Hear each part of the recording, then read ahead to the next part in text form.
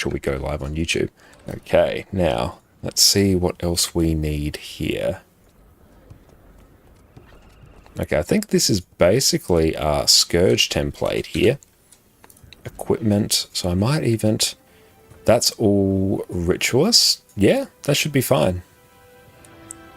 Vitality, condition damage, expertise, concentration. Yep, that should be mostly fine. Hell yeah. Okay, let's go in and blast now.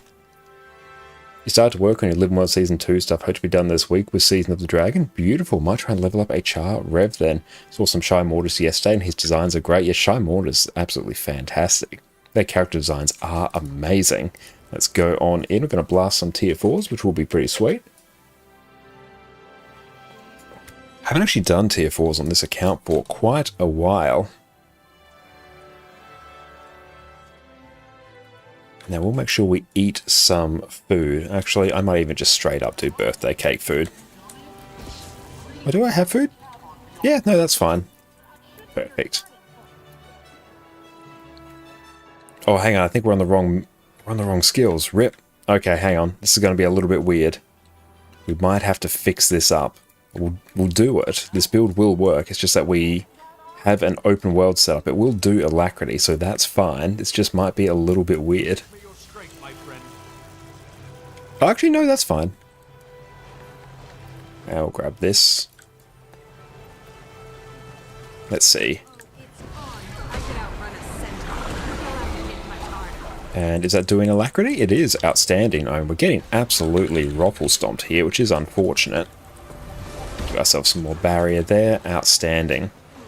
Perfect. That is all the Alac we need. Which country you might stay inside then? So hope you got your first driving lesson today. Well, best of luck today, mate. I trust that's going to go perfectly well. Nothing at all to worry about.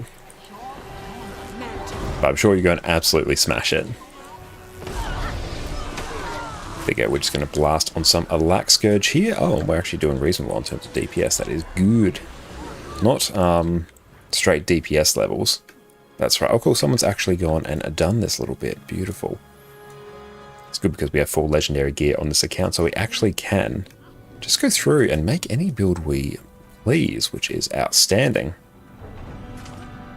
So we're just coming on up here. Oh, beautiful. That's all done. Hell yeah. People are blasting here. Oh, we have to stay inside. Nice. Okay, I think, yeah, we can rock with this. Beautiful. No, they absolutely smashed that.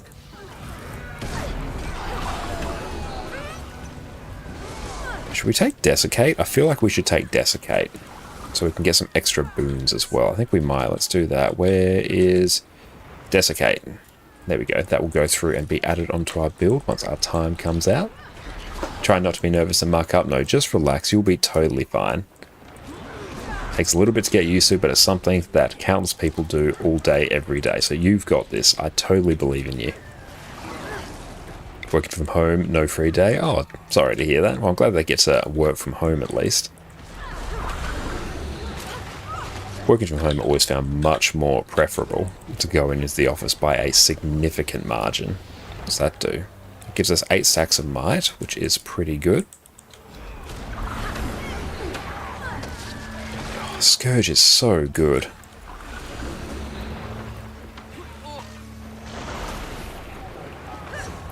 Let's go give ourselves some Alacrity.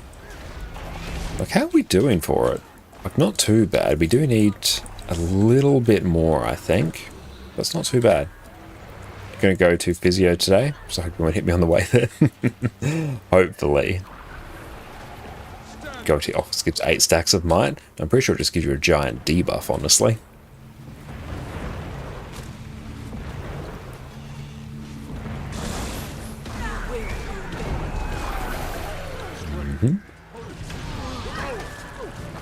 Let's wait for this Aether Blade Thumper to go down. Perfect. So what we've gone through and done, because this account here only has about 500 gold, not enough gold to fund a legendary, but our EU account actually has a significant amount of gold.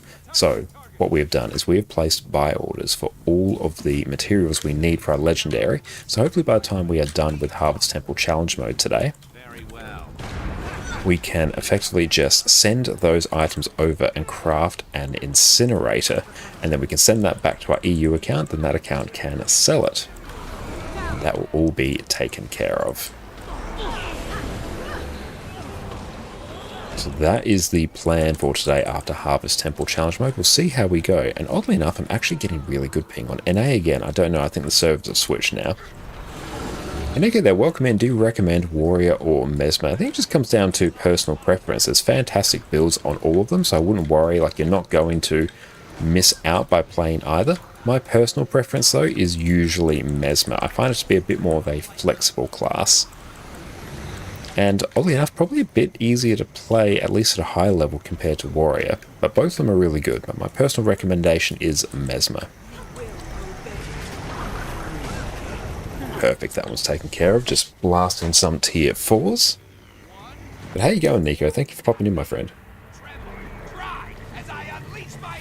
Now it starts at 9:30, so unlikely. Ah, okay, nice. I'll complete the Aether Blade Fractal, nice. We're just getting some extra Fractal Relics, I love it. Bum, bum, bum, bum.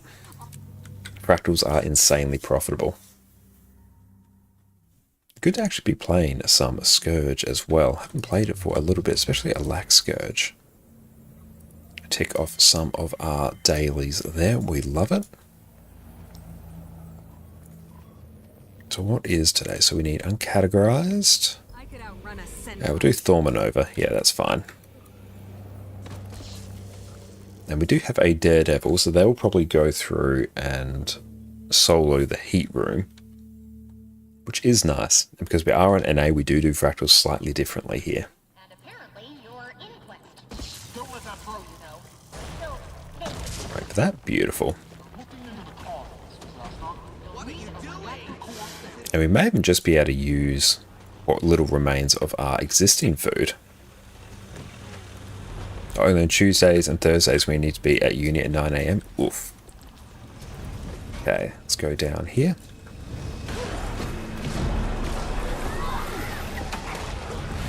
Start just by blasting all of our skills. Nice. Perfect. All done. Look at those boons. That lack uptime is pretty good. You're awake at 4 AM. Ooh, that sounds very unfortunate. But make sure you rest up and look after yourself. Cool. Yeah, the Daredevil has the Heat Room. That's good. Means we do not have to worry about it.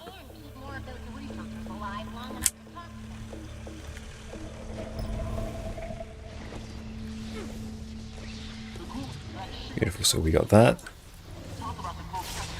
Dodge. Dodge. Lock. And just dodge that.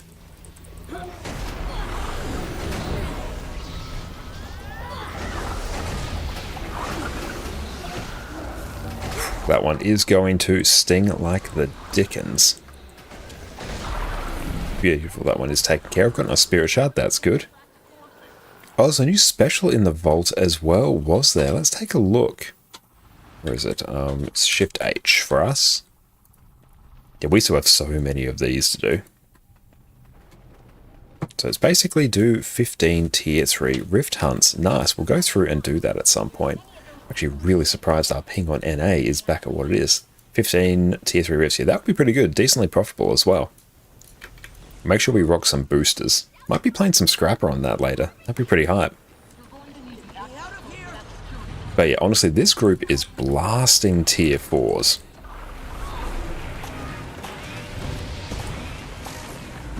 I'll just go deal with the portal here. That is now done.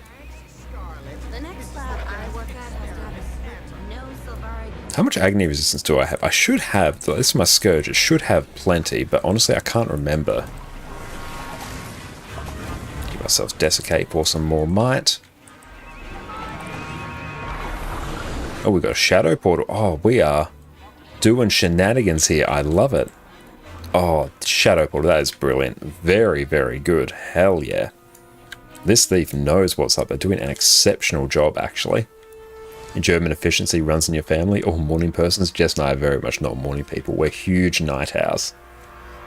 Give them a nice, because that was pretty hype.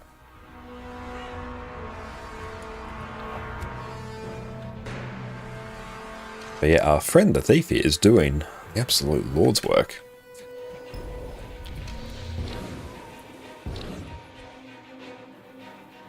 You wipe the opposite absolute night owl, then you complete each other then. Wait for shield. 4 AM is more night than it is morning. Very true it is.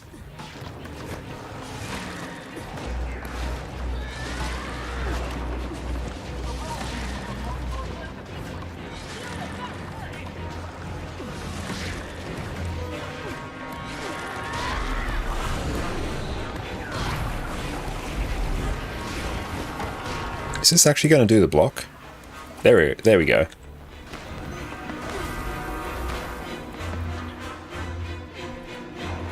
Okay. There we go. And swap our target again. That was a really long shield, actually.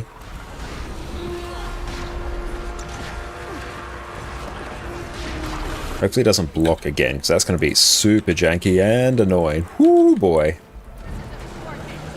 Did we get it? I think we did. Yeah, that was a bit spicy there. And then someone has to attack for 20 stacks. This is the way. It always will be the way. But welcome in, Naze. How you going today? But I think my ISP has actually reverted back to their old routing by the looks.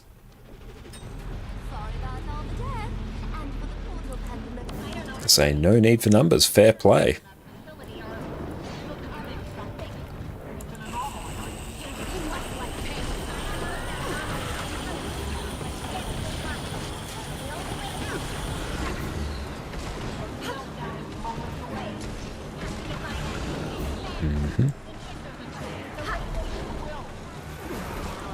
Beautiful. This one is falling like crazy. We love it.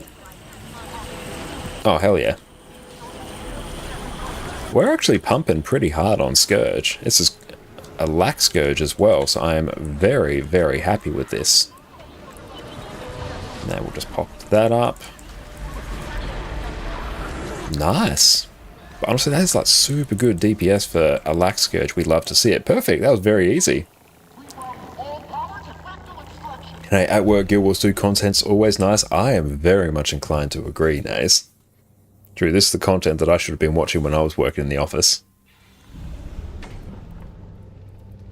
And beautiful bag of fractal relics. We love it. But a quick tier 4s each day. Very, very good gold.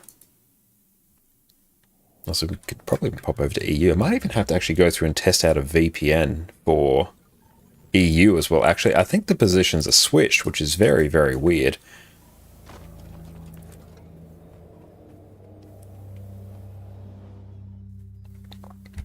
But if you can do challenge modes as well, that's also peak value.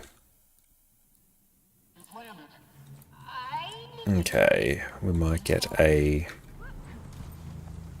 Oh, we got Shadow Refuge. Perfect.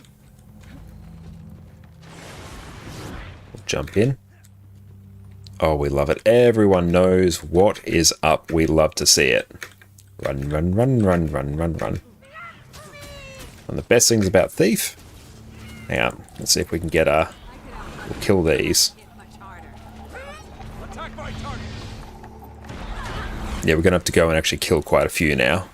Which is going to be a little bit on the sussy-wussy side, but it's alright.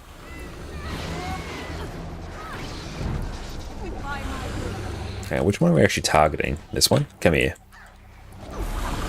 Oh, quite a few people have gone down here. Very sad. That's right, let's get our Corrosive Poison Cloud up.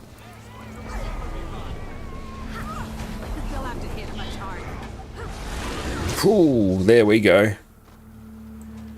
Ouch. This destabilized exceptionally quickly.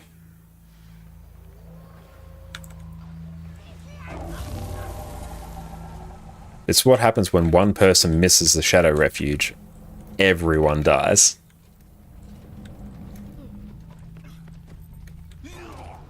And as for beginners, Wing 5 this week has Emboldened, so take it while you can. Oh, hell yeah, that's brilliant. Very good to know. Can I use this? Hey, there we go. Have that. Love it. Master tuning crystals, they go there. Focus down the little champion rabbit, else it will one-shot someone, and it's very, very sad. Now we'll just target down the Etna. It doesn't really matter, they're all going to be stacked up anyway. As long as we're hitting something that's reasonable, it's fine. But it's awesome that Wing 5's emboldened. It's a very good time to actually get in and do Wing 5.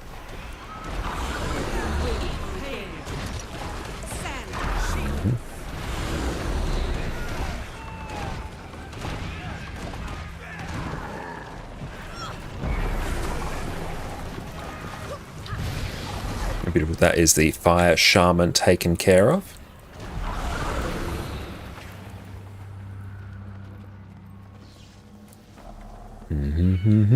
Dodge through. Now, what we will do here, activate that. Dodge through. Dodge through. Corrosive poison cloud. And still get hit by one of those, because why not? The thief is actually going and blasting that, which is good. This one I might swap back over to Desiccate. Helped a low DPS group, so with 5 stacks people start to make at least 16k. That's good. At least they were able to eventually reach 16k. A great thing about Embolden is that it really just helps those inexperienced groups at least dip their toes into raids as well. So absolutely love it for that.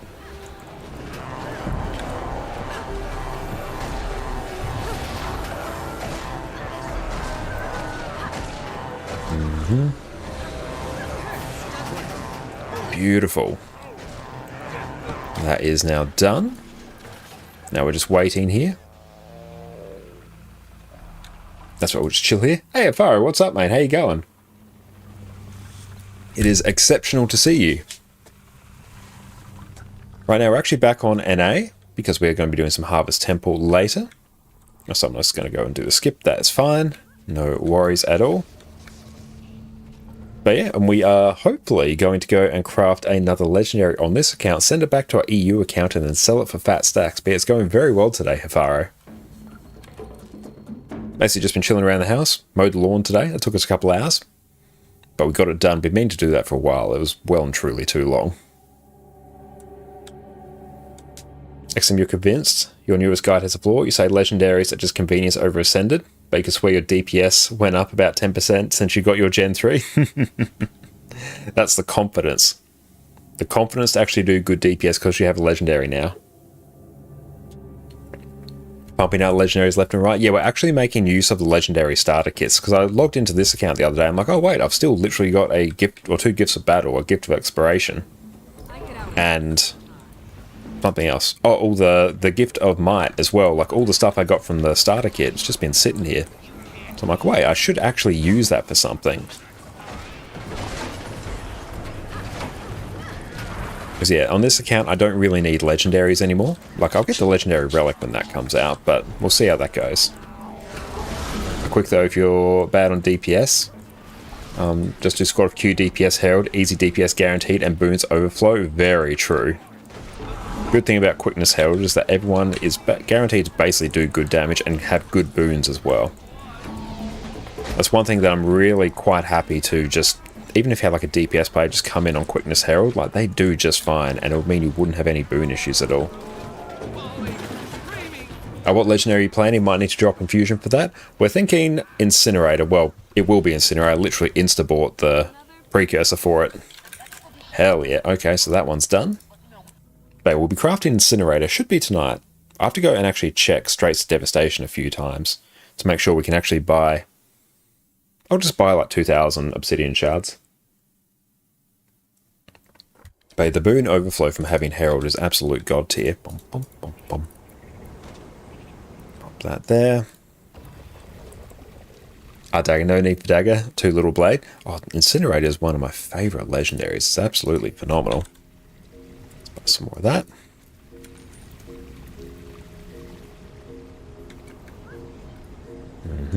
Let's go pop over here. Hell yeah, actually getting good ping on NA. We love to see it. Let's grab all of those. So how many more of these do I need? I have 120, 23, so give me another 110. the trading post. Nope, hang on, no, you go here. One higher. 110. That is such a fun work and you really enjoy Stabby Stabby. I really enjoy it as well. Okay, that one is now taken care of.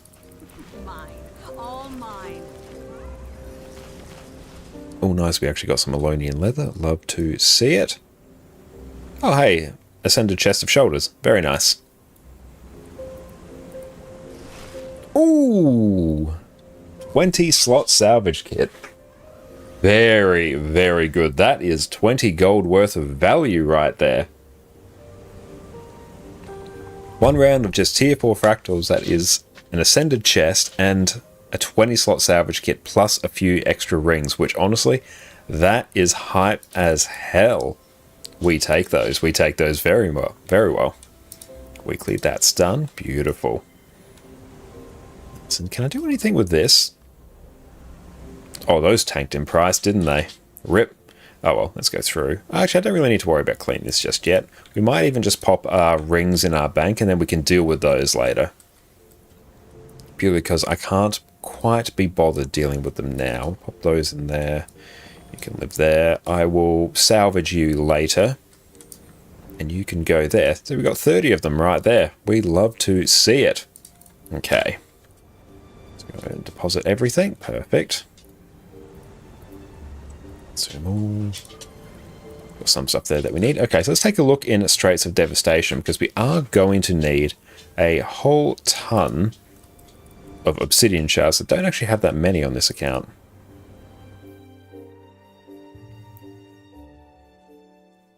Great sword is your true love, partially because big sword equals good design. Okay, so we're still waiting on the event to start, so that is unfortunate. How much unbound magic do I have? Really not a lot. That's not going to fly. Like, I have so much karma on this account, so I really just need to utilize that here. Okay, so what I might even do, I'm kind of tempted. Because Nog actually created a character on this account, we could even go and quickly blast and unlock Scrapper. Let's maybe do such a thing. What you doing, Addy? But yeah, let's go and blast on this. We will get Scrapper unlocked. We should be able to easily do that by the time we form up for Harvest Temple. Just go through and take a look and see. What's this? Oh, nice. We got a thing. Very nice. Character selection screen, paper bag always smiles at you. I love it. I do enjoy the paper bag skin. Okay, so let's go.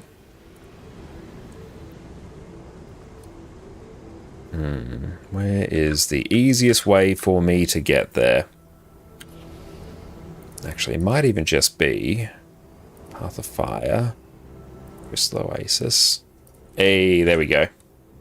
And then we literally just teleport to friends somewhere in the map.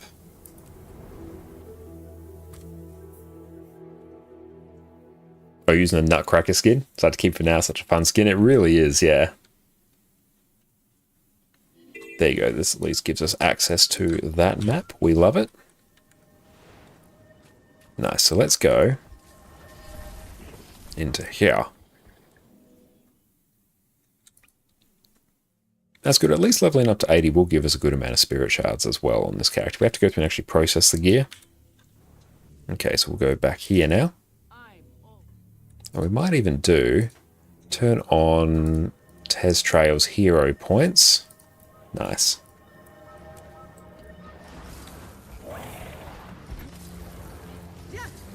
Up we go. Why is that stuttering like the dickens? Oh well. Is what it is.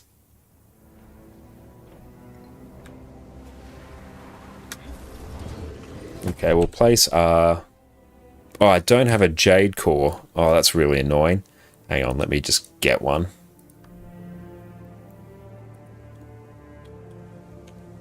Tier 10. You know what, actually? I might even just turn off markers, because they've been, like, really painful, actually, for us. Tier 10 Jade Bot Core. Hey, Miss Badger, what's up? How you going today? So good to see you. There we go. We actually remember most of the past for the ones here. Actually, why is that stuttering? So let's just try and turn off Blish HUD and see if that actually helps it, or if it's just like our game being a bit funny. Actually, no, it might just be our game being a little bit funny. Just start turning off things until it actually starts fixing itself. Trading post right here. We take those. Equip. And we take that. Good, we can actually use that to deal with some Ascended gear in a little bit. Spilled any beans? Not today. No, we've been very good today. I actually might turn back on Blish HUD. But I haven't actually eaten that much today. Some places are a bit stuttery today, it seems. Oh, okay, we'll just deal with it. It means we can at least run Blish HUD, and then we can probably turn our markers back on. Nice. I think I did notice this the other day as well. And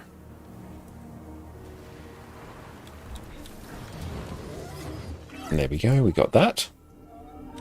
So where are we heading off to? In Dragonfall we had like 10 FPS, even though it reported like 100. Oof, that's rough. Thought it was you in the Wizard's Tower. Oh yeah, that's unfortunate. That's alright, it's just going to be a bit of a stuttery boy.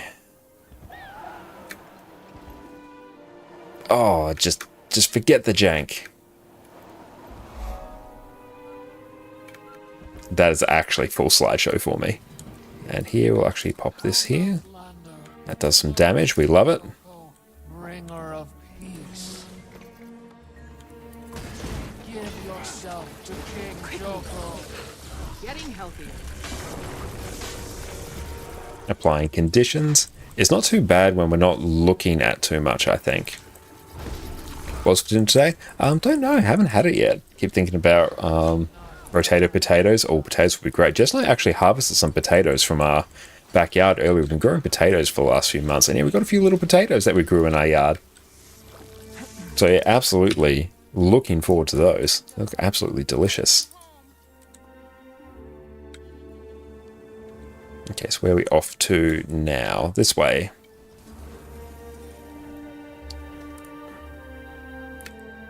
That's right, the game will fix itself at some point. Let's just go through and unlock our hero points.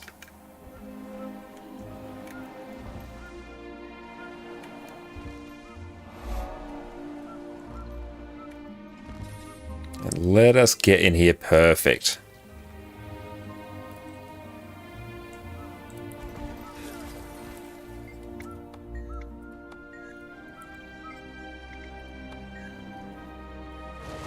Okay, potatoes are always a good shout.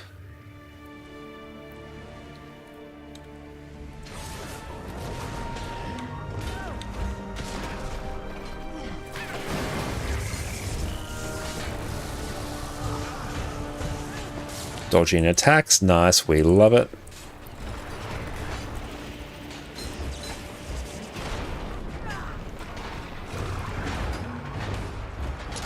Well, this one is taking a hot minute to go down. What does this skill do? Medpack drop, why not? It's always annoying when this one gets caught in a little edge here.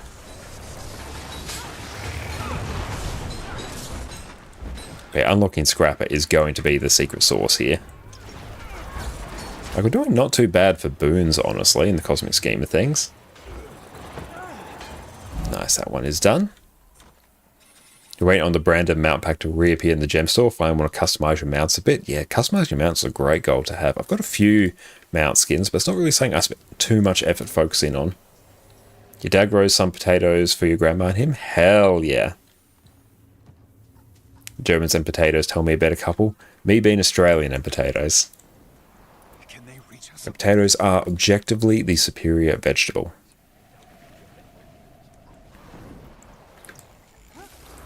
And view of Vista and Heart of Maguma. Actually, the game seems to have... I was going to say it seems to have not been too bad, but it might be talking a bit too soon, but that is okay. As soon as I can just start unlocking Scrapper, that's going to be good.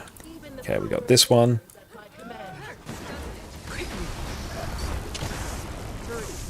Why'd that head over there? Oh, stop dodging around.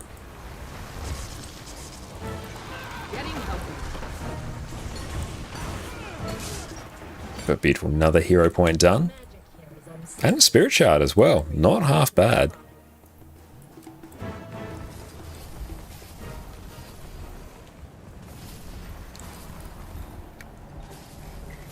Get somewhat better, a bit better with time, at least it did for you.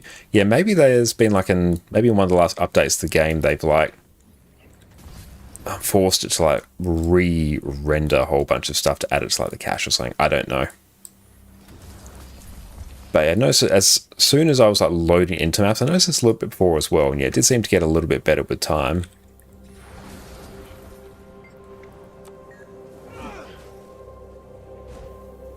Oh, dang. Might makes me right.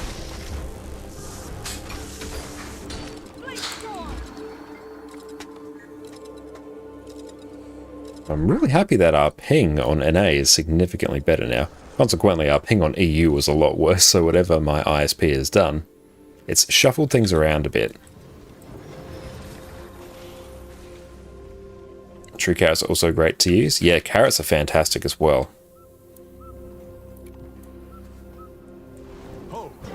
Jess makes absolutely amazing honeyed carrots. We can actually stealth ourselves here. Hefari, thank you for the hydrate, mate. We'll go through and do that just after we get to where we need to be. And easy to grow yourself. Yeah, carrots and potatoes are quite easy to grow.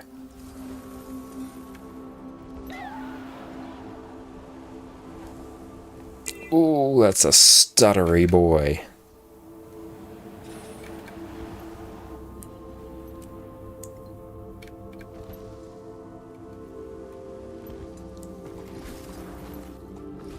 Let's go through and grab a hydrate now. Thank you very much, mate. Carrot potato mash with nice sauce and some meat. Oh, yeah, and some carrot or potato mash would be incredible. Get a slice of brisket as well. Absolutely love a brisket.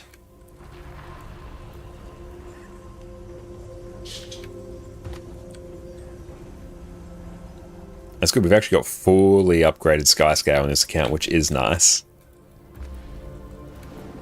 Oh, come on, up we get. There we go, perfect. I think this is everything from this map, and then we can head back to Desert Highlands here.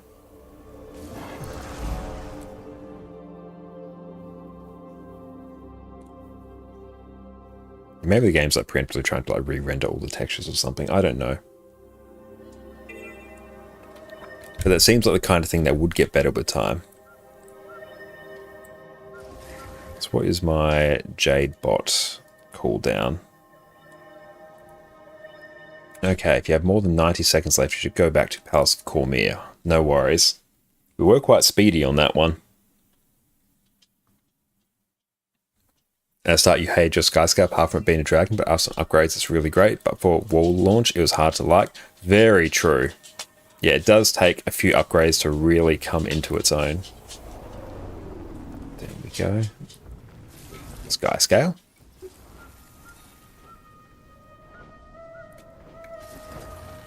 And then we will griffin through here.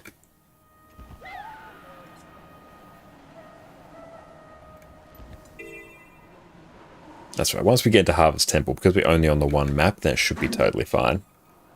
Addiction, welcome in, mate. How are you going? Just join what you're up to. A few things tonight. So we're going to be doing Harvest Temple Challenge mode in a little bit. We did some tier 4 fractals before, made a decent amount of gold. We have to go through and actually convert our drops to gold, but we got a 20 slot Ascended Salvage Kit and Ascended Chest, which was great.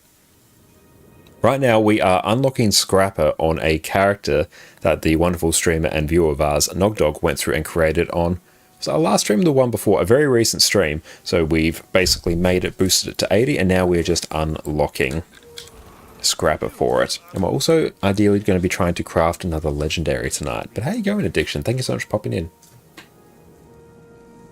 Soto upgrades are really great as well. Updrafts and ley lines are fun. Yeah, especially the updrafts. They're absolutely fantastic. Let's just drag our inventory here.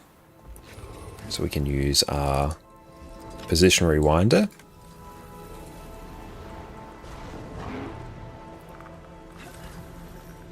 And try to not stay in combat. The game's been like uber jittery at the moment whenever we load into new maps. So that's something we're going to have to just deal with.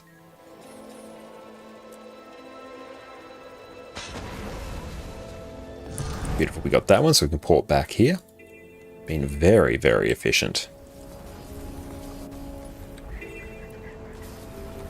But I always like the Path of Fire maps actually going through and unlocking like your first elite spec, because they're quite easy to go through in solo, which is very nice.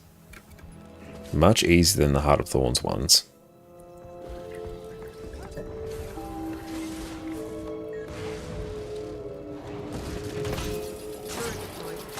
And turn on Snap Target. They're better than Hot by far. Yeah, unless you have a very specific build, some of the hot ones can be super annoying to go through and solo. So we've done that one, so we should be able to hit up this one now. And if I can at least just get a bit of the way into Scrapper, then that will be good. So I can at least get all of the benefits of Scrapper, which will be nice. What are we on? 17? No, we'll wait till we get a few more. We need 250 to go and unlock our spec. Is Weapon Mastery count wide? Yes, it is. Once you unlock on one character, you are good to go. So no need at all to worry about that. Okay, we'll grab this waypoint here. We're going to be going up this way after. Oh, yeah, that's uber stuttery. Ah, well. We played this game enough, we can play it in our sleep.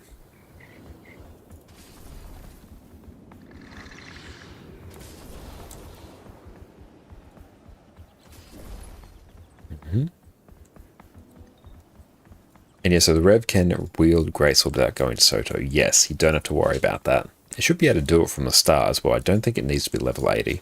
Someone could like check that for me, I'm not 100% sure. But I don't think it needs to. Do a Vista in Heart of Maguma. We can do that as well. Oh, that's a shame. Up we get.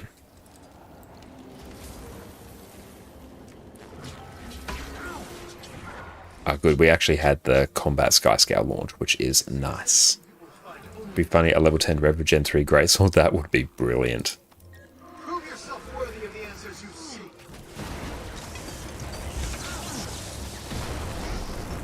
I've not felt this alive since the battle of the Iron. That one stung.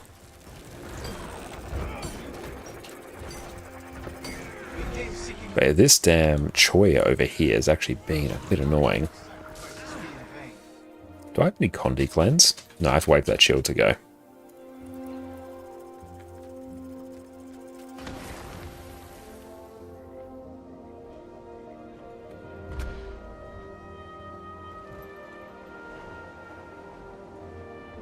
And let's see how our performance improves once we're actually in Harvest Temple.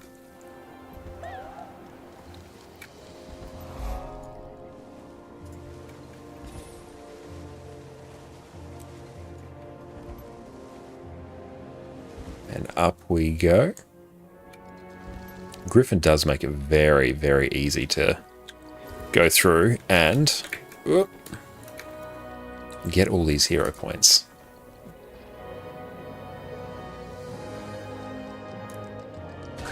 Oh, we just got that. Nice. We love it.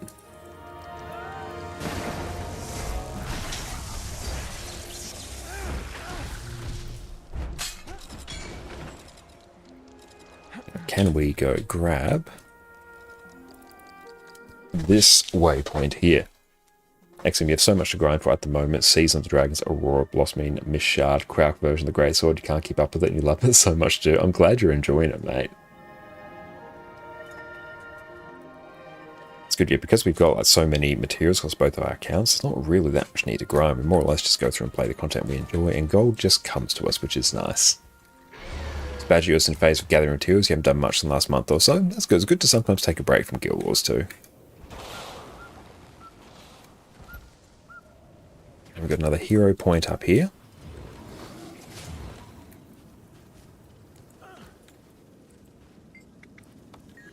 Okay, so what do we got here? Why have you disturbed my resting place? Without death, it was my only peace. Has Joko sent you to reclaim me? You fought well. It would have been clear. If you just want to vibe rift hunting with Fave Series on to prepare for Obsidian Armor, yeah, that's a brilliant thing to do as well. Oh, damn, that lagged a fair bit. Okay. Be doing the World vs. World band. Nice, how have you been enjoying it? I have to go through and do all the Return to stuff as well. It's on my list to take care of for the extra AP. The rewards didn't look particularly outstanding from it. I could be mistaken. Liquid Karma. It's basically a whole bunch of Karma, and you do get a weapon skin. I think that's worth a couple, well, like 800 gold or something like that. So that's not awful. But still not amazing. You're still trying to gather up the motivation to actually start the Astralari collections after almost getting all mats. You need as good as you can at the moment. Very nice. Tahi Karma. Yeah, you'll get some Karma. It won't be like huge amounts, but it's good to do. Prove yourself a worthy foe. Get the block. Getting help. I won't be bested so easily. Beautiful. We are pumping here. We love it. Okay, we've got about 15 minutes before we start forming up for Harvest Temple Challenge mode. How are we doing here? May even be enough to go through and upgrade. At least get some. Nice. So we got some stuff. So is there any not scuff way to turn Karma into gold? The best way is typically to get the Pack Scout mapping materials for a couple weeks, then convert them when you get a good map. That's usually the best way. Outside that, there's really not a nice way to do it. Comes one of those ones that's actually really tedious to convert into gold. If you check the fast farming side, there will be something there that will probably tell you what you need.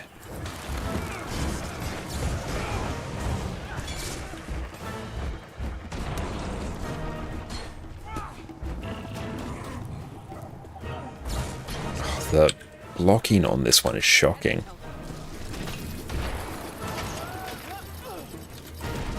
There we go, we're good now. Veteran Sandline as well, brilliant.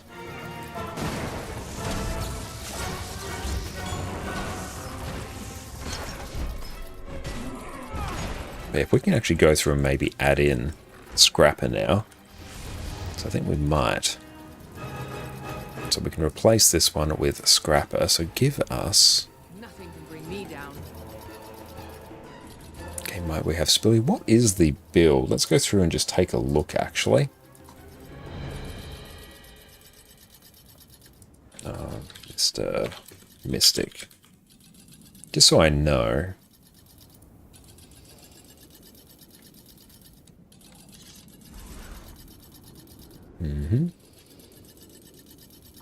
Okay, so let's go, well, what show us the open world build only? So that will be this build here that I'm referencing. I'll just paste in chat. Specs. So we'll take that one, perfect.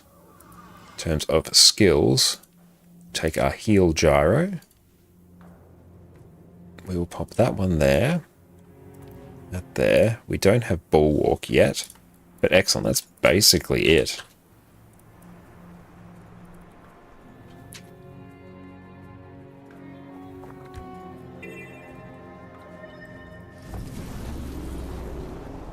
Oh, there we go. That's smoother now. Yeah, once you're in a map for a while, it seems to be okay. But yeah, that feels better. That's what it should be.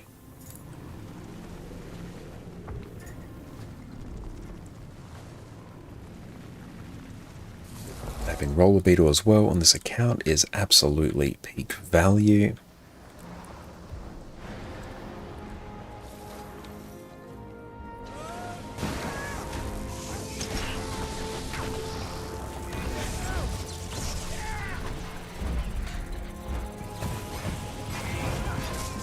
Do Leyline Anomaly for the next 60 days. Problem solved. True, yeah, at least there is that way to go through and get some extra Mystic Clovers. I need to do a lot of Mystic Clovers tonight as well. Hopefully we get everything we need. We've placed buy orders on our alt account, so hopefully those materials come through.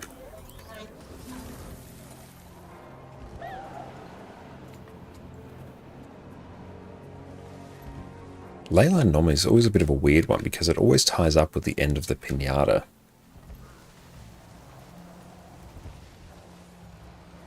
Through there, very nice. If we can unlock more skills, that would be good. We want Bulwark Gyro and honestly just more traits. If we can get the middle line, that'd be pretty sweet. Now we got Purge Gyro. That's not nothing. Not really what we want though.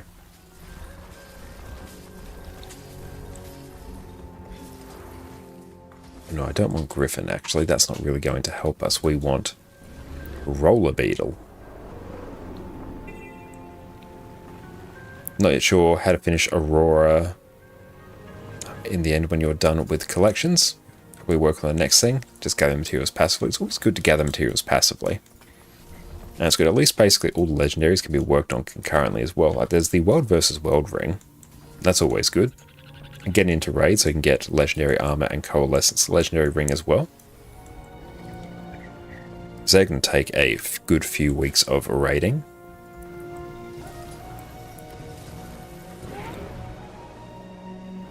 There we go. Yep, the game seems to be not having a heart attack now, which is good. Nothing to bring me down.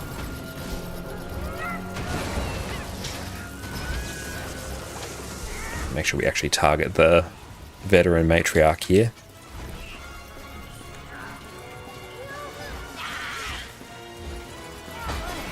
That blind though, that blind is very unfortunate.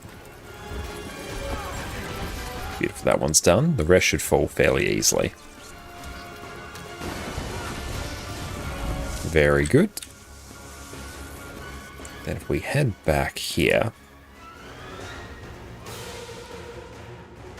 Okay, so we'll give this a few more minutes and then we'll start forming up. There we go. Yep, the game seems to be alright now. Just a little bit jittery at the start, but it's fine. I'll check out Muckluck's guides. Yes, Muckluck has fantastic guides on how to get all of the legendary trinkets. So it'll basically tell you if there's anything that you need to worry about in terms of it being time gated. But yes, 100% recommend Muckluck's guides.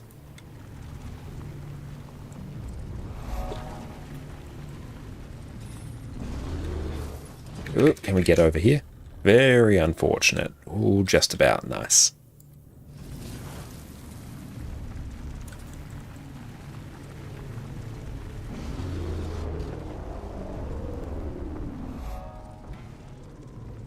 Oh, that was very nice. That was a very good little beetle run there. I enjoyed that thoroughly. And can we unlock something else? Rapid regeneration? I will take that. It's just another trait for us. Like, we're not going to be using that. We're going to want to swap it for something else in a little bit. I don't know who I have it. Might Give make me me a right. chance. Help me remember.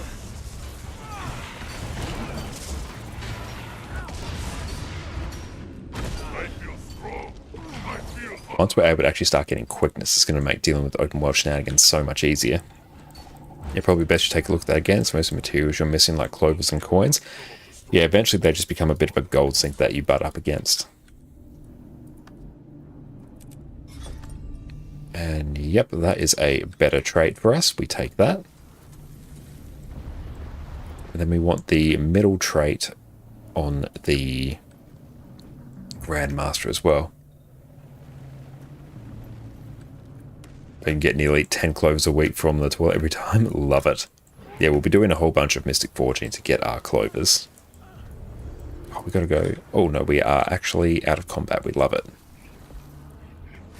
And so, gotta go. Catch you later, perhaps. Well, thank you so much for popping in, mate. Really appreciate you coming in. And yeah, best of luck, I believe, in a driving test as well.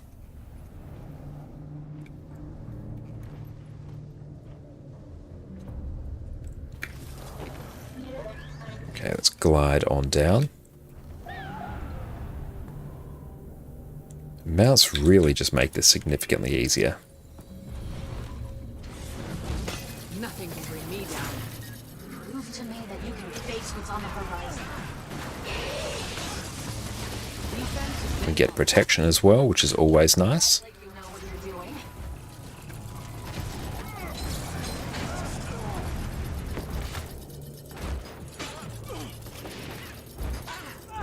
That one will now be taken care of. We can unlock another trait, object in motion.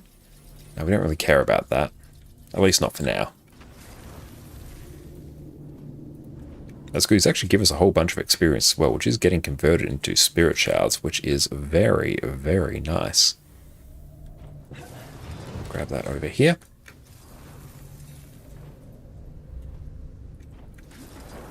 And we will griffin our way down.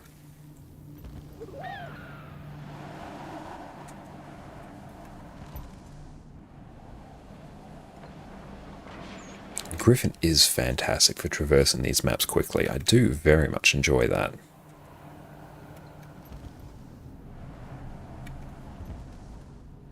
Okay, so where do we need to get through here? Like, we just completely traverse the entire map. Oop, there we go.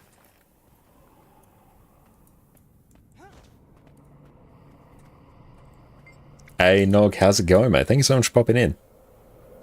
And good news, we are unlocking Scrapper on the character that you made the other day. So looking forward to that, and you'll start forming up for HTCM very shortly. Impact Savant. Get that. Nice, cool. We've actually got that trait now. It's probably a point where we need to start forming up. So let's go. Hop over to our other character. Virtuoso. Let's get cracking. Looking forward to crafting yet another legendary tonight. That will fund our other account very, very well.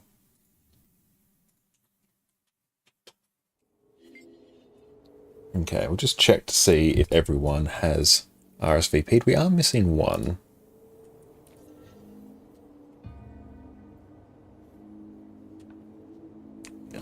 Missing Mel, but Mel, Another. I think, may be a bit sleepy. That's right, we shall see. Beautiful, let's go through and shoot out invites. Oh, there's Mel, perfect. Hell yeah. PD, thank you for the lurk, mate. How are you going? Let's go through, just tee this up, and then we'll make sure we go through and lurk in people's streams as well.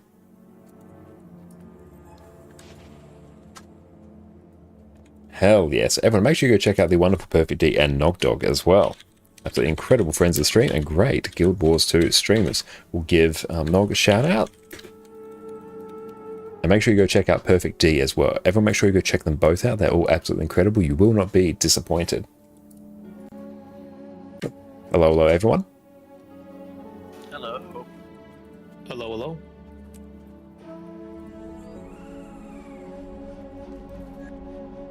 Oh, Hatch, did I go through and invite you? Yeah, that's all good. Thank you for that. And let's go into a strike mission. Okay, HTCM, perfect. In we go.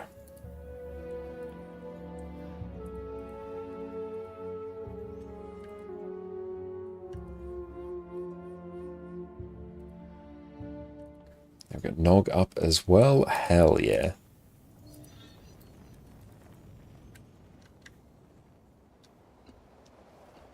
Beautiful. Let's just go tee up all of our lurks.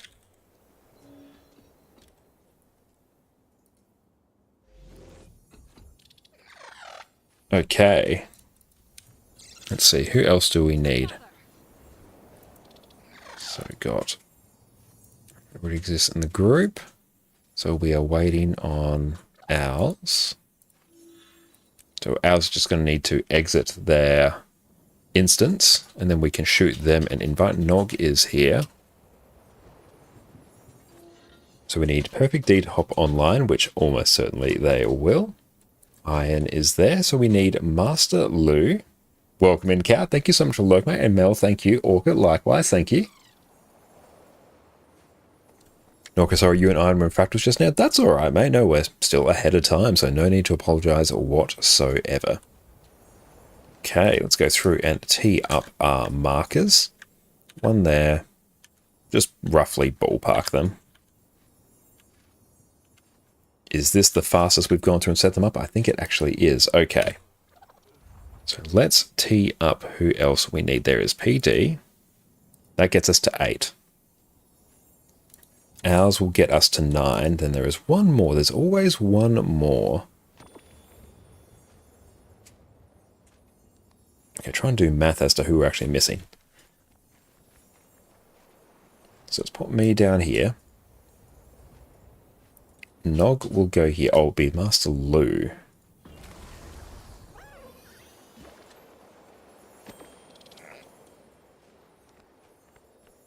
Okay. Got Olem in. Perfect. Love it. Let's go through refresh our friends list.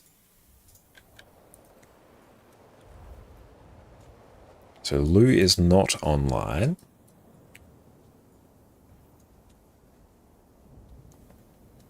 And then ours, just flick them an invite again. They will eventually come on in because they are in Discord as well.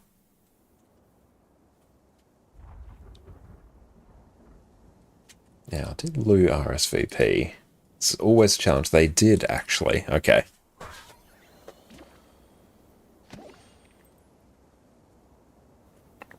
Okay, we're almost ready to go. Welcome in. Hey, Annie, how's it going? Welcome, welcome. No, that is all good. But how are you going, Annie? Thank you so much for popping in. Just testing the aerodrome. Ah, very nice. How's it going? So everyone, make sure you go check out the wonderful Fireball Annie. Slightly different than me. And there we go. Hang on. Like on Monday. Yes, excellent. There you go. Everyone should go check out the wonderful Fireball Annie on Twitch. Absolutely incredible Guild Wars 2 streamer. And just kind of, I literally spent, I think about 4 or 5 hours on it, just kind of going over everything, and just how you do things in the sense of like skill rotation wise. And there are, like I said, there's 3 things that are just I can easily identify that are just like you do things slightly more cleaner than I do, in a way. There's 2 skills that you just never touch, almost never, and it's just like I've been hitting them, and I can see why it like slows down the rotation slightly in the sense of doing damage. Oh, okay. That's good that you've pinpointed that. And it's just in the concept of like how you're able to keep such a clean rotation going. Like throughout the entire thing, I think I only saw you drop like maybe 4 or 5 like skill interruptions or skill cancellations, and the sense of an overall mistake that I'm just kind of like, yeah, okay, there's a player skill gap here that I need to like get over. Yeah, particularly Power Virtuoso in particular, it's a very easy build to cancel skills on, and yeah, depending on the run, I might do significantly more than that. But yeah, you eventually sort of get a feel for the timings in them, and like the rhythm with which you should be pressing them to minimize it. But excellent work, and your DPS has been like significantly higher lately as well. It's just incredibly impressive. I look at it and I'm just kind of like, because I'd previously watched a few other videos, or late streams of yours from past ones, and I didn't really catch it or didn't really click to me. And rewatching it now, and I really focused on how you pressed your skills, and I was just kind of like, okay, this is what he's doing, because you're clearly getting at least 5% more damage than I am, and I've been so baffled on it, and I've just been like, how is he doing this? Like, I know I have the same timing down, I know I have roughly the good idea of, I know how the burst works, but it's just like, okay, he's getting something, and I don't know where it is. Hello? Can you guys hear me fine? Hey, Orca, what's up? I'm just testing my mic. Nah, it's all good. But yeah, definitely one thing you'll find is it's relatively easy usually to get to say like 80-90% of a rotation of like in terms of the benchmark number, but then the next bit is really just pressing skills quicker, which yeah just comes down to, I find, to getting it into muscle memory, because once you're able to do that, then yeah the skills will just naturally flow a hell of a lot quicker. Then you won't have those little sort of fractions of a second each time, which will just add up over the course of the rotation. So excellent work on picking that up. And are you excited for progress tonight? How are you? I'm going very, very well, thank you. How about yourself? While he was giving instructions, I was watching Subject Pang clearing this, and I was taking some notes while I was at it, so I want to see how well I can adapt to them, but if I notice something, I will say something, so. Excellent, that's awesome. And yeah, another thing to note, ours... Yeah, you ideally want to be queuing your skills as much as you can, but there are certain skills that have priority over others where if you queue them, it won't actually queue in a sense where it will go afterwards. It will just cancel your existing skill. They will be things like your block on sword 4 and your heal skill in particular, trying to time your phantasms with your Signet of the Ether so your Signet of the Ether doesn't cancel your phantasm cast. That's really one of the tricky bits. Yeah, I've kind of. There's another thing, more like side tangent for the entire thing I've noticed is that the concept of when you use your Signet of Ether, you are very, like, you use it when you're using your out on greatsword. And I've been using it like when I'm on sword and dagger, and I was just practicing it just now, and it's just the rotation just feels so much smoother that way. Oh, I think it definitely does. And yeah, Greatsword, particularly because of how you've probably got your sigils set up. On Greatsword, you want to have Force and Knight, because Greatsword's where most of your damage comes from. So you want to stack all your modifiers on there and get as much use of your phantasms as possible. So that's why I use Signet of the Ether on Greatsword to really milk that as much as you can. Yeah, and also because I think you have the trait where you double summon your Phantasm Greatswords as well. You also, wait, what? Which one's that? Let me take a look.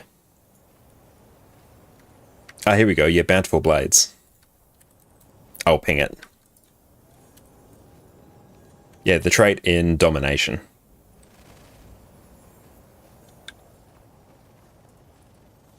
I haven't been using that. Oh, have you not been running that trait? No. Oh yeah, I definitely put that trait on, and yeah, combine that with using your Signet of Ether and Greatsword, that's probably going to be a big DPS increase for you right there. Like, that's just free real estate. I was using illusions, deal increase 15% more damage. Okay, but yeah, this will... Power illusions. And you get extra Mirror Blade bounce as well, so it buffs your Greatsword too. Oh, shit. Okay. So yeah, this is a big money skill. You really want to double down on your Greatsword, and you make sure you check your sigils as well. Well, I also noticed you had Sigil of Cruelty. Yeah, that's a fairly minor upgrade over Bloodlust. It's not too bad. Like, if you got Bloodlust, that's fine. A Greatsword 5, and the rest of you, that skill's just great. It really is. I switched it out for the Cruelty one. I haven't really got to test it yet, so I want to just see how that goes. I think it's marginally higher DPS. Not sure the exact number, but it's not going to be, like, game-breaking at all. But so once again, everyone go check out Fireball Annie. And thanks so much, Annie, for popping in. Really appreciate it. But it's good that we pinpoint a lot of these issues with ours' build and just little changes that we can make to really start to skyrocket their DPS. I'm very curious to see what they're able to push it to in a little bit. Thank you for generous welcome, and you're most welcome. Sorry I was a little bit distracted. Swap me with Iron, so I'm with Nog. Oh yeah, I keep forgetting that. Thank you for catching that.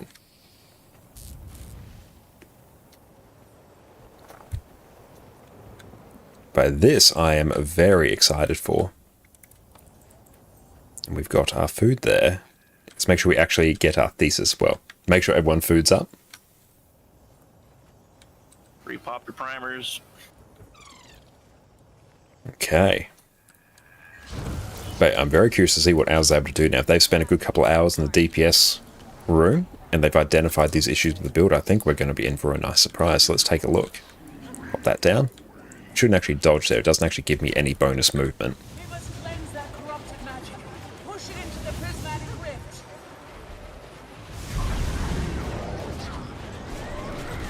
Dodge out of that.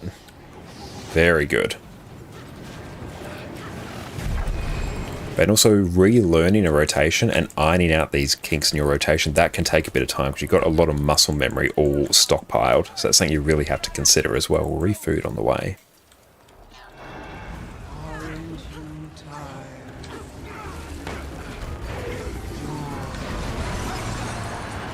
How are we doing for quickness? Not too bad. Our lack's a little bit spicy. We don't have any yet. There we go. And port. Nice little port there. I love it.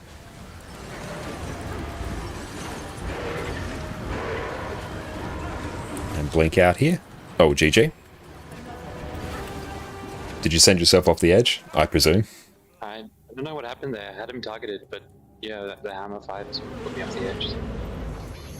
Yeah, the joys of all the leaps on Soul Beast are great. I also just go drag everyone into the right room.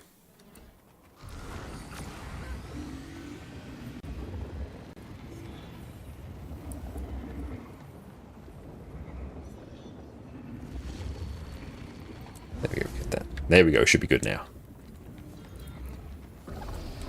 Olab, is this the first time that you're talking on this, like, on the comp? Because I don't think I've ever heard your voice. Sharp blade, No, he's sharp spoken line. before. Great, now you scared him off. Well, Good one, Nog. I don't have push to talk, fair enough. That will be why. you got yourself. I was muted. So if you stand right in the center of the hitbox, like right on the center, your leap skills has a chance to just drop you right off the You'll have edge. to hit So much if you want harder. to try and stand like an inch away.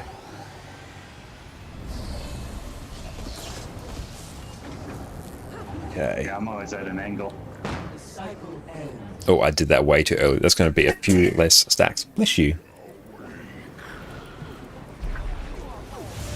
Can we even... No, that's not... We're not going to get our stacks. That's fine. It doesn't really matter. If we're really good at the transition from Jaw Mag to Primordials, we might actually still get 25 stacks.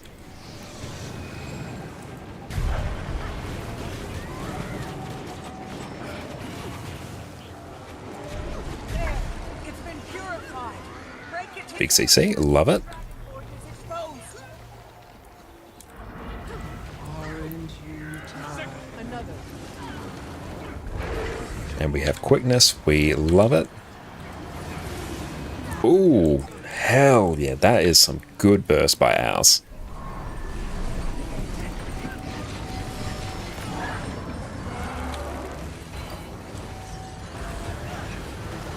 That's good. Notice that. They were ahead of me there. So that is beautiful. Just ironing out those kinks in their rotation has made a significant difference.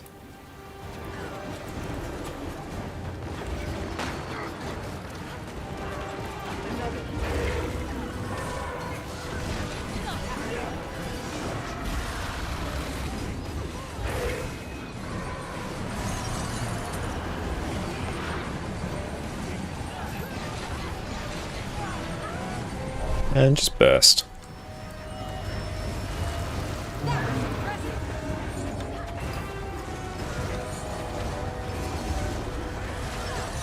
Might have to do a spread, actually. Yeah, spread as best you can. It should be alright. Very nice. In we go. Very close. There we go. It's a little bit scuffed there, but we got it. You'll have to hit much harder.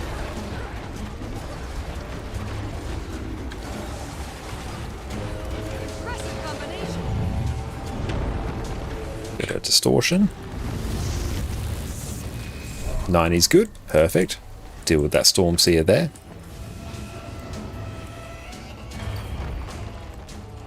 But that's good. Just with that little change, it actually pushed our overall DPS up significantly. So I think that is a wonderful little development.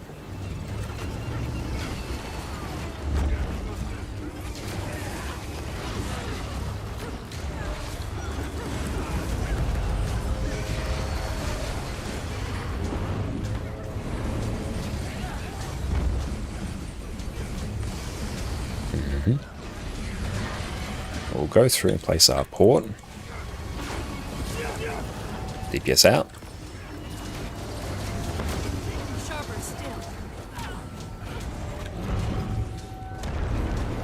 And distortion. Won't do anything fancy there. 27 is good.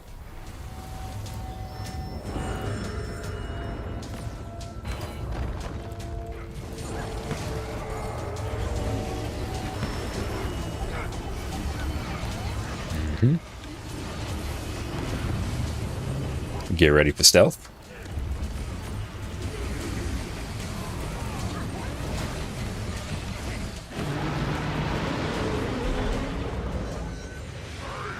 Three, two, one, burst. Just move out there. Perfect. That's all our tags. We're at 25 stacks. Perfect.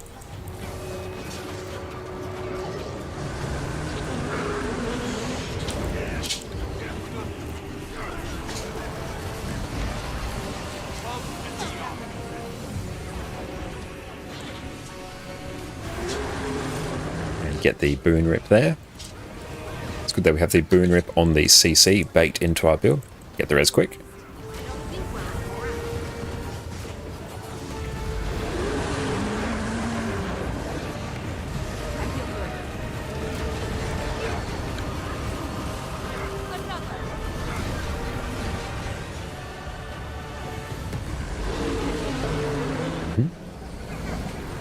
Yeah, overall, that's a decent DPS increase. I am very pleased to see that.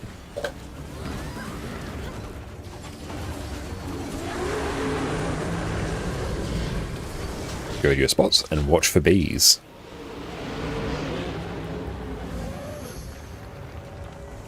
Another corrupted ore. You know what to do. I feel good. You will not succeed. Swap over to Greatsword. This void shall return to it. That one's dealt with. We will deal with this one now.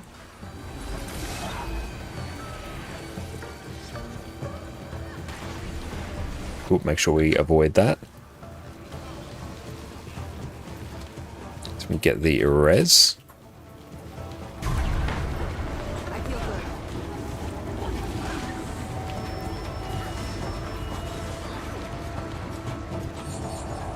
good. We might miss out on... Yeah, there we go, we missed it. Now keep an eye out for any little skull piercers. Yeah, so our push there was a little bit on the slow side.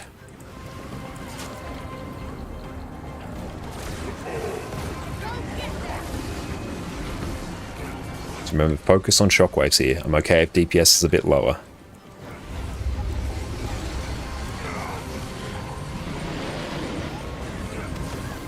Ouch.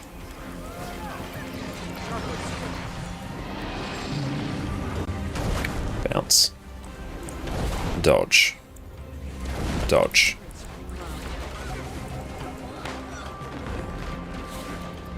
We'll deal with that one.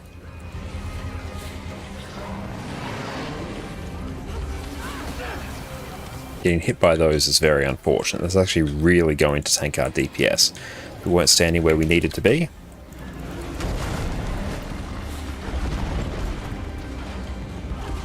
Okay, so we need to make sure we focus on these shockwaves. And that one will just straight up die.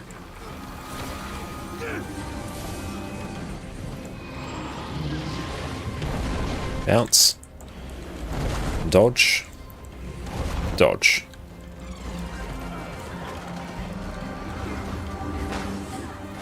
Okay, so this one's going to be a bit spicy.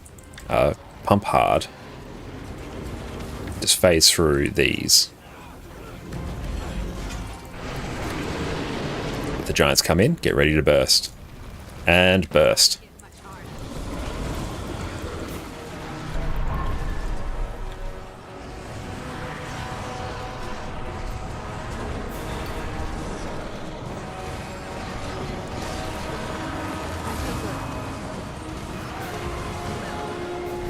Okay, so we didn't burst these down as hard as we needed.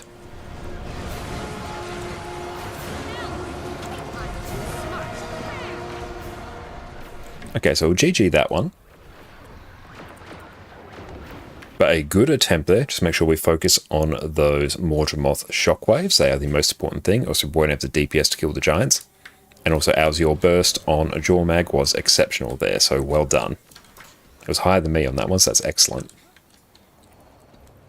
Time to do some real damage. Replenishing. Okay, Zaitan heads, you can fuck off, please. Oh, yeah.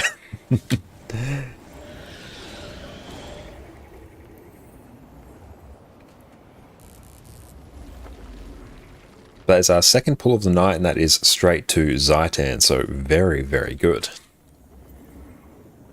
That's excellent, actually. That is really good. Another. And as these early stages become more and more consistent, we can actually get more practice in that. I think we'll be spending a good amount of time in Zaitan tonight, which is excellent. Time to do some real damage.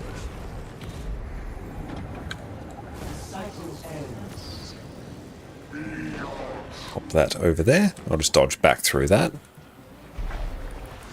must cleanse that corrupted magic. There we go. That's 4 stacks. Nice. I'll dodge through that.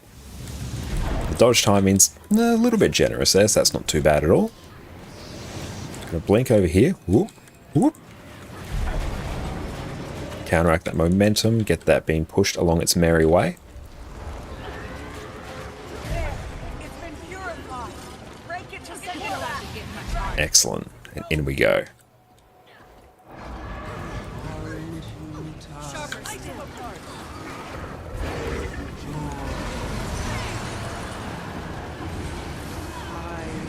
Good, like ours' burst is good there. Mine was a bit higher there. It's because I executed mine a bit cleaner, but theirs was honestly like on par. Crap. Fat fingered. Rip. That's right, that one was unfortunate, but that's alright. What you doing there, Addy? Everybody's just dealing with a raid real quick. That's all good, very nice. I could outrun a centaur. Okay, we'll have to see how much we are still waiting on for our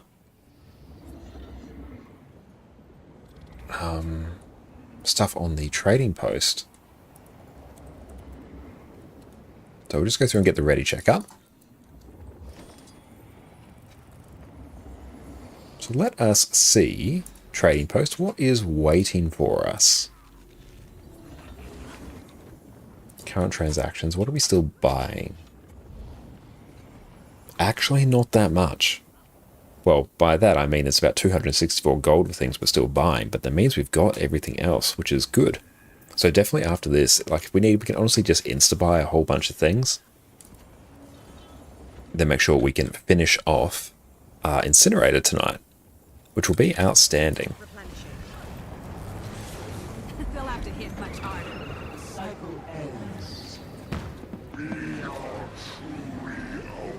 And we'll just walk around that. We must cleanse that corrupted magic. Push it into the prismatic rift. So we're just going to run past it now. No need to waste dodges. Want to use those dodges for the orange AoEs or the little lightning strikes if we can. We don't want to whiff them. So general rule in guilds to always try and avoid not whiffing your dodges. Well, basically, you want to make sure you don't waste them is the key thing. Dodges are among your most important resource. So you want to make sure you utilize them as best as you can.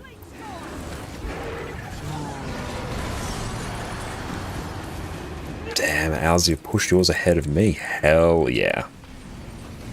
That is good. That is really damn good. I am super happy to see that. Once again, ours phenomenal damage.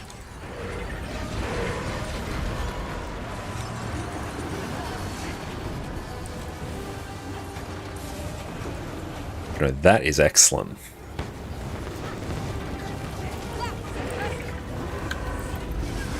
We're basically neck and neck now. That's really good. Now it's just coming down to minor differences in rotation execution. Hey, Kelly Chris, how's it going? Welcome in. Hello, my Guild Wars 2 Master. Hello to you as well. Thank you so much for popping in. Hope you're having a wonderful day. And yeah, just keep bursting.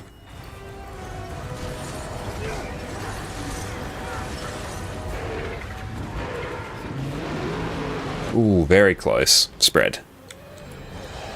We are almost there. Get the res. We'll deal with this transition. We have the damage to get through Primordius, so this is fine.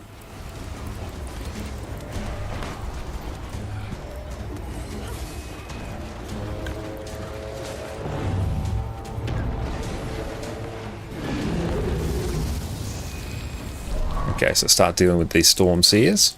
Well, GG. Having a good day so far. I recently started Guild Wars 2, so talking through what you're doing is super helpful. Oh, well, thank you so much. I'm really glad you're finding that useful. And yeah, also, if you're new to Guild Wars 2, definitely make sure you check out my latest YouTube video about the complete gearing guide for Guild Wars 2. So if you have any questions about how to go through and actually get the best gear for your character, that video will answer your question. Okay, so right there, we need slightly higher DPS. So I might actually need, still just for now, to tell people to slow down their DPS. Because we want to phase at a very particular point on that fight. We want to phase either well before those orange circles appear, or after they appear. We don't want to phase just as they are appearing. Because what happens there is those orange circles will then persist into the next phase, which is really annoying. That part makes it really sketchy. So that can be fixed by upping our damage, which we are making strides at. Oh, already did. Very nice running full exotic currently, but getting to Ascended's a different beast. Ah, awesome. Good job on you for getting a full exotic build. Honestly, for most of Guild Wars 2 content, aside from maybe even like literally this one encounter we're in and high tier fractals, exotic gear is totally fine. It's definitely good just working at Ascended just gradually, especially because you've got things like the Wizard's Vault as well, which is phenomenal value. Even on my EU alt account the other day, I went and purchased 3 of the Ascended armor chests, so that just significantly increases my overall level of gearing on that account, which is nice. Ooh, owls, damn, hell yeah. I am very pleased to see that they have actually tanked, or not tanked their damage, cranked their damage so much. That is really, really good. I think you forgot the port there, Owls. Yeah, my bad. That's right, but damage was on point. You were well ahead of me there. So that's really good. I'm super happy to see that. It's actually going to make progressing through these early stages of the fight so much easier. That groove where I was just like, I've got it, and then I forgot about portal. I don't got it. That's right. The next step is, yeah, just getting that new rotation into muscle memory. Because, yeah, obviously going through and unlearning all the habits you've picked up over hundreds and hundreds of pulls, that does take a little bit. So it's very easy to tunnel vision it as you're learning a new rotation. But that part comes with time. Pop that there. There we go. So I'm just aiming my dagger 3 over there. So you can see I'm hitting those 5 crabs there. Now that is giving me 5 stacks of cruelty. So that is extra ferocity. So every time I crit, I am now doing more damage over the course of the entire fight. And we're using our blink to move around. Honestly, if your build has access to a blink, if you're a new player, adding it in is almost never a bad idea. Because positioning in Guild Wars 2 is such an important thing overall. But I am super happy to see that Owls has cranked their damage so much. Look at them go! Good lord! That makes me smile. That is so good to see. And place support. Back we go. We're ripping boons. Because yeah, I suspect they've probably been trying to increase their damage for quite a while. But there's just been some things about the build that they've had to go through and refine. And now they've spent the time to do that and their problems are solved. And literally, some of them were just as simple as you're running the wrong trait. Change that trait, everything is perfect.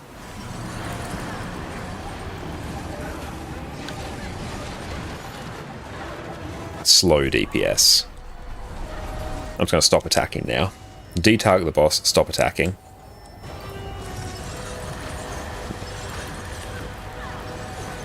And now burst. I whiffed dodge there.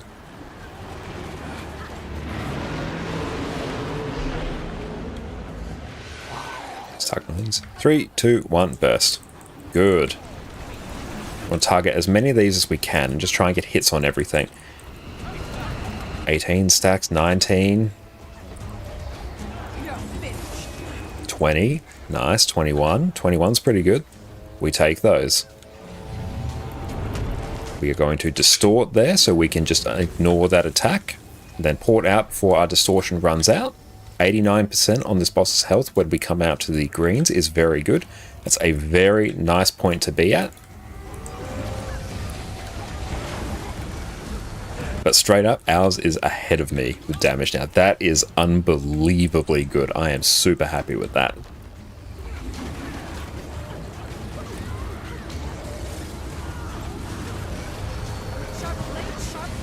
That's good. That should give them like all the encouragement they need. So that is very damn good. I am very happy with that. Mistimed that.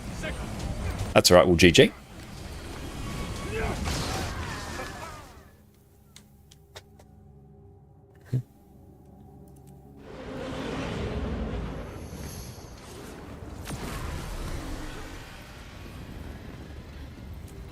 So yeah, as whatever you were doing, just keep on doing that.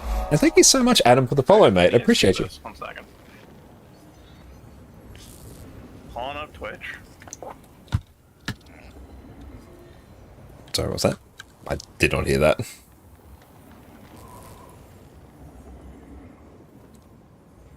Want to refresh that.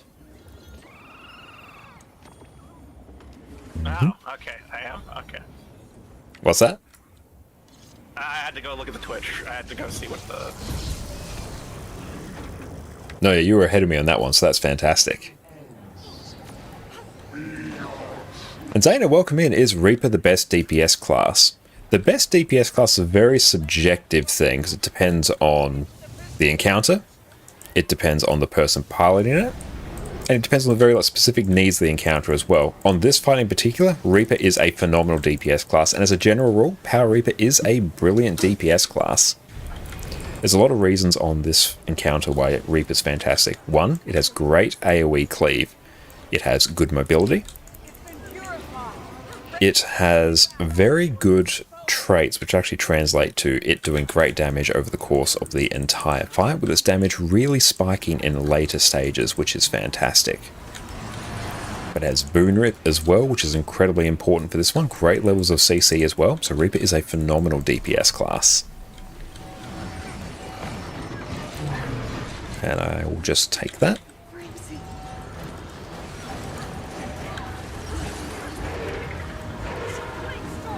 Ooh, DPS is overall pretty good. Let's see how this goes.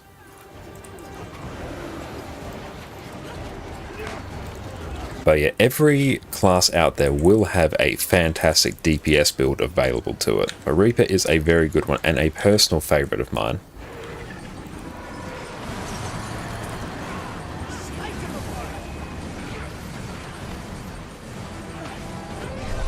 Place our port. Slow DPS. Let's move out of those AoEs just a bit. And burst.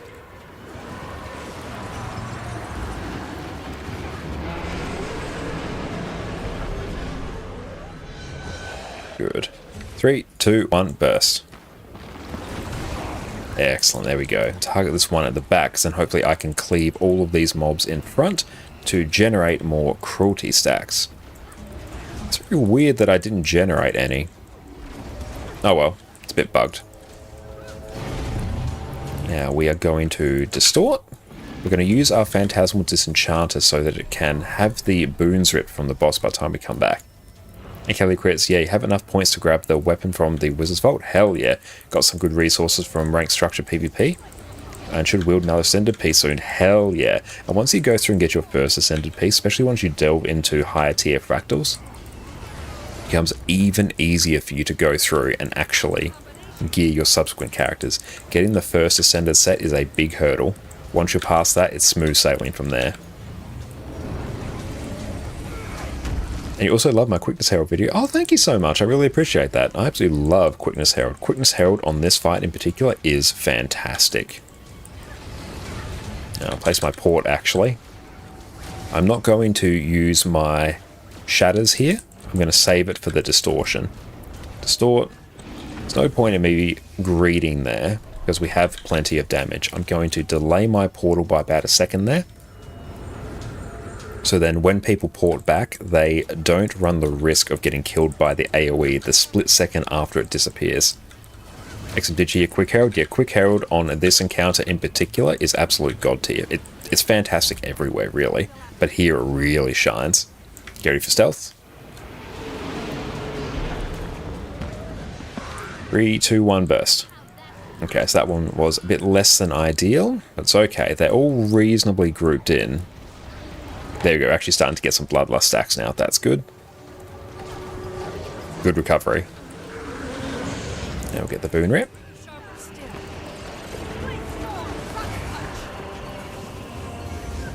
And even though Power Virtuoso isn't necessarily an incredible DPS build outside of Harvest Temple Challenge Mode, here I find it is really good because it is entirely ranged, so it can be attacking from basically anywhere.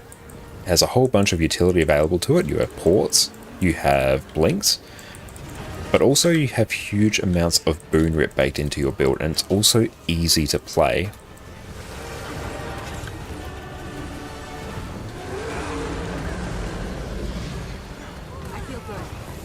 That's good. Ours is doing fantastic. I love to see it.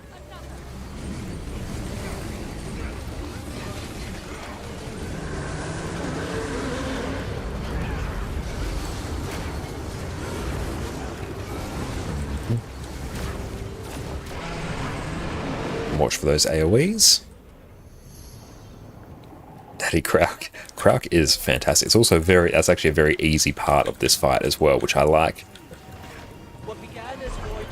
So we're going to use Greatsword 4, 3 on that one to kill it. We're going to do 2 and a Shatter on that to kill it. And then we're going to target this one to make sure that dies.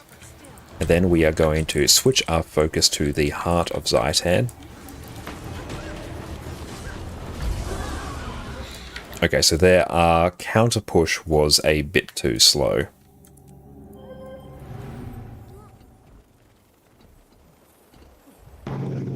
Owls, did you see the guild chat there? Yeah, I noticed. What was it again? Captain Furry got his title Goddess of War. Saturn, man. Oh shit, that's Saturn? He finally got it? Yeah. Replenish. Yep. Very nice. So our guild leader just got God of War title for everyone else. Oh, nice. Very good. Sharper still. Let's quickly iron. What offhand weapon are you running on Herald? I can't remember.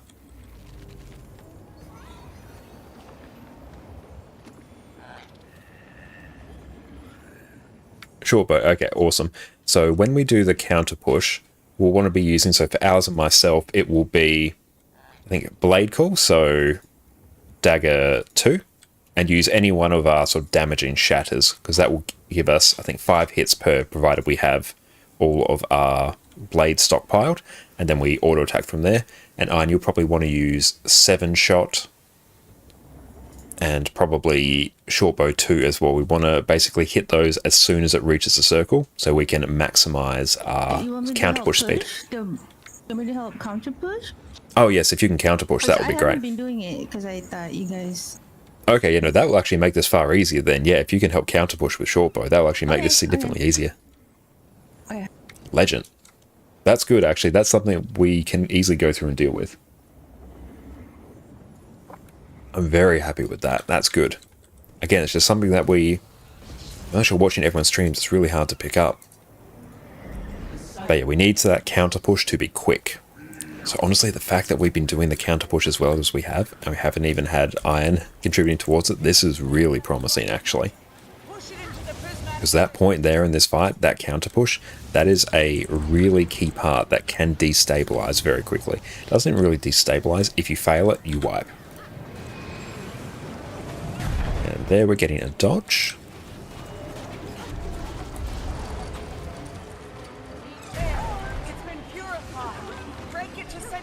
Beautiful.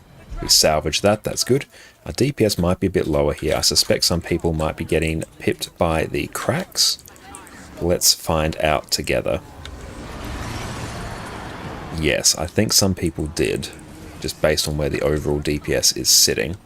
302 though. Being able to push over that 300k group DPS benchmark is a big step. Now, if we can consistently do that, that is where our dreams will be found.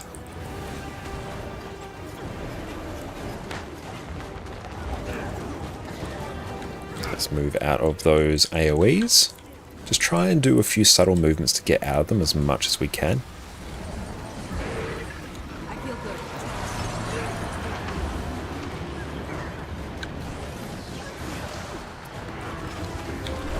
Crank it.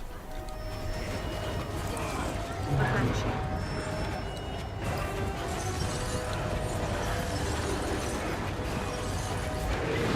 Very good. 3, 2, 1, burst. Hey, Fari, thank you so much for the sub as well. Really appreciate you. Oh no, someone just said, oh no, that's the last thing we want. Let's go get them up. Fari, thank you so much for that. I really appreciate that, friend. Okay. I will get the not distort. That's a different thing. GG. Thank you so much, Fari. I really appreciate that. Enjoy your ad-free viewing experience and your wonderful ad emotes. You're an absolute legend. Thank you so much for the support. But our DPS on that one was exceptional.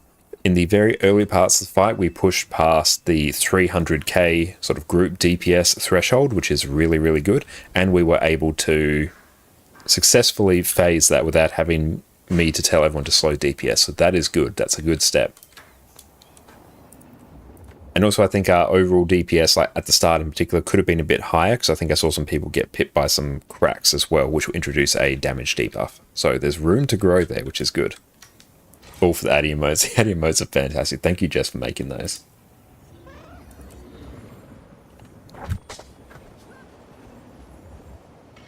So that was, even though we died early on in that was still really good. And Zayna, how come one of the soul beasts is vastly out damaging the other one? Practice. That's basically it. I have to go through and actually check who was doing more damage on that before I actually start talking. But yeah, the answer will just be practice. Olam, you okay? So I think Olam there may have been just having some like connectivity issues. So I can't really say, but let me actually take a look on maybe another one. He disappeared. Yeah, I thought you might have desync because I couldn't have rezzed you. Oh. He was right here. Oh, there he is. But yeah, the answer will generally just be practice. They'll be running effectively the same build. But also, we've been doing Harvest Temple Challenge mode for probably around 1,100 pulls now, and PD has been there for basically all of them. So PD has had 1,001 pulls to go through and actually perfect this. Whereas Olem hasn't like been here the entire turn. They've came on sort of like halfway through as we were filling someone. Let's see if your ping stabilizes. Mine's been a little bit spicy lately. I find that using exit lag or no ping helps with stabilizing the ping. Yeah, and even just a VPN as well can help it. We must cleanse that corrupted magic. Push it into the prismatic rift. I just got rid of exit lag, actually. I found it wasn't doing anything. It doesn't help with reducing ping, but I find that, at least for me, it helps to stabilize. Sometimes it goes up to like 4K, but when I have it on, it doesn't do that. Okay, so let's focus on our opening burst.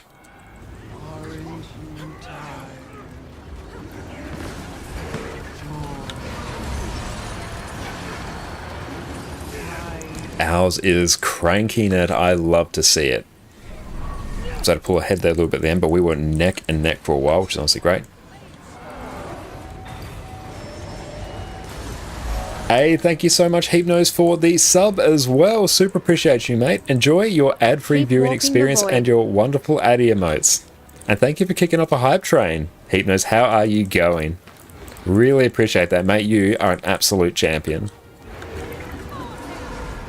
Thank you so much. You're truly making my evening. Thank you, Fiery, and thank you, Hypnose. Okay, so what's the overall DPS? Not bad, actually. We take these. And hype indeed, Annie.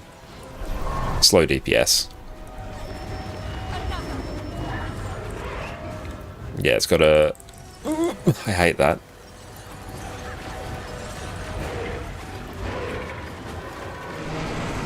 Okay, spread. Almost. We were almost a bit cheeky there, but we got there. Hey, thank you so much, Dante, for the sub as well, mate. Thank you. Thank you. I really appreciate that, mate. You are an absolute champion. Hope you're having a wonderful, wonderful day, my friend. Enjoy your complete lack of ads and the wonderful ad emotes. Truly the best way to go through and enjoy our stream. Get the distort there. Try and get 2 phantasms off. Perfect. Oh, he's not here. All good. Well, thank you. I presume Fiery for going through and subbing for Dante. I appreciate that. Thank you. You're both absolutely incredible. Thank you so much. Oh, we actually went down. There goes all our stacks. Very sad. That is okay. Yeah, let's deal with that one, actually. There we go. That's right. We don't really need that high DPS now. Our overall sort of group DPS has transcended the point where we need to really worry about it here. So that's good.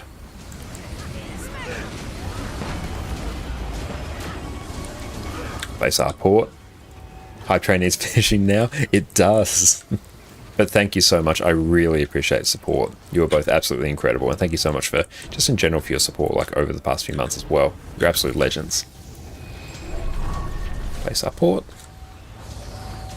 DPS is... Make sure I don't take this. Okay, so that's a bit higher in terms of HP than I would like to see.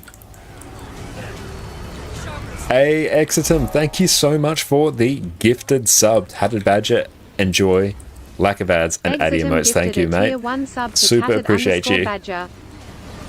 Thank you so much for completing our first tier of the hype train. And yes, hype indeed. Hell yeah. Okay, let's see if we can do this.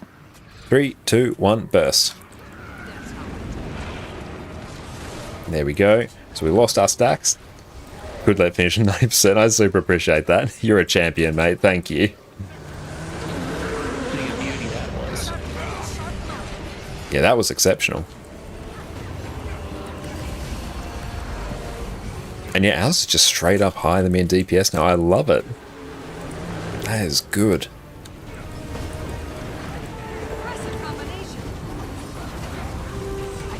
But thank you so much, Jess, for popping in. Thanks for making dinner as well. It smells absolutely amazing.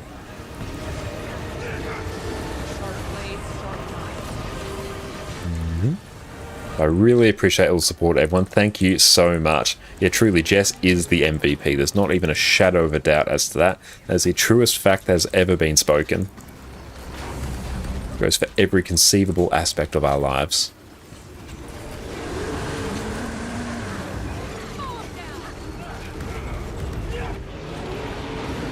Oh, potato soon. Oh, hell yeah. And let's make sure everyone, you go check out Jess on Twitch as well. Thank you so much, Annie. As we grew our own potatoes, so now we're going to be eating said potatoes, which they are going to be good. I am so excited. Hang on, I got to actually... did I not even deal with that? I did not.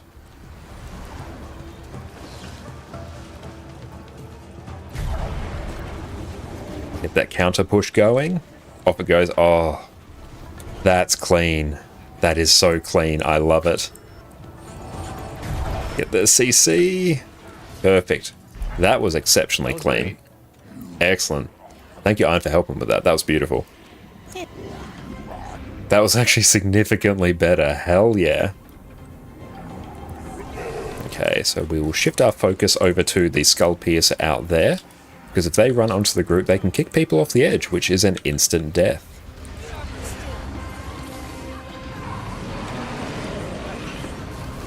Okay, let's deal with this Skull Piercer out there. Back to the boss, port out. I'm going to jump that, and then I'm going to start dodging these. Like, you can jump over them if you get the timing right, but dodging is just significantly cleaner, I find. And we're going to swap over our target to the Skull Piercer there. Move a little bit out of the range of those AoEs. Always the exact same placement. And we're just going to distort that instead. Purely because I couldn't be bothered jumping that. And I had a distort available.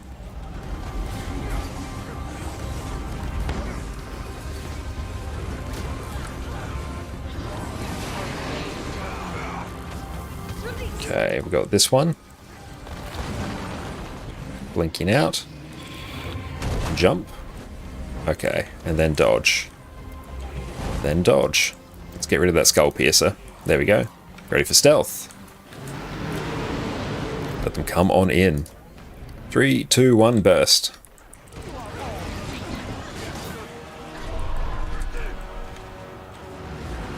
Turn around. Dodge out of that. I think we missed maybe the Herald Green. But overall, pretty good DPS on those. That was a pretty good transition. Yeah, me and I kind of were in this got hit by one of the giants, and kind of got scattered there. That's right, again, another push to Zaitan, which is good. We almost made it through Mordremoth very clean, but overall those jumps are getting cleaner, so good job. I still got feared off the green circle though, even though I used F2 and Road. Hey, Anonymous Gifted, thank you so much for the gifted sub as well. One sub to Connor Carbonara. Really appreciate that, mate. Thank you. Could you bring up the graph real quick? On you? Yeah, on your screen. Like yours or the actual DPS log? Yeah, yeah, there we go. There you go, yeah, a 70, almost 78k burst at the start. Good lord. Yeah, okay, I see the dip. Okay, thank you. No, yours was significantly higher than mine there, so well done. 78k burst owls, and you're worried about one little dip? It's the dip right after Mordremoth. Thank you so much. I really appreciate that. You're all absolutely incredible. Thank you for the support, and Jess, enjoy your subs. Thank you. And then PDD went off the edge, and I just went, okay, well, I think this might be a wipe, but let's see. Yeah, usually if someone goes over the edge, it's a wipe. But we got very close to dealing with the Giants. We just need to CC a bit quicker, I think, and then tie up that burst. We should be good. And wiping with friends is such a great experience. It really is, yeah. We're doing like really well. Yeah, I went off the edge for you, Alice, yep. Zane, is this the hardest fight in the game? Yes. By several of orders of magnitude, this is the hardest encounter in the game. Mainly because it's long and it's punishing. Where any mistake in a mechanic basically instantly wipes you. Like, you get hit by any one of these little AoEs, instant down. Get hit again, instant dead. Crab reaches the orb. Everyone dies. Fall off the edge, instant death. Miss a green, everyone wipes. Oh, it's so brutal. One team mistake wipes everything? Yeah, absolutely. And then you have to restart. Oh, apparently now you have Prime again. Okay, good to know. Confused but you take it? Yeah, could have sworn that you didn't. But thank you so much, Kelly Chris, for the follow. I super appreciate that. Thank you so much.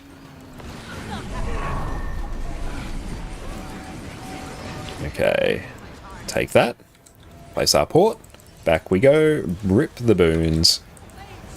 Use our shatter. Great sword 2. Shatter again. Blink out. But you also need quite good DPS on this encounter. There's parts of this fight where if you do not have good DPS, you will just straight up die. Number 1 sub gifter, thank you so much, Extum. You are a champion. Thank you. Just crank it. DPS is great.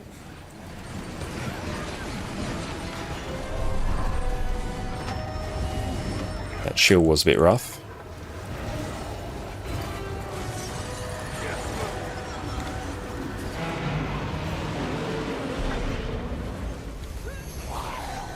Three, 2, 1, burst. Perfect. If I can actually hit some of these, that would be good. Give me all of the stacks. There we go. We're actually getting stacks now. That's good. There's also some bugs on this fight as well, which are quite devastating when they occur. Like when this bite is invisible. That's fantastic. Get a distort. Just blink out. So I'm just going to focus down this Warforged here. Because I can attack.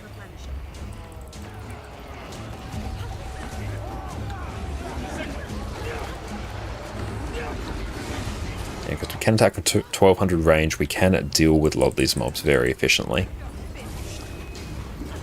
20 stacks of cruelty is pretty good. I'm fairly happy with that in the cosmic scheme of things.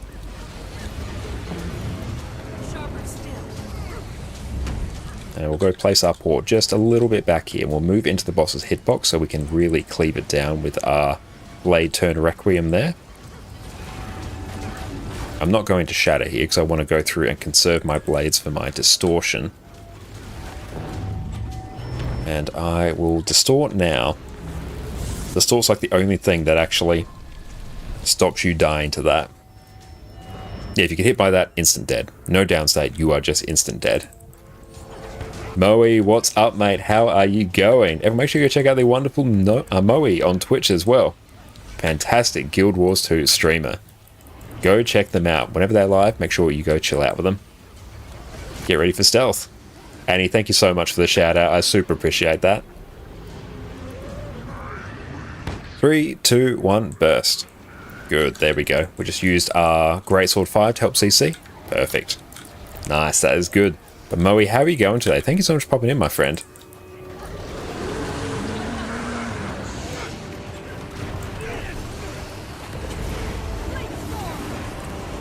Again, yeah, the fact that ours has just put in the practice on the golem and just watched some resources to go through and get their DPS up to where it needs to be, like, they have made significant gains here. That is really, really good to see. And because their DPS is so much higher, it actually means we've basically crossed the DPS threshold to cleanly phase Jawmag, like without any issues. Just a little bit more refinement, just making it a bit more consistent, and then we're good to go. Those boons are up for far too long. I should actually deal with them. There we go. Straight up, though, up to their overall DPS by like 6 to 7k over the course of the fight. That's great.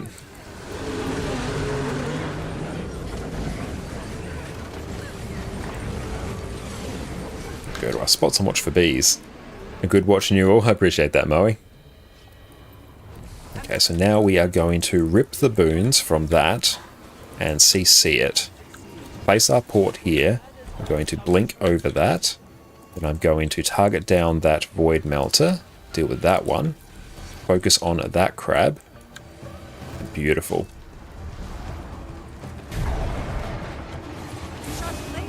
I'm going to deal with the Skull Piercer there. We're going to take the port back.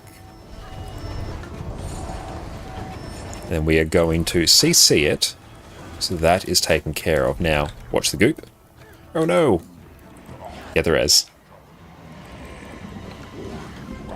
I couldn't rest you. It was like a desync. Yeah, it might be a desync issue again. Yeah, I noticed that. Then we'll go through and answer your question just a little bit.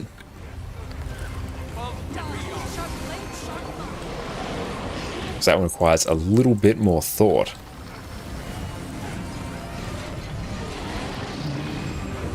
Jump.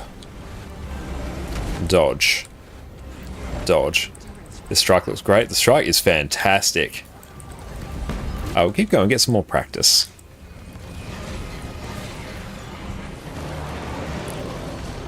A DPS will get the red, so be careful. Bounce. Dodge. Dodge. Oh no. Oh, Connor, no. Ah! Ah! That's terrifying. You're killing me, Connor. Bounce. Whoop. Can I jump dodge? Oh, I gotta jump. Actually, I physically have to jump that one. Oh no.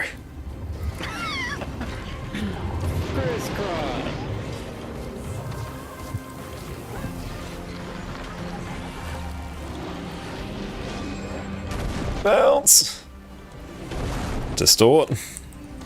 Rely on this might be a little bit spicy. 3, 2, 1, try a burst. No. Good attempt. Implenix, welcome in, mate. CC off on it. Time to switch to a heal mech. You're natural. Yeah, we're just doing the heal mech job there. Honestly, we were just out of position there. We shouldn't have got that. This you again, Connor. Can you put up that glyph, the graph again? Yeah, that's all right. Yours will look a little bit weird there. It's only grabbed 24 seconds there. But thank you so much, Annie, for shouting out Plenix. Everyone, make sure you go check out Plenix as well. Fantastic Guild Wars 2 streamer. An absolute boon to the community. HTCM logs channel. His bot uploads the log every death. Yeah, that will be there. And you'll also get the bot will also post it into Twitch chat. Thank you, Plenix, for that. That's an absolute lifesaver, mate. You are a champion. But there you can break it down by phase. Look at the graph for every phase. Look at your rotation. Compare rotations. It'll tell you exact button presses. And thank you so much, Leah, for the follow. I appreciate you. Thank you. I think we'll take a 5-minute break now, so feel free to go grab a bio break. We'll refood, do all our stuff after that, because, yeah, we are at the halfway point. But very good attempts here so far. We've gotten quite consistently to Zaitan, so that is big progress. And ours, your damage is exceptional, so well done.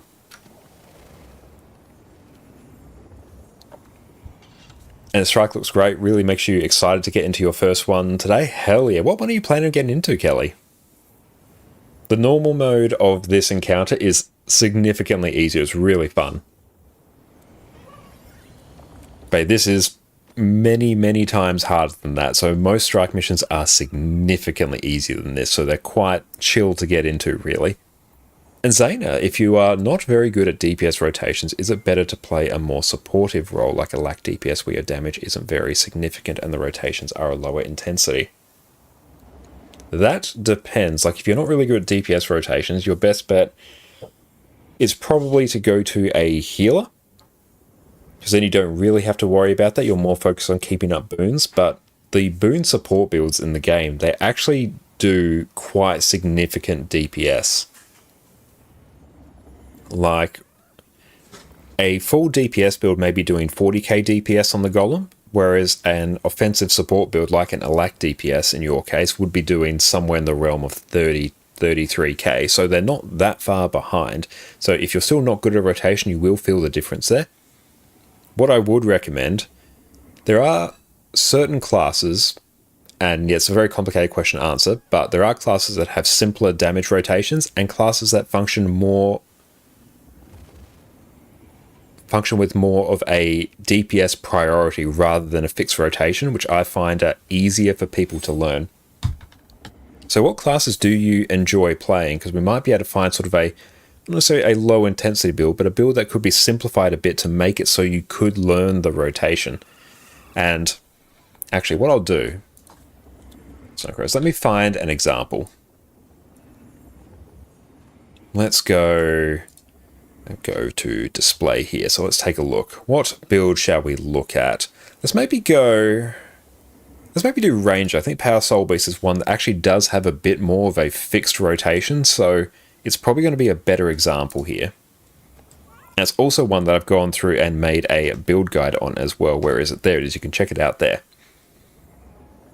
So one thing you can do, say on Power Soul Beast, you see you've got Hammer and Axe here. It's straight up just using Axe now. Excellent. What you can do on this build, you can just camp Axe. You don't have to weapon swap at all. And basically you're just going through and using your Axe skills off cooldown. So it's not really a rotation. So this is like an option for it. At the moment you're playing DPS Vindy. Oh, perfect. No, that's a really good one as well. But, so actually I'll touch on this super quickly and just make sure we're not ready. Excellent. What I'd recommend doing, in the Special Forces training area, you can go through and refresh your skills. Don't try and learn all this at once, and Condivert is very forgiving and simple. Yeah, Condivert's another incredibly fantastic one, Kat. It's a good recommendation. But what you can do is just go through and like practice parts of this rotation. Like you might want to do this first part here, like do your Frost Trap, one Wolf Pack, Brutal Charge, Second. Do your stuff on Hammer before you swap to Axe, hypothetically, if you were playing this, and then just go through, refresh your skills, and go again, and again, and again, and again, and again, and just do that for a while, and then start to add in these skills here. Then refresh your skills again, again, again, again, and eventually you get a feel for the rotation of it. Isn't Condi bad for the majority of fights? No, not at all. On this fight that we are on now, Harvest Temple Challenge Mode, this is one that really favors power, but Condi builds are honestly some of the highest damaging builds in the game. Generally they are. There's very few fights where Condi isn't great. But it also goes in general for power and Condi. Generally, they're functionally identical. They just do their damage slightly differently, but overall they'll do the same sort of level of damage. It's only on specific encounters where that sort of gets flipped. Things like Keep Construct in raids is very much a power focus fight, whereas Soulless Horror from Wing 5 is a Condi focus fight because of a particular mechanic in there. Generally though, rule of thumb, power and Condi, they're the same in terms of which one's good. It's just a matter of which one you prefer playing, but Vindicator is a very good one, and one I do personally quite enjoy. So let's maybe look at this. Let's go power Vindicator. I haven't actually played Vindicator for a while, but I do really like it as a Revenant enjoyer. But okay, this one actually works out quite well. So again, you could just go through and practice your opener here and refresh your skills and just keep doing it and just really sort of nail it down. But also, the thing about Revenant, if you just use your good skills off cooldown and you have a good build and you have all boons, you're gonna do pretty good. So let's basically try and look at, ignore the opener now. Let's maybe look at the loop here. Let's look at just Assassin Stance. So you are on Assassin Stance, you are on Sword. Encounter incoming Vindy nerf. It's not a bad one though, won't change anything really. Yeah, I did see there's a slight nerf, but it's not really doing too much, so you don't really have to worry about it. But basically you can see you are just using Sword 2, Sword 4, Sword 5. You're just auto-attacking and occasionally dodging. So even though there's a bit of a rotation here, you're just going to dodge to keep your endurance not full. You're going to use Sword 2, 4, and 5 off cooldown, and then just weapon swap like reasonably as soon as you're able. Or if you've got like a fraction of a second before you can use Chilling Isolation again, your Sword 2, just do that. So you don't even have to remember this full rotation. Just Sword 2, 3, and 5 off cooldown. Or Sword 2, 4, and 5 off cooldown, sorry. Dodge. Activate Impossible Odds. That's it. That will get you 90% the way there. Maybe even more. Like, that will do the work for you. And then on Greatsword, the skills you're actually using, well, when you're in Alliance Stance, you're using your Elite there. You've got your Greatsword 5, Eternity's Requiem. Mist Unleash, I think that's your Greatsword 2. Yeah, that will be. Your Phantom, Onslaught, and... so that's 3 and 2. So again, Greatsword 2, 3, and 5. Use them mostly off cooldown. You want to use, just looking at this, your Eternity's Requiem at the start and the end. That'll be one of the first skills you use and the last skill you use. But then just fill it by using your good skills off cooldown. That is most of doing a DPS rotation, really. The DPS rotation is just fine-tuning it and optimizing it, but if you just use your good skills off cooldown, that's basically it. So don't worry if you see something like this and it looks confusing. Don't worry. You can either try and practice what's actually shown here and just refresh your skills until it becomes muscle memory, which will happen after a while. Or just take note of what skills they're using, press those off cooldown, and then gradually you'll get a feel for the rotation. You'll be like, okay, this skill's coming off cooldown now, I should start using this here. Or hey, I can use this skill this many times when I'm in this legend. You'll start to get a feel for it and your results will significantly improve.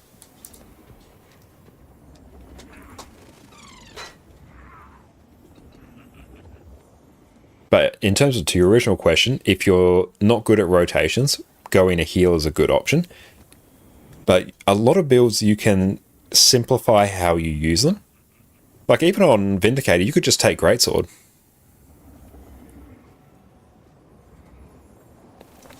You don't even need Sword. You could just go Greatsword and have Staff on swap, then just camp Greatsword and just use 2, 3, 5 basically off cooldown, weapon swap, dodge to keep your endurance low, and that will get you a really good chunk of the way there. Most of the way there. Like honestly, whenever I play Vindy, that's what I do. I don't run Greatsword, Sword. I always have Staff for the Omega CC. And Bexy, by the way, you can't use Hammer on Soul Beast, don't know why. You can if you have Secrets of the Obscure and you have the Weapon Master.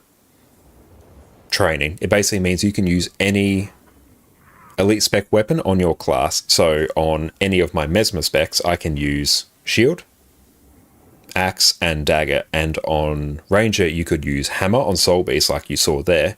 You could use staff and hammer, staff, dagger, the other one. If so, Toby did not finish Untamed HPs. Yeah, you may need to like unlock it once. I'm not 100% sure. But you don't need to finish it. I think you just might need to like literally unlock it, maybe. I'm not 100% sure on that. It's a very edge case issue that I don't run into often. But even the other day I created another engineer because Nog redeemed their channel points. Their 50k channel point redeemed to create a character. And without unlocking Scrapper, I could equip Hammer, which is a Scrapper-only weapon. So I'm not quite sure why. It might be you unlock it on your account. I'm also not 100% sure. It's an issue that goes away after a while.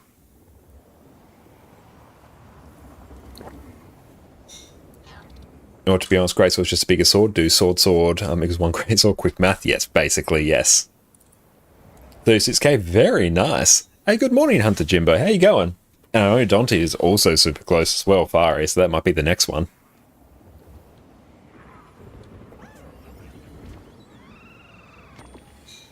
Dante will be quicker. Yeah, I know how close Dante is, so yeah, that one will probably be coming in the next few days, which I'm excited for. Also see how our ping is on EU if I have to start throwing a VPN at it. Are you using Arc DPS to get that left table on the screen? Yes, it's an add-on to Arc DPS. Hey Connor, after this, do we want to knock out the OLC weekly for the return to Season 1? Oh yeah, that sounds good. Let's go blast on that. Let me pull this open here. Okay. I'm just looking at all the things to do for the bonus event for the first time during our break here. Yeah, that would be a very good one for us to go through and do.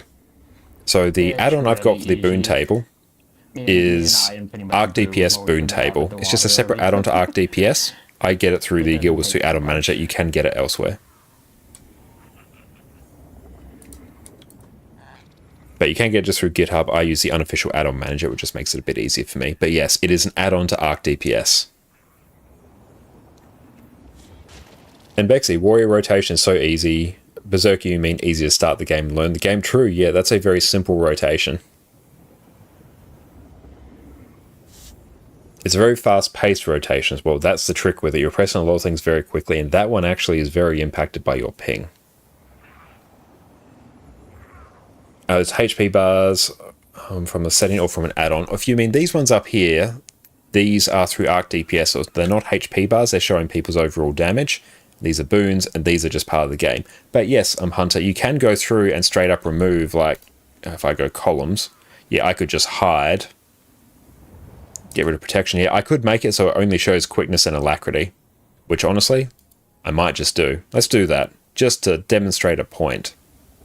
Boons. It's a little bit fiddly, but you will get there. Swiftness, and then boons. Might. There we go, just quickness and alacrity.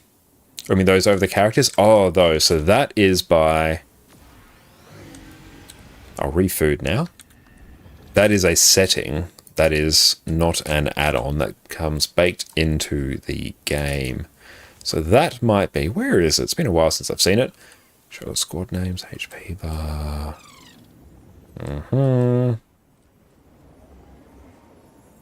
Thick party health bars and thick squad health bars. These might be it.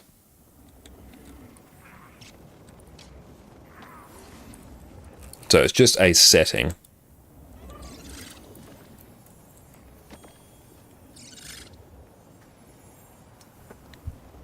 And Planetary, they probably mean the thick health bars? Yes, that's it. And how come Arc DPS isn't incorporated into the game normally? Just a general sort of design philosophy from ArenaNet, I believe. They have a DPS meter in-game. They use it on when you're in the training room. It will spit out your DPS in the same way that Arc DPS does. But it's just, I guess from ArenaNet's design perspective, they don't want to go through and add in an official DPS meter, but they are content and happy to allow you to use Arc DPS. It would be very nice if it was baked into the game. I would prefer it that way. But this is the world that we live in. Oh, you're asking because you're looking for something that generates a HP bar over your character's head. I don't know if you can get it to appear over your character's head. I don't believe you can do that. Oh, I turned on action camera. I did not like that. That made me very, very sad. But in terms of that, let's see. We'll start that up now. Perfect. Off we go.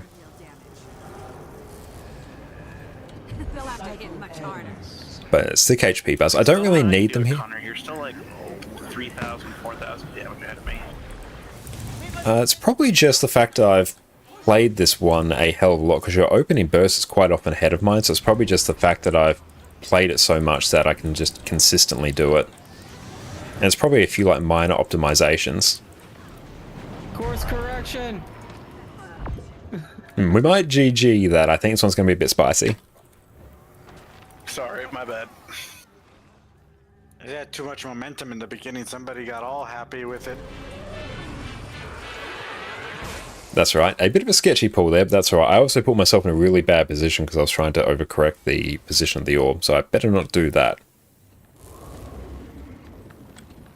But there's probably like some other optimizations to your rotation that you can perform later into the fight as well. There might be where some of the differences coming up, but you've got the general gist of it like just fine. Like your opening burst is perfect, so you just need to go through and get the loop around about right.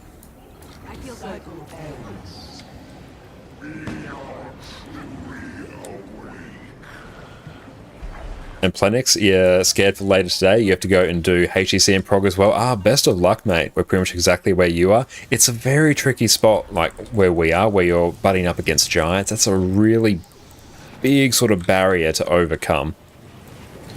We're teetering on it, though. Like, I'm actually very excited, because I think if we can just get everyone through Morgemoth, I think we can kill giants, and then the next issue we're going to deal with, which we haven't actually dealt with before, is the portals for Zaitan. So that's going to be a little bit on the spicier side.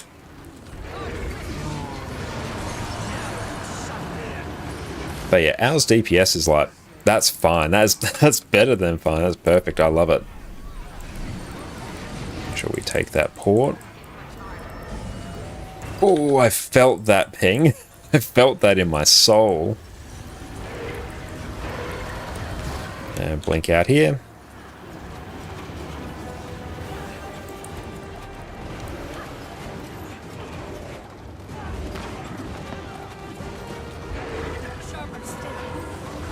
And get the boon rip.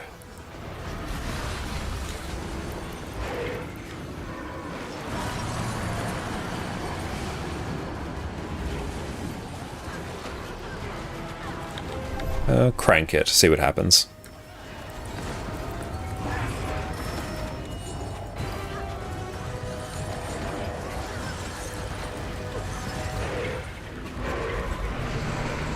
Ooh, very close. Nice recovery.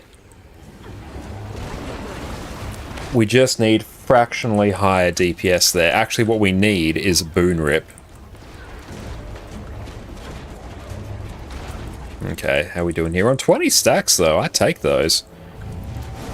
And make sure I don't forget to distort. I'm just going to blink out and not do anything fancy. So I think we can fix that with a bit more... Timings are off, timings are off. Ooh, nice.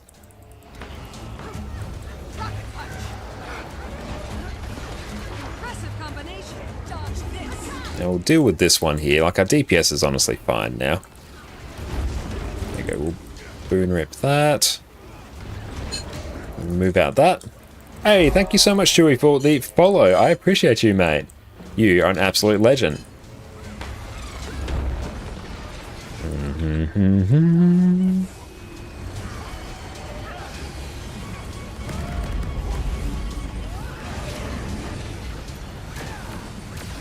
Place our port. Ooh, I didn't actually get the thing I needed. That's actually going to be a little bit spicy. Distort, blink out. 40% is a bit of a low boy. Gonna have to pump DPS now. Need to rip those boons right quick. We might be hugging the edge a bit. This is probably okay still. Doesn't inspire me with too much confidence though. Our quickness is also a bit low there. Get ready for stealth. Be careful of the void.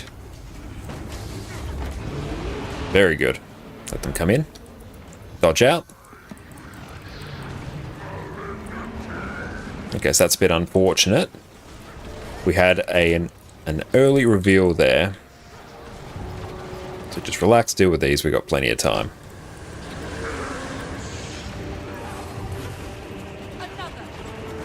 Dodge out of that. Good job. Nice. Okay. Back into our actual rotation now. Alright, Olam, when you drop that, just walk towards the edge and dodge out. Oh, never mind. And Papin, welcome in. Hi, do you finally beat HTCM? Are you still trying? We are still trying. Towards the edge, and then when you're about halfway through, hit dodge. Yeah, you want to start moving immediately when it drops.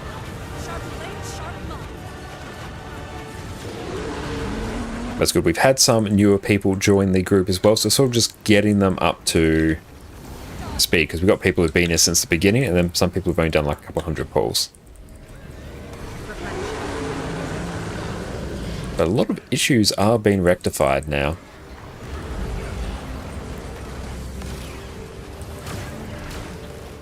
But positioning on this fight is also really important. Because depending on where you are positioned, it will determine whether you have to deal with any of the spread circles or that big, massive red AoE.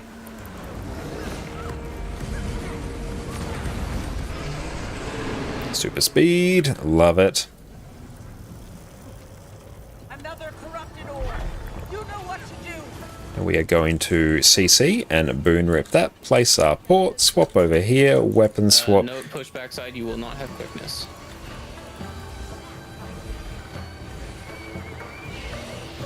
Wait, no, you will. Never mind. Olam died, not Iron. Not Iron. Iron made it. Awesome. Jeez. Oh shit. They might not have him dead yet. Oh no, I got sniped. Rip. Kraut's colors are so good, they really are. Okay, so there we lost our DPS super early. I don't think I've ever survived that before.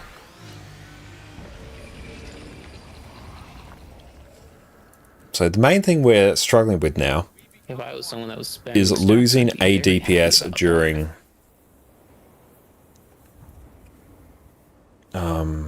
Morgemoth. So one thing that can increase our damage a bit there, towards the end of Jormag, where we make the call as to whether or not we slow DPS or burst, the boons are left on the boss for a little bit too long, so potentially Nog and Lou, if you could save your throw mine to rip those boons in particular, because everywhere else the boons are basically fine. It's just that for that part, Which one? after, well, actually no, you're not going to be, you'll be away from the boss anyway, so it doesn't really matter. In that case, it may potentially be on Cowd to rip the boons. Cowd or Mel, actually. If either of you can save the boon rip you need, if there's a stock call, you won't be stripping boons. Okay, yeah, if you can... talking about transition from Jormag to Primordius? Yeah, about when the boons pop in the last 10%. Yeah, I can cover that. I can cover that. Okay, awesome. No problem there. But yes, if we can... In fact, I normally would cover it. I don't know why I didn't. On But that yeah, last one. I think, yeah, our if we can deal with that boon rip, our DPS is at the point where I won't need to tell people to slow. So that's good.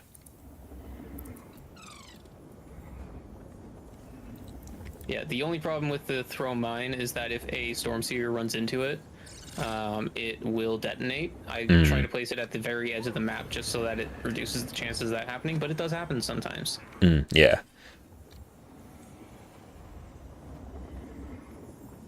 But yeah, if we're able to remove those boons, then that will be ideal, because that was probably the thing that stopped us from actually having a clean transition there.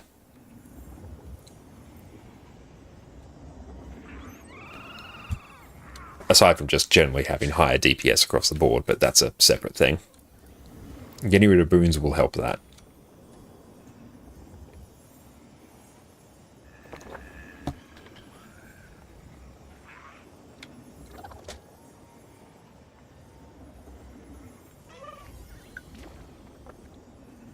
So we're just waiting on Nog to ready spaghetti up. Oh, I was just looking for more shared inventory slots. Nice. Hell yeah.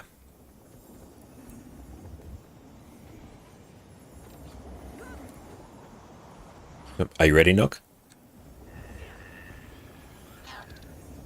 Don't think they are. That's all good. There we go. Perfect. I didn't get the prompt. That's all good.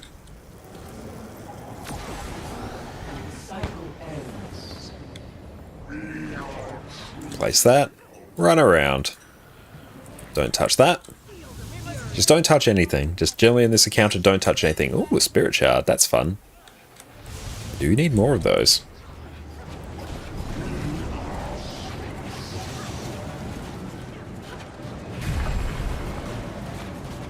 Sidestep those.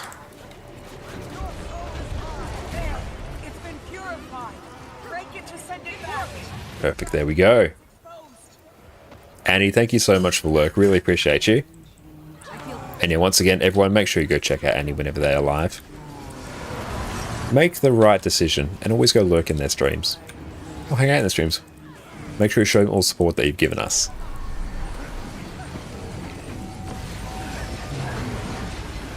I straight up almost forgot to take that. Yeah, so I think, honestly, even having more Reapers will make the boon rip significantly better here. And Hunter, why is everyone doing this strike at the moment? What is so special about it? It is the hardest encounter in the game. So if you want the peak endgame experience, this is basically it. There's obviously so many other areas for guilds to endgame, but this is the biggest challenge. It's got a very prestigious title associated with it. Slow DPS.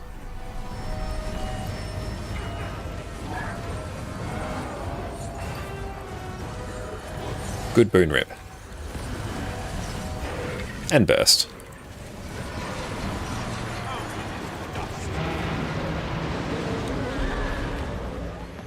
We'll GG that. What? Yeah, what got you there, Mel? Me being tired.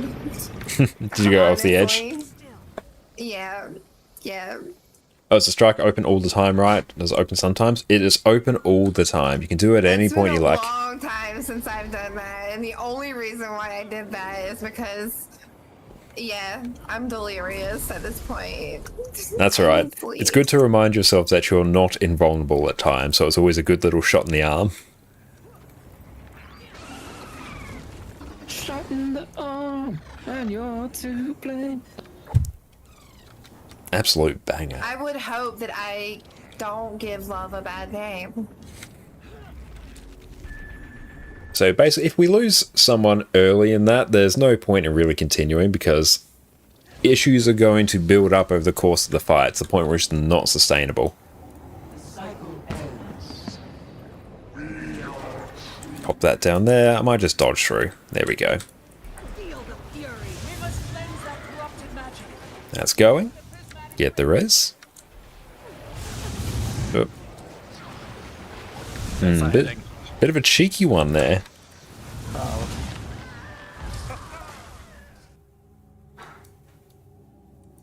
So there we go. Hit the edge, instant death. That still happens even after 1,000 pulls.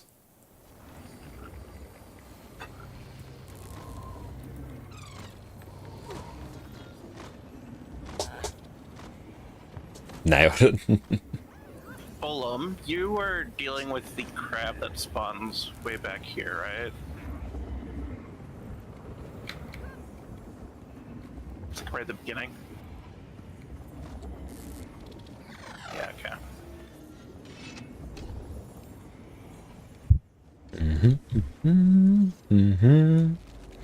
Very excited to go through and craft another legendary later. It's going to be very hype. Oh, I just whiffed my port. Very sad. Place that there. Oh, thank you, Jess. That is going to be amazing. Thank you. Oh, we have chicken tendies. Well, thank you. Thank you so much for that. Yeah, chicken tendies. Homegrown potatoes with ham, tomato, and cheese on top. So it's like a chicken parm with tendies. I can't wait to try these potatoes. They're going to be brilliant. We picked those today from our garden. So thank you. Oh, it's got caramelized onion as well. Hell yeah. Thank you so much for that. And what title do you get from the clear?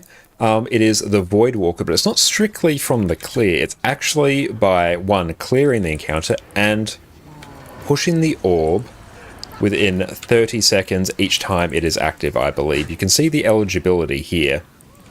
If we push the orb too slow, we will not get the title. So it's a bit late on the port there. And thank you, Panthera, as well. There's tunnel visioning their rotation a bit. Here we go. Oh, it smells so good. But yeah, homegrown potatoes. I am super excited for those. Hell yeah. I've done that like 3 times now, and it's pissing me off. That's right. Well, as you're going through and adjusting your rotation, you're probably going to find like little things like that start slipping because you're concentrating on other things. Eventually that will go away as you just internalize the rotation.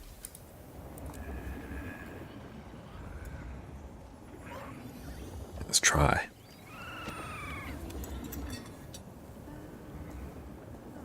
Some of the best potatoes I've had. They're freshly picked from our garden today. Jess, those are absolutely incredible. Those are actually just sort of naturally creamy potatoes. They are absolutely amazing. It's all true. There we go. I think we hit all those. 5 stacks of cruelty. I'm just going to give that a bit of extra sauce to go that way. Let's go check this out over here. Push, push, push, push, push, push, push. And blink. But you get the Void Walker title. If you clear this, if you've pushed the orbs in a suitably speedy fashion.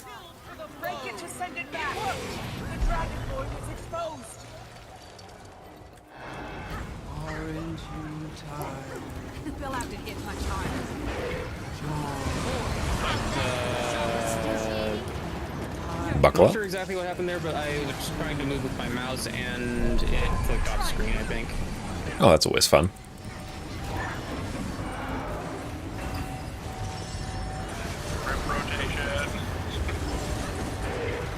Sorry about that. It's all good. Blink out. Hey, no impact. How's it been going? How's HTCM so far? It's honestly going pretty well. Ours in particular spent a fair amount of time on the training golem recently and has significantly juiced their DPS. I had to go and deal with a red circle here, but overall, like, their burst has exceeded mine very regularly, and I've done this encounter like thousands of, not thousands, over 1,000 times. And just burst.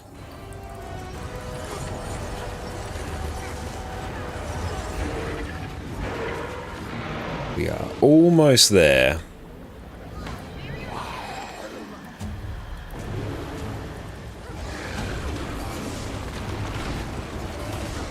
Let's move out of all of these. Start focusing down the boss. Want to try and get as much damage on the boss as we can. 20 stacks is not bad. I'm going to eat a distortion. And then get our disenchanter off. You can't bother yourself enjoying the CM, since it takes a lot of effort to put into a little reward. Yeah, aside from the bragging rights and the title, and also the chance at an infusion, yes, there's not a huge amount of rewards for it. But it's going to be a huge accomplishment when we eventually go through and get this. Which I think we will. It's just a matter of actually executing these early stages flawlessly so we actually can focus on the trickier later stages. But one of the biggest problems with the fight is the fact that it's just so long. It's actually a very fun encounter. It's a great way to go through and improve your overall understanding and execution of the game. We'll just go to store that. Blink out. We've got our port. Just chill here. At the same amount of time you could probably learn all raid wings. True, yeah, you could very easily learn all raid wings.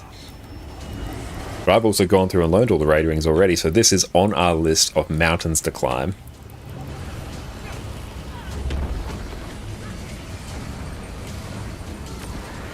Get ready for stealth.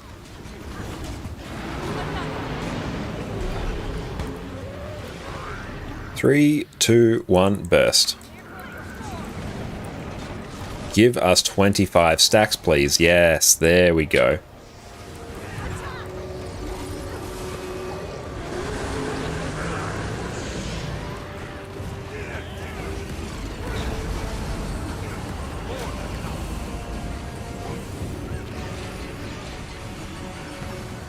And swap, there we go. Move back to the middle. I mean, there's not really much to learn on this one, especially if you're not one of the heal mechs. Just stand here, hit the boss. It's basically just a DPS golem fight at this point.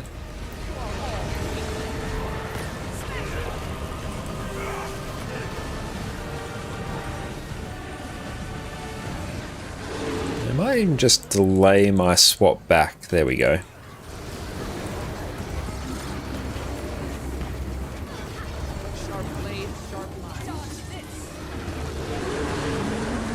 Go to your spots and watch for bees. I've ended up in the right weapon, that's good. Watch for that. Another corrupted orb. You know what to do. And swap, place our port, blink out. Woof! That's a spicy one. There we go, you go there. Swap.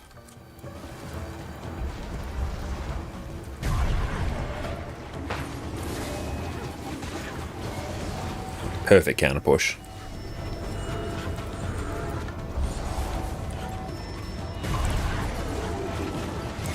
Nailed it. That's good. That one will die. Dante, what's up, mate? How you going? Thanks so much for popping in. Hope you and Fiery are having a wonderful day. There we go. We will deal with this little gremlin over here. There we go. We know the timing roughly when they occur, so we have to make sure we deal with them very quickly. But this part is also a big barrier because jumping shockwaves. We're going to distort. Dodge. Dodge. Keep going. I'm fucking up now. That's alright, we've got about 20 minutes left in tonight.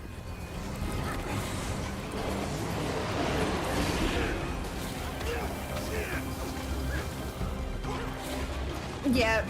I made too many downfalls there. Burp. Bounce.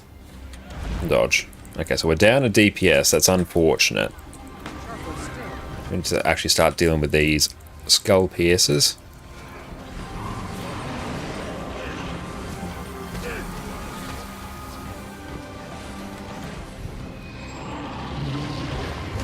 Bounce. Dodge. Dodge. Get ready for stealth. Get close to the edge.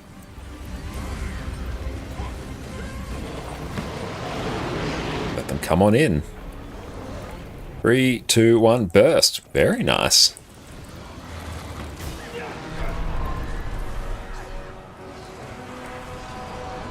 Run! Very, very good. Let's focus on the last one. That was exceptional. Well done.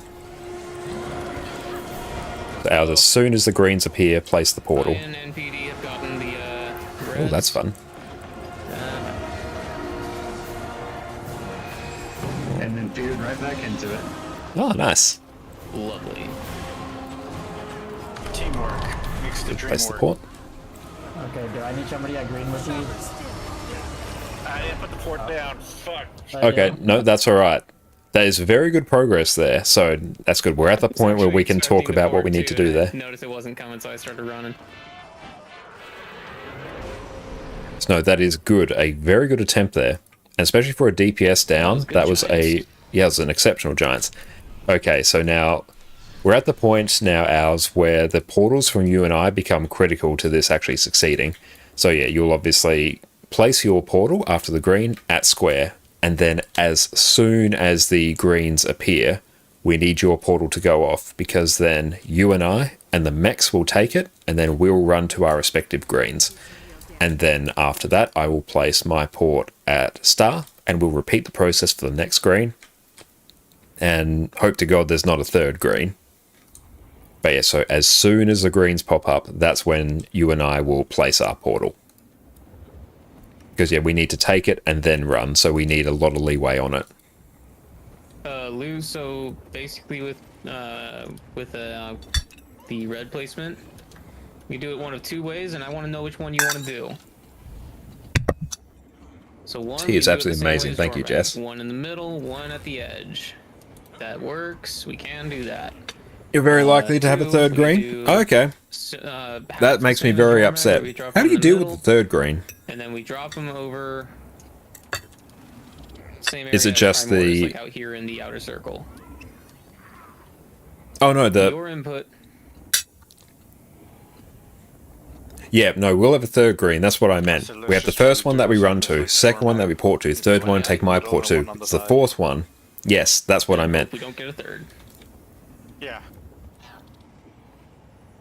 So yes, I know what you mean. They're on the same page. Perfect. Yes, we want to deal with 3. Side. Okay. Or stack it on the other side, whatever. So we'll figure it out. We haven't got to that point yet, so we're in uncharted territory. And I just spilt food all over myself. It's only potato, though. Oh. Everybody, Archsmith apologizes for that last wipe. It was his fault. I knew I slipped on a little bit of butter. Too much butter on the platform. We must cleanse that corrupted magic. Fourth one is on the middle reaching edge, so you run out of time, essentially. Yeah, I thought we'd run out of time to get to that one.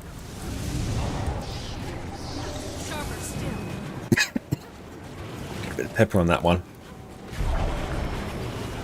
Yeah, this one's... Woo! Okay, a bit of a spicy push there. It's okay, we just brought the orb to the crowd for a snack. Just a little nom nom nom nom nom. Okay, so that was actually good. Well, not that one, but the one before was. Now I can actually have some of my dinner.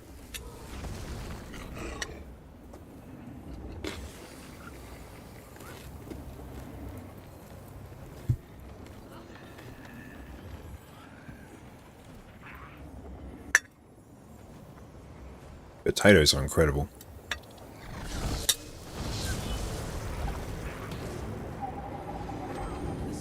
I was out of position because I was eating. That's why the push was really scuffed. We must cleanse that corrupted magic. Push it into the prismatic rift. Dodge true. Stop attacking. There we go.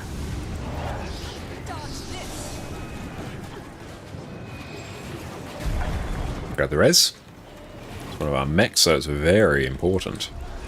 Importante. It's been purified. Break it to send it back. Bit more. There we go. Got it. Nice. Good, good, good, good, good, good, good, good. They'll have to hit much harder. It's always terrifying when you hear someone say what.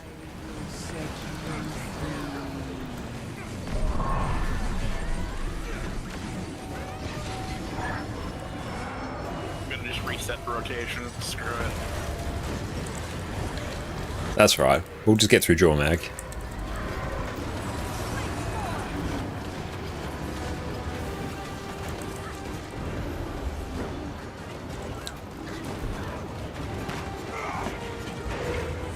Okay, 230. Yep, that is a low boy, but that's actually okay. It's actually kind of a good low point.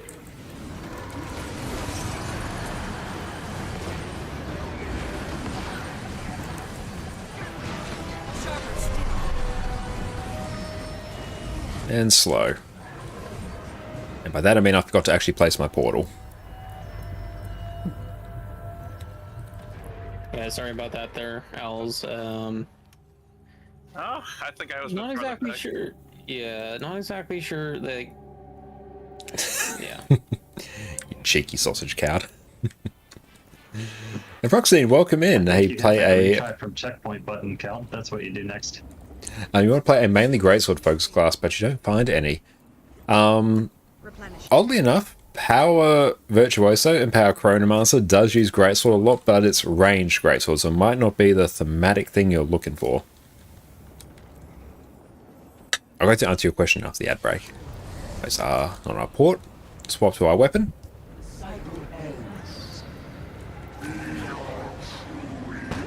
Put that over there.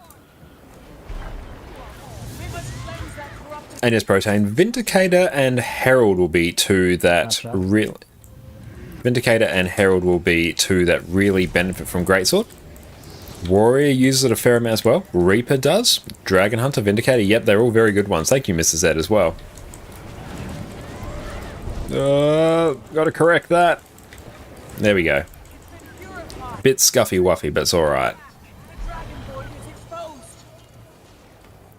And hey Osmo, how you going, my friend? Thank you so much for popping in. And make sure you go check out Osmo on Twitch. But a lot of classes that can use Greatsword, but those are the ones that probably make use of it the most. Now I must remember to place my port.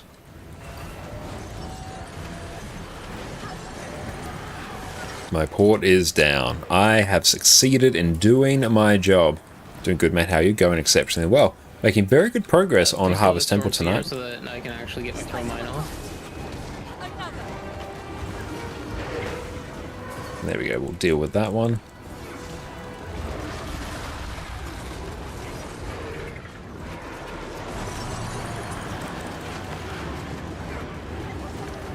My throw mine just detonated. And we will slow DPS.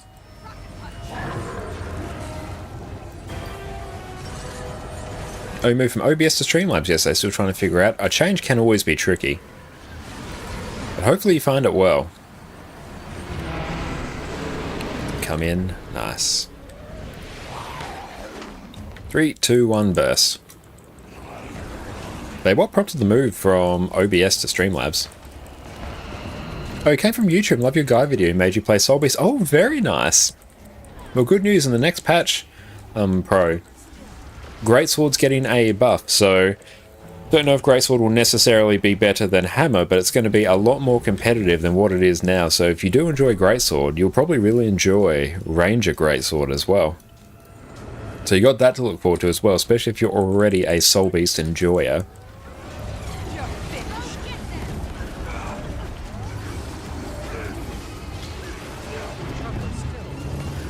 But yeah, Power Dragon Hunter uses a lot, and Reaper as well. They're brilliant at it. Okay. Making good progress tonight. That's good. Make sure we focus up now, because we are starting to lose our attention a bit, because we've been doing this for almost 2 hours now, which is about the point where my focus starts to dip. Place our port. I must remember that. That's literally my job on this encounter.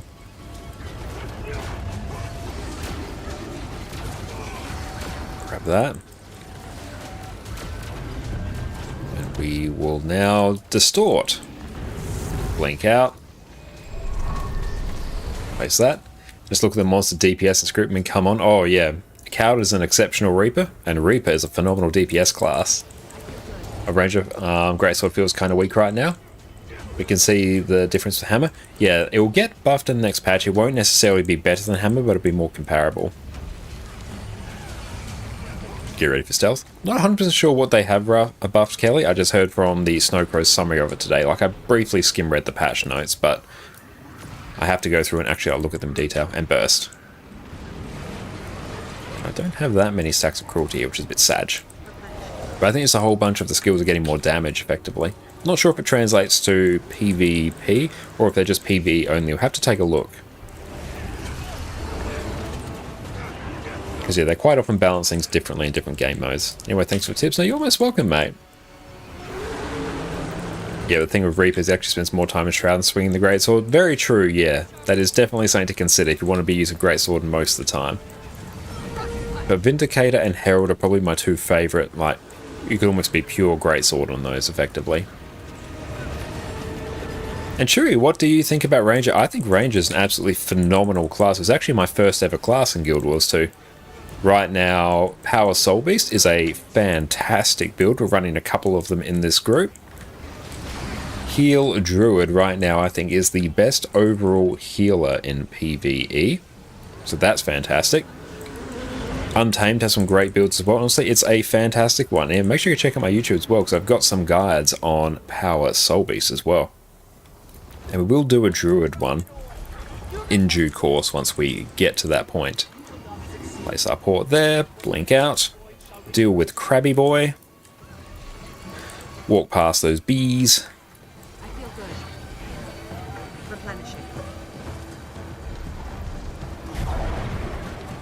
Bees. Careful of bees down south.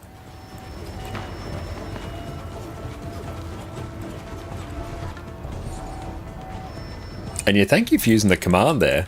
Well done on finding that one. I went through and just set that one up for like myself so I could go through and like assign a button to them. So good job on your pinging that. Thank you, Exton. Appreciate that. But yes, honestly, that Power Soul Beast is one of my favorite power DPS classes. Sort of one of my go-tos. And you can simplify that build a lot as well, which is also fantastic. Just by camping axe.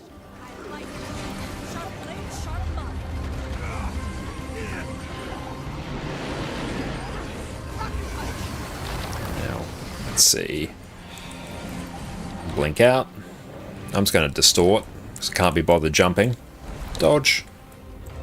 Dodge. Well, they buffed everything, including the first auto attack. Very nice. We might GG that one. Yeah, losing 2 people there is rough. And also gives me more of a chance to eat dinner. Priorities.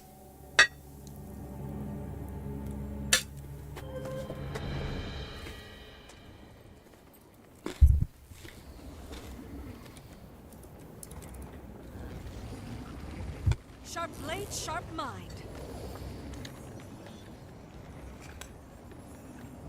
But yeah, chicken tendies with tomato paste, caramelized onion, tomato, cheddar, feta, and ham. It's fantastic. Oh my god, I can see Olem lagging. Okay, I'm not the only one. Same. Yeah, I saw him Matrix. run off the platform that last pull. It freaked me out a little. Good job on pushing Yeah, through and your then lag, you just zip Olem. right back up to the top. I know, I saw it too. Yeah, HTCM with lag is a terrifying experience. We must cleanse that corrupted magic. Push it into the prismatic rift. Yeah, it was a little something, all right.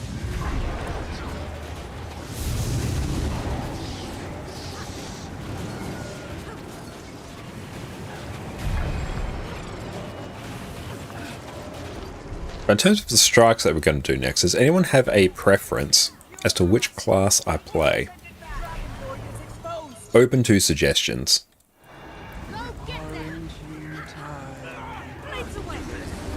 What do people want to see? I will GG that one. We'll do one more pool tonight. Oh yeah. Because obviously we're dealing with some lag issues, which will make dealing with things like Mordred Moth very tricky. But we've made exceptional progress tonight, so that's good. Somewhat consistently up to Giants, and actually comfortably clearing Giants with a DPS down is excellent.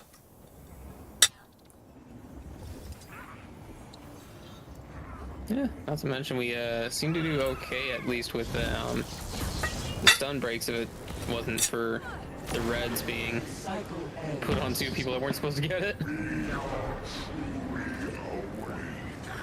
If those reds went to who they were supposed to be on, that would have been probably a best pull if we managed it. Yeah, it probably would have been.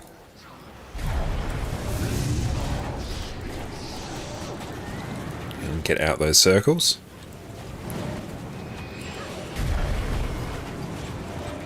But as it stands, we've seen so little of the Zaitan side of things that, I mean, we don't really... Like, we know what to expect from second-hand experience, but first-hand, no. Yeah, it's going to be a bit of uncharted territory. Bit of a delay on our burst there, but that's alright.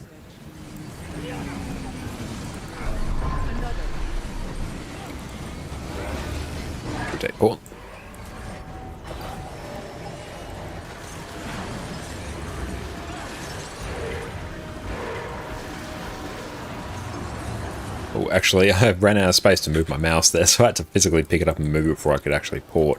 That was slightly terrifying.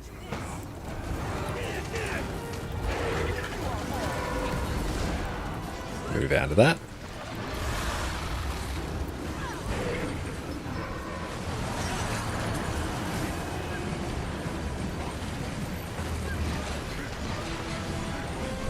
And burst. You saw nothing new. Oh, I got sniped.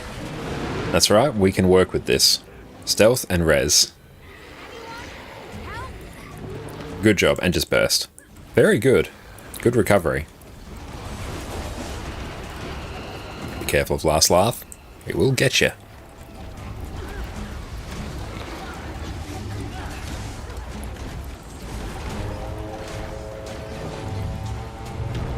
And distort. Everyone's alive, we love it.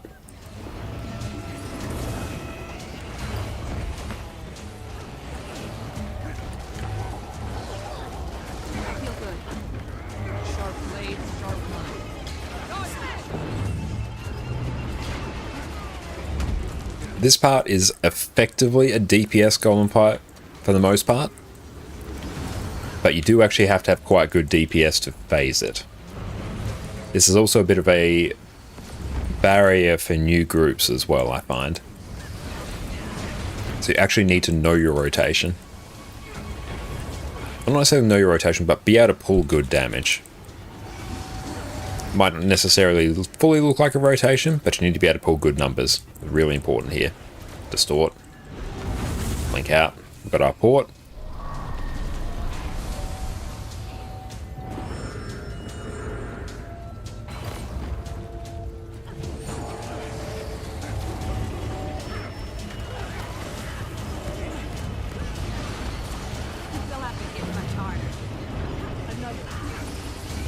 Okay. We're getting ready to phase. Get ready for stealth. Let them come on in. Dodge out. Okay, so someone revealed early, which was unfortunate. That is a problem.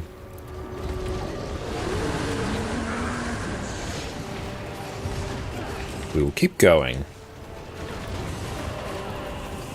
Get some good practice on Mordramoth.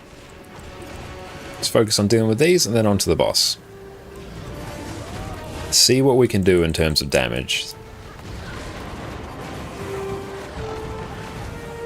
Okay, so losing 2 people there is... We won't get through Mordramoth. Like, we straight up won't have the damage. It might actually be sketchy to see whether we get through Krakatoric even. Especially because PD is one of our DPS. And ours is technically a DPS, but it's a portal DPS. You there, Owls? You got bot by the I AoE. wasn't really watching where I was standing, and then I was dealing with I was trying to avoid basically all the rocks being thrown at me. Well, where you moved to, you definitely don't need to avoid them anymore.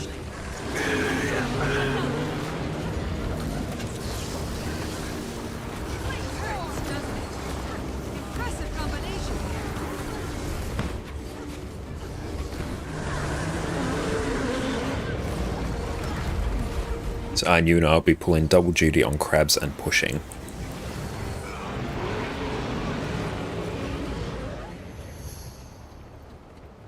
Another corrupted ore. You know what to do. You will not succeed. What began as void shall return to it.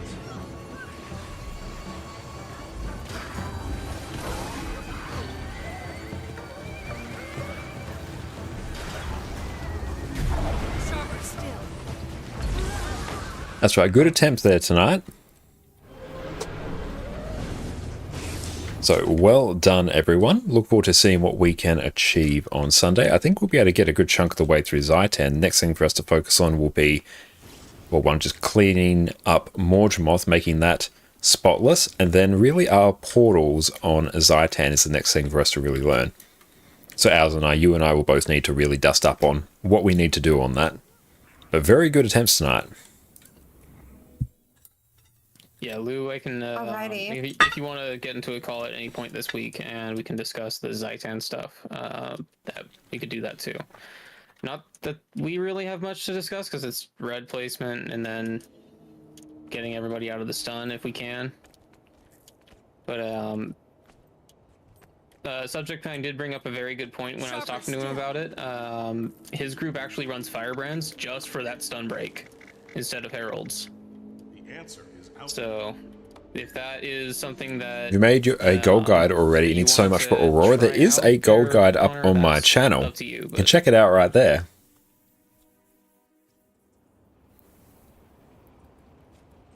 Okay, so we'll do Old Lions Court if anyone wants to stick around for it, but if not, that's all good.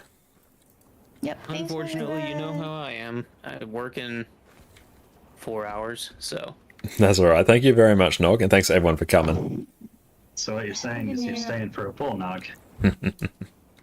Oh yeah, totally.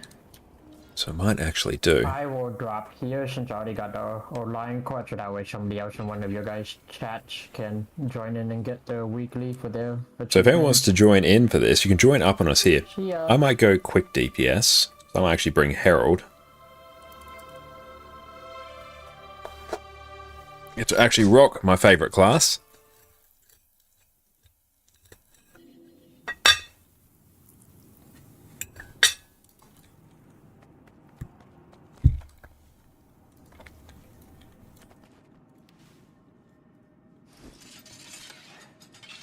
Yeah, Cowd, if you can bring quick DPS. Oh, sorry, a lack heal. I was thinking I needed another one. Then I'll just need a Q DPS, and then we can DPS from there.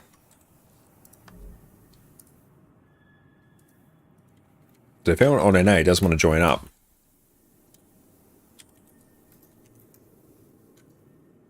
Q DPS. And DPS. State roll.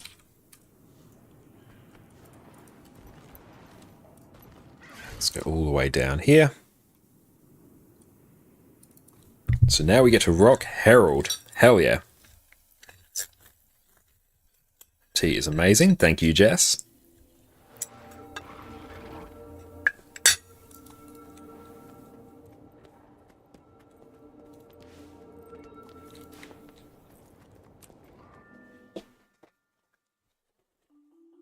So if anyone wants to come for Old Lions Court, do let us know. Alex Smith, welcome in, mate. Have you got a DPS? More treats? We are giving ourselves treats now. Tea is incredible. Thank you, Arch.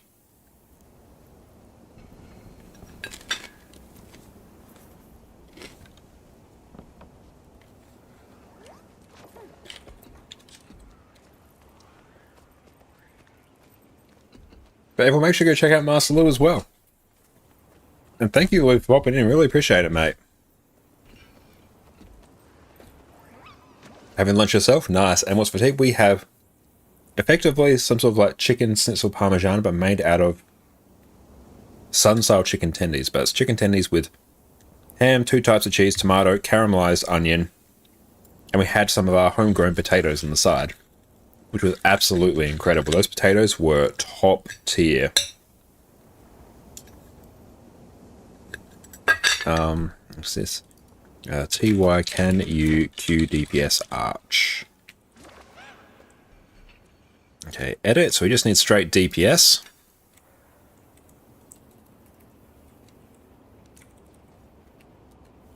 And we'll see. There we go. Hell yeah, Arch, you come down here. And we will go through. I'm just going to straight up birthday cake food. I do not care. Not on potatoes. Oh, yes. It's so good. Noro's been having an off day and dealing with headache. Sorry to hear that, mate. I hope your headache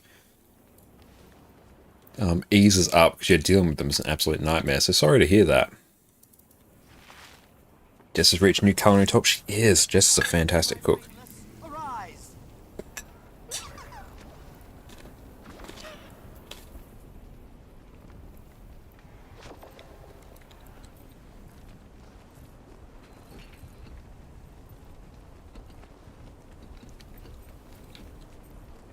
Maggie, having chicken soup, you call it Yorba.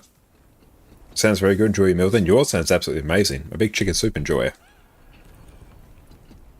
You've chorba, but only refer to specific soups. Okay.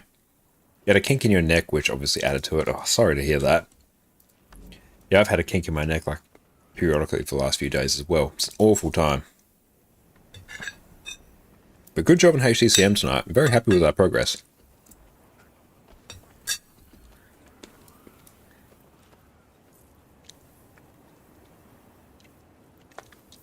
Goddess as well. Welcome in. Hell yeah. Love to see it.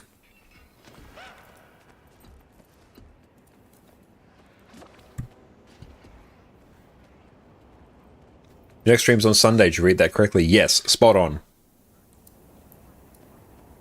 What's the difference between HTCM and Harvest Temple? Basically, the difference is everything kills you. You've got Arch and Exo in the waiting room. Ah, nice. Thank you. And I believe Exo needs explanation as we go.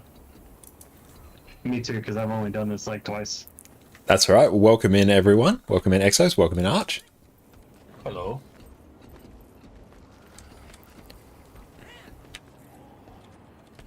Okay, I've just randomly typed GRB in chat. That will be the order in which we CC some of these mobs. I will call target as to which ones we CC. Other than that, everyone just stay on one of the targets that you can hit. Whoever is fixated, pull it to the edge of the arena.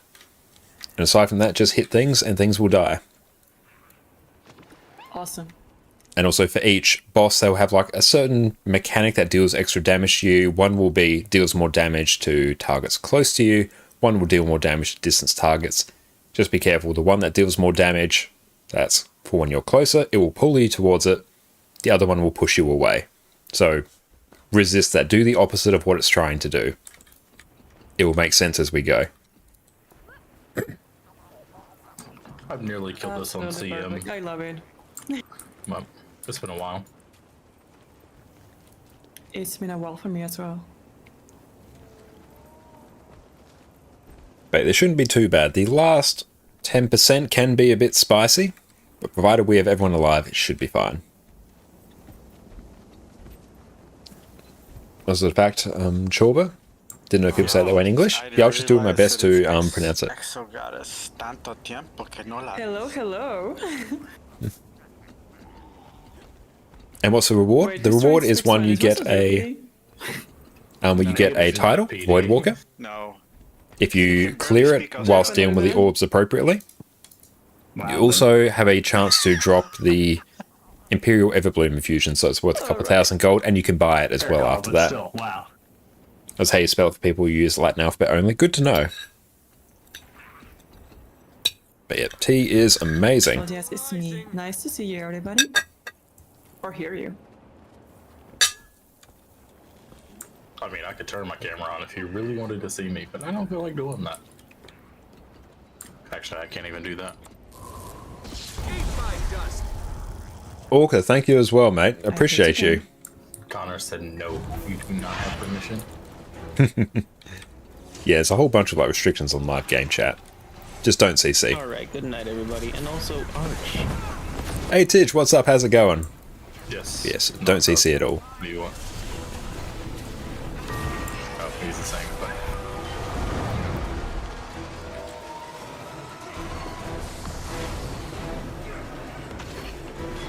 There we go. Start just pulsing quickness.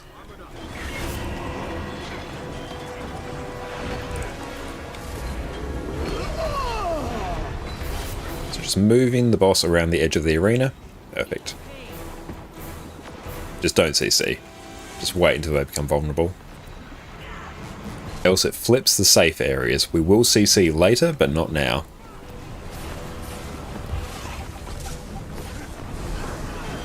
So run away.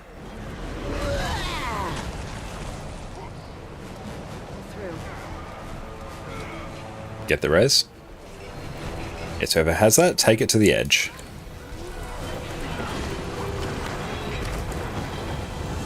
Got a couple things you need to figure out with Held. Oh, nice. What are they? So I can probably go through and answer as well. Again, don't CC. Not much cooldown period, it worked. Just a little bit of 2 weeks of chillings. Very nice. We're playing this game with no sound. Oh, it really is. Run towards.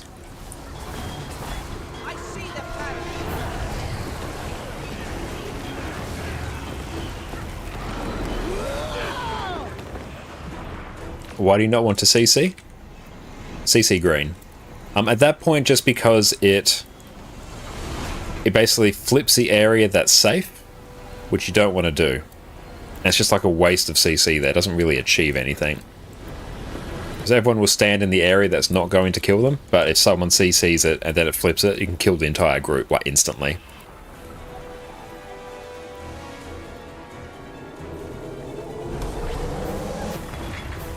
Cool, you're on me. Running this way. There we go. Whoa. That was a speed boost. Stand on the side that is indicated by your arrows when that pops up.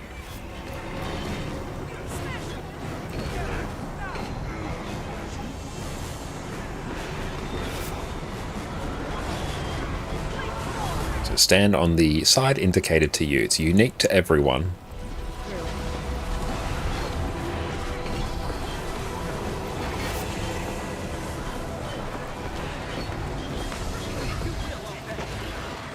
Dodge out of that.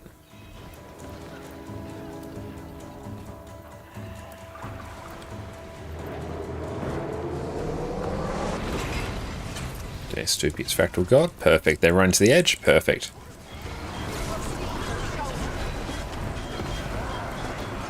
Run away. Good. I'm glad they run to the edge. That actually makes this easy. And just run into the safe area. Get the res quick. No time for a nap, I wonder which is more buggy, OLC or HTCM? I'm not sure. She is sleepy. Haven't done like OLC enough to really be able to quantify all the bugs. Before she went to bed. Run away. Further away you are, less damage you take.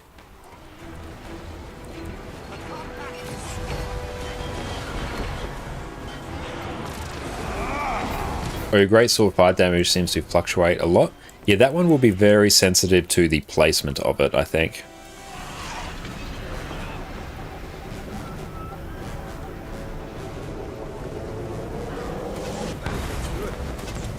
Do OLCCM. Every weekend you run into so many wiping bugs, actually crazy.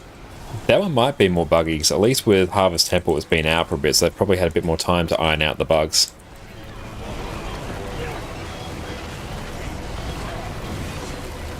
Just run away if you got those.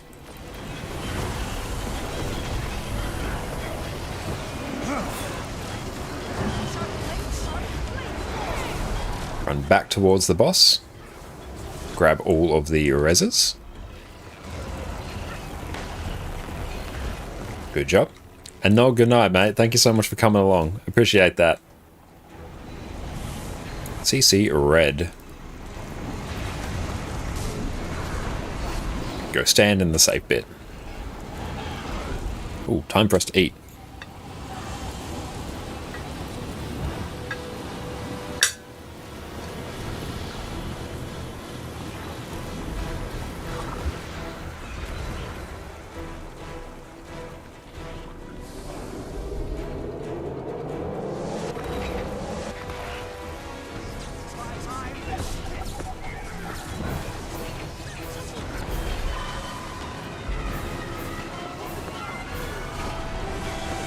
Run to your safe spot. Keep them apart. So whoever has the red, keep it away from the green.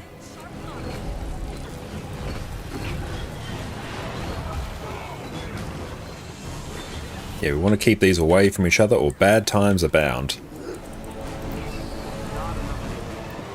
Focus down red first.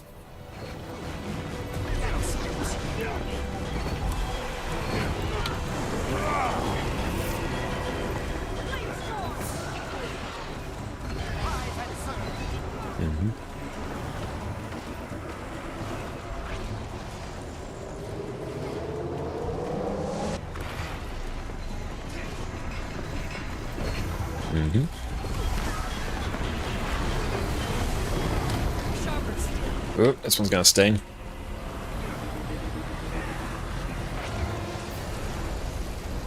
Oh, there's a little bit of everything here. Grab the res. This is a bit spicy.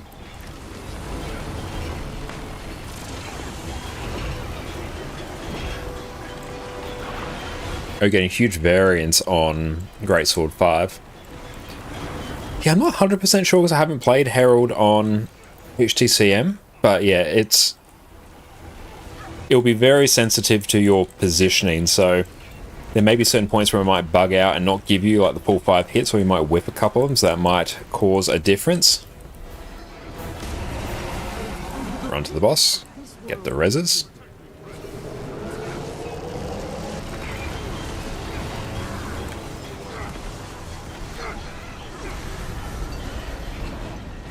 In terms of not CCing the boss, basically it will flip the areas that are safe to where there is orange, and The one's just gonna stay there. yeah, blue always stays there.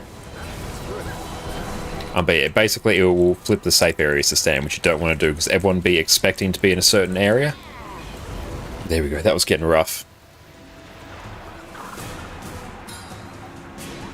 So now we'll CC blue.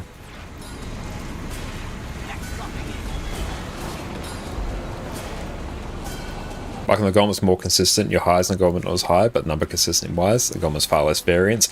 Yeah, like the hitbox on HTCM's a bit weird.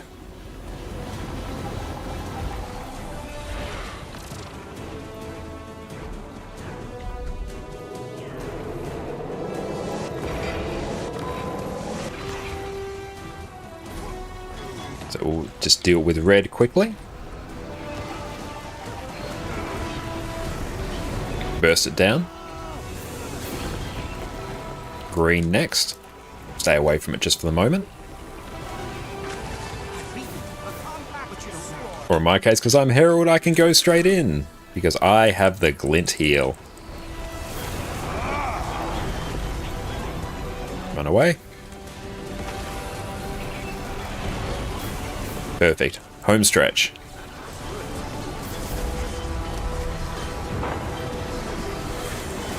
You want to just run towards the boss and just keep attacking it. Excellent. Well done, everyone. Good first pull. That looks valuable. So it's a little bit chaotic when we get too many of those AoEs, but very good job.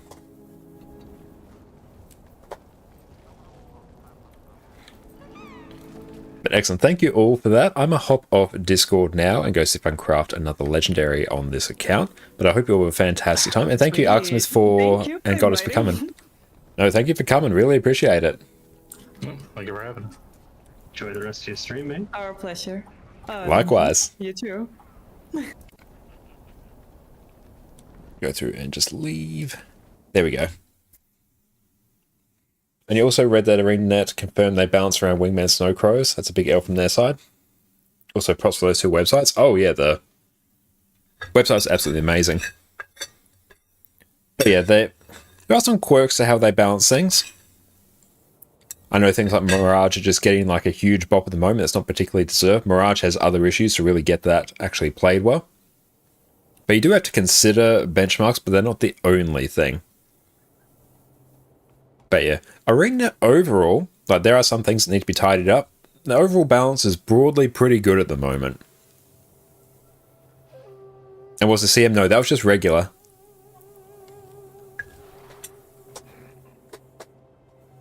You're not using Blish HUD? What are you using? I do use Blish HUD. It's just that I'm usually over on my in-game scene rather than my display. So it is actually like here. It's just that when I'm on in-game, it doesn't show. So I use it for the radial mounts. I also have, let's see what I have. Manage modules. I got the pathing one, which most people have. I have timers I don't really use. It's not even enabled. I have commander markers, which I've used before. Distance rings are also quite nice, actually, because you can just like place a ring around you when you want to go through and envisage what a certain radius looks like. Very handy for boons. And welcome in, Bright Eyes. Thank you so much for following, my friend. I appreciate you. Thank you so much, mate. And did you think looking at the benchmark that only 0.1% of the people can do and bounce around that, I know just doesn't feel out of place. it's a bit tricky. It's like the benchmark represents the overall peak of damage that classes can get, and you generally want DPS classes to be within sort of the same sort of threshold. Ideally, some may be a little bit higher in certain encounters, and it depends, but if there's something that's overperforming based on it, then yeah, it does kind of need to be brought down.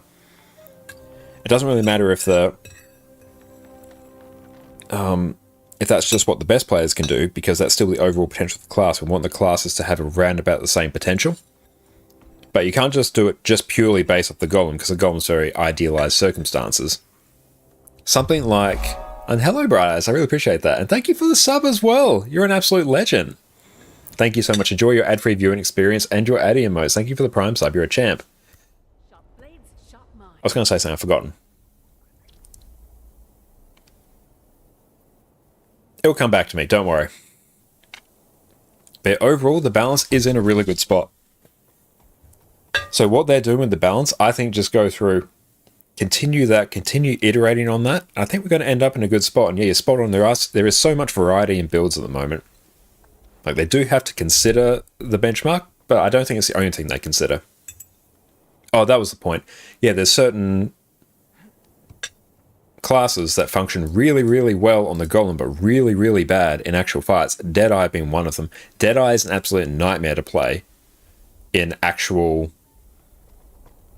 encounters, because it's really hard to move. If you lose health, you just tank your damage. There's so many things that just really impact Deadeye. That thing should be cranking on the golem. Like, that thing should be going absolutely busto on the golem. That thing should be like upwards of 46k on the golem. That doesn't translate to real encounters. So there's a whole bunch of things that you need to go. Yeah, the issue is if you don't bounce around top 1%, what are you balancing around? Yeah, there's such a wide skill variance in Guild Wars 2 in general that you kind of sort of have to just pick a lane and stick in it. And I think going with the top 0.1% of what people are benchmarking, that's a perfectly justifiable thing to take into consideration. It's not the only thing you should consider. But I think balancing around that versus what the average player does, because there's such a wide variance in what the average player can do, that doesn't really make sense to balance around that, because there's such a wide spectrum, you can't really glean anything useful for it. I look at the popularity and benchmarking the state himself, which is a bit weird, because no one play Mirage, but does the most DPS right now. There's so much that goes into whether a class is played, even if it's got like an uber high benchmark.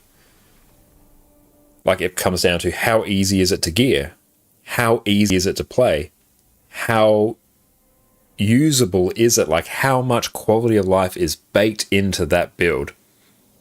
And just how popular is that class in general? And a whole bunch of these things they all merge together, with Mirage having quite a good benchmark number, but having a really slow ramp up, being really hard to play, being in direct competition with itself on Virtuoso. Virtuoso is just an easy to play class that has a comparable number, and people do better with that than Mirage. Whereas even though, yeah, the maximum number for Mirage is a bit too high, there's so many other things that go into actually getting it to where it needs to be. And Dame Van, thank you so much for the raid. I really appreciate that, mate. Welcome in, raiders. My name is Josh, or Conacon Khan. You can also find me on YouTube here. I do all manner of Guild Wars 2 build guides. Dame Van, what are you up to today? Everyone who came along, welcome. If you can refresh your stream, that way your view counts for Twitch partner. And everyone, make sure you go do as I have done and give Dame Vamp a follow. I really appreciate that. And how it can deal with mechanics. Yeah, there's so many things that feed into it. Mirage is the hardest, so hard to pull off. Yeah, it is hard to pull off, but there's other things they need to go through and change to make Mirage more user-friendly. And dealing with them all at once is nigh on impossible. So at some point you have to go, okay, we want the damage to come down, but we need to up its usability, so that might actually increase its overall damage in actual encounters. A whole bunch that goes in there. Thank you for Lurk as well, I appreciate that. Oh, just did your fractals? Awesome! Were fractals successful? Were they profitable? And Cowed, Greatsword 5 is glitched, so multiple mobs will hit your target only once. Yeah, that rings a bell, actually. But thank you so much for the raid, my friend. I super appreciate you. Now, what I also need to do is buy a crap ton of obsidian shards. But thank you so much for the raid, mate. I super appreciate that. You are a legend. If you need to raid and run, go look after yourself. I totally understand that as well. Oh, excellent. Yes, let's go buy 2,000 of these. So if there's storm guys around, they cut your DPS. Yes, that will probably do it. And balancing is very difficult. You played high level ranked in another MMO, and balance is always weird. Yeah, there's so much that goes into actually making a balanced game. Like, even you consider Quickness Berserker, I don't know what that's benching at the moment. I think it might be almost benching like 40k or something, and it's proposed after the nerfs to it's going to be doing around about 37.5k from memory.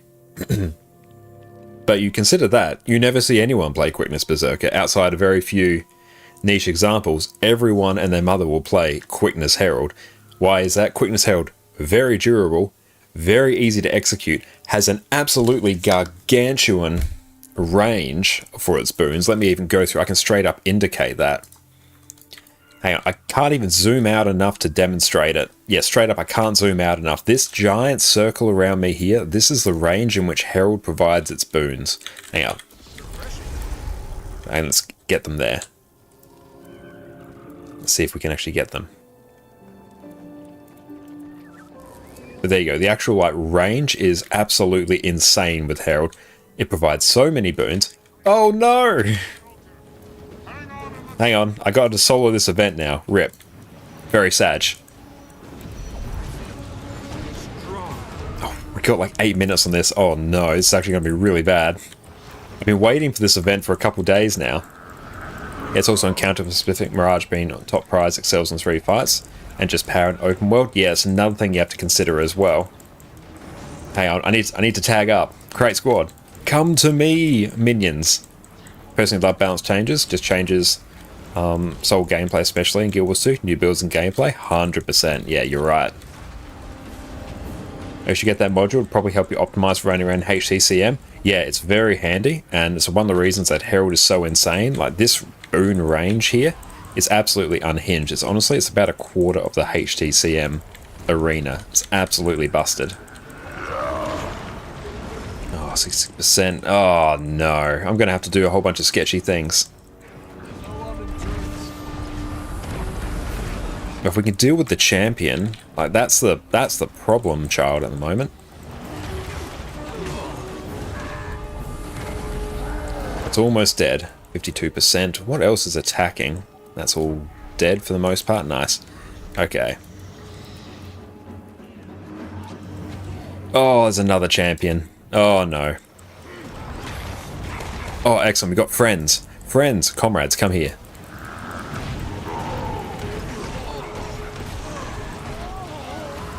It's actually going to put like a real damper on us crafting a legendary, because it's going to be like nigh on impossible for me to actually get all the Obi shards without this. Unless I do... Oh, don't make me use all my fractal currency just so I can do it tonight. I might. 24%. Nice, that one's gone. Okay, where is the champion?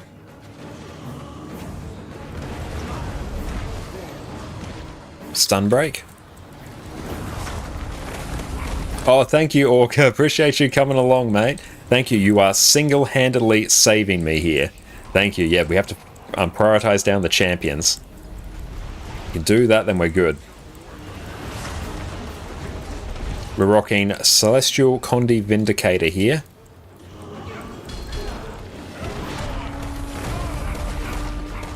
Beautiful.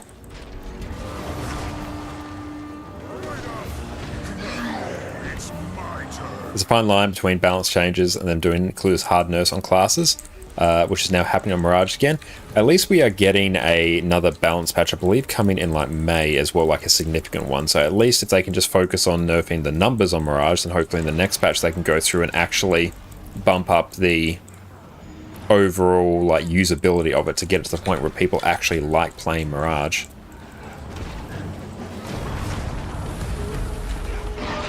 Oh, Sag. Thank you, Orca. I appreciate that. But yeah, that was always going to be a tricky one. So thank you, mate. That's right, we might be able to grab what we need afterwards. But thank you very much for that, Orca. Sorry we weren't able to get that. That's okay, we can go and see if we can get this elsewhere. Since our new weapons come in, can't say if they think ahead. Yeah, the new weapons are going to seriously change how the game operates as well. So we're going to have to see how they land as well. I could just turn off my markers here. Back to in-game. But thank you, mate. Okay, so let's see. I can probably even... I should have a whole bunch of Living World Season 3 currencies. Yes, yes, I do. Excellent. Let's go through and just gobble these up because I straight up don't need them for anything else. Okay, that works. So...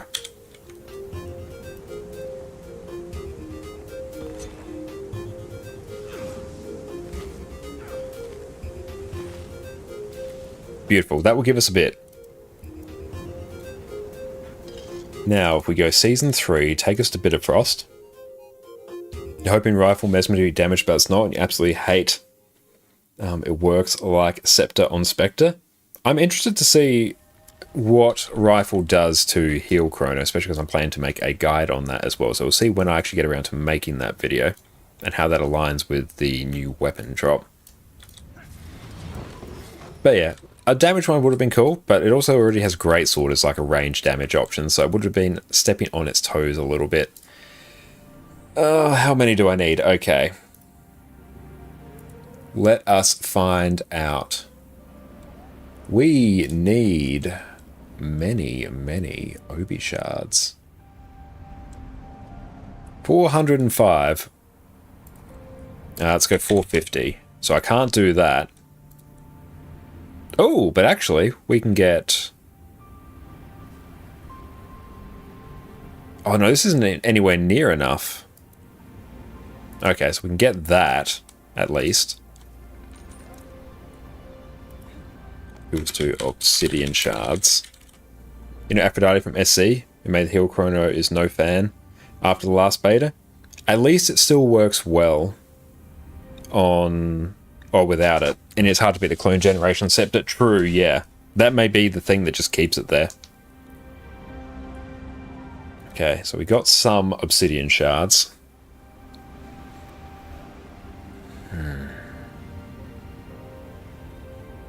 Aurelium we could do. Do I care about Aurelium? Like, straight up, I don't think I do anymore. Yeah, I straight up have no use for it. Yeah, plus shield for Phantasm Generation. True, yeah, and the amazing block as well. Means you can actually tank.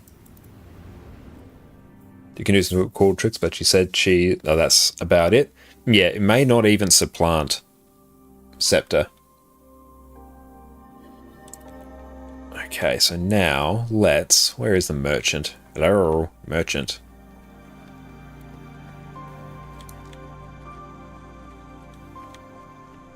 Where are they? Noble Ledgers or Tyria the Forgotten City. Where will they live?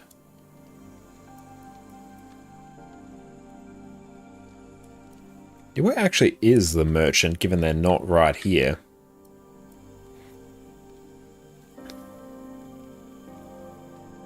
I was saying about Might Generation's a bit meh on Chrono. If you take Mantra of Pain, it's not too bad. It's just Mantra of Pain feels a bit shit to run a lot of the time.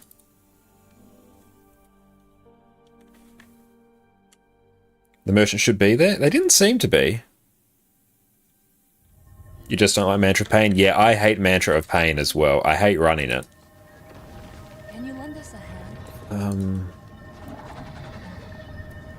Just give me like 300.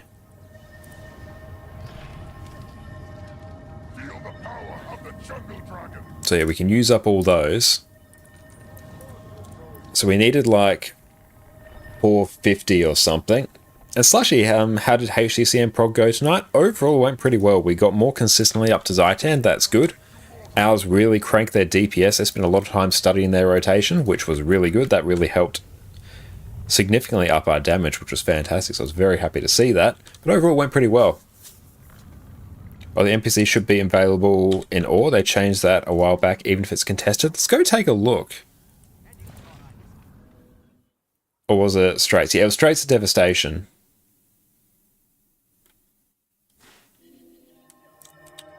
Okay, so where are they? They might be... Let's check out this Karma Merchant here. Because if that's the case, I'm going to be significantly happier. Okay, so they're not there.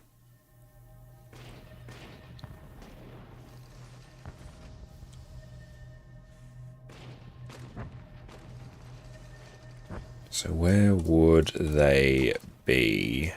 Looking for Karma Merchants. There's one there. Or do I have to go back there? It's at the temple. Let's go take a look.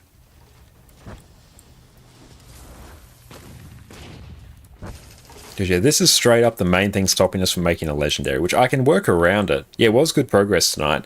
So yeah, we're just going to have to focus on really making Morgemoth nice and clean. I was there and was contesting, the NPC was there. Okay, let's go take a look together. Let's go on this journey of discovery.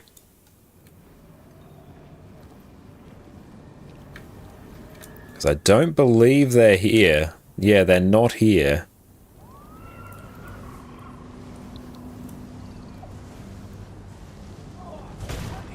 Yes, they definitely are not. Okay, but I've got that. How am I doing for laurels? Because actually, no, that's a really bad conversion. Yeah, I got 65. I could get... Oh, it's 1 laurel per. Nah, that's not it. New Hawk Mastery. How am I doing on other currencies? Oh, I've got literally 1 Leyline Crystal, so no, that's not it. We're trying to get Obi Shards? Yeah, Obi Shards. Like, I could wait until this merchant comes available, but also don't want to. I'm just looking through the ways in which I can get them. I've got Fractal Relics, but I don't want to use those, because I want to use those for Fractal God.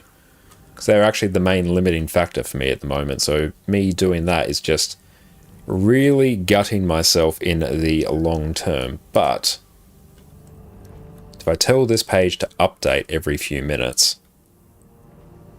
Currency Simulator? Yeah, we're playing Currency Simulator at the moment. If I could convert Elegy Mosaics, actually, that could actually be pretty good. I don't think I can. Oh, reading got reverted? Oh, that's very sad. You got my hopes up there. That would have been really good. Limit 20 per season. Are you using Can't Be Converted and Lay Matter daily? Yes, I am. Well, I haven't done it today, but usually I do. We can get some here, so that's good. We can get a little bit. And thank you, Shogun Nasty. I really appreciate the follow, mate. And what are we talking about? What's in a work call for 40 minutes? We're talking about how to get extra obsidian shards. So yeah, we can get a few here. That's good. And I don't know, just grab that one. But yeah, the main thing we're trying to figure out is how to get more of them, because usually I'd go to this location in the world to buy them. But it's closed. And the annoying thing was, it was there for a split second when I logged in. If I was just a little bit more of a speedy boy. Oh, Cathedral, Glorious Victory. Tactician, Death Strider. Only after completing the Temple of Balthazar meta event. Very sad. Okay. Don't make me use... Actually, what I can probably do... I don't really care about volatile magic, or at the very least, that's less important to me. So I might be able to gobble up some more of that and at least get some. I want to at least minimize the impact on my fractal relics. So what we'll do... We've got like some here, which isn't the worst thing I've ever seen. Consume. Consume. And we'll consume all those. Okay, they got us another 10. So that will get us another 28, which is good. So let's go to Season 4. Actually, no, what we'll do first is a better choice. Go to Bura, convert Eternal Ice. into currency.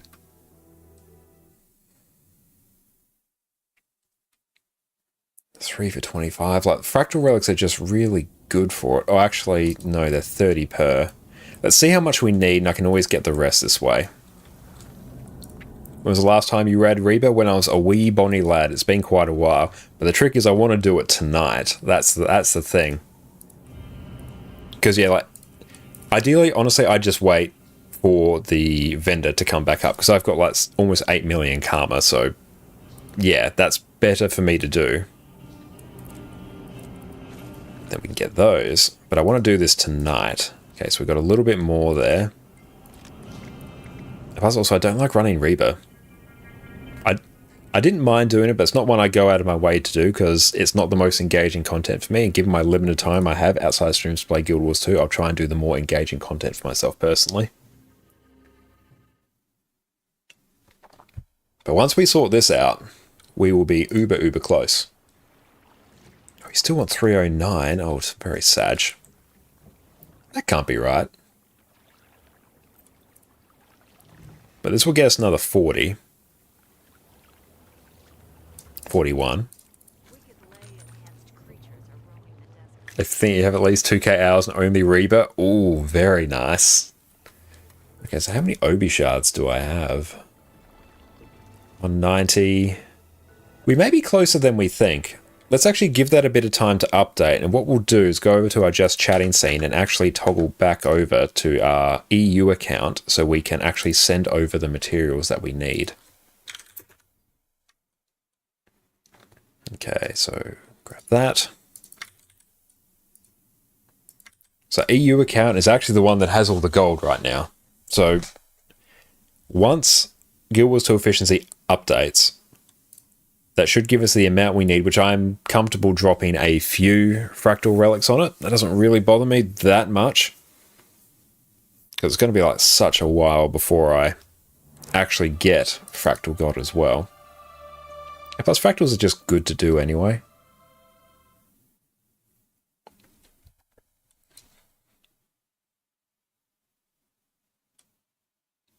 I know, there's no way for me to send them from another account. Oh.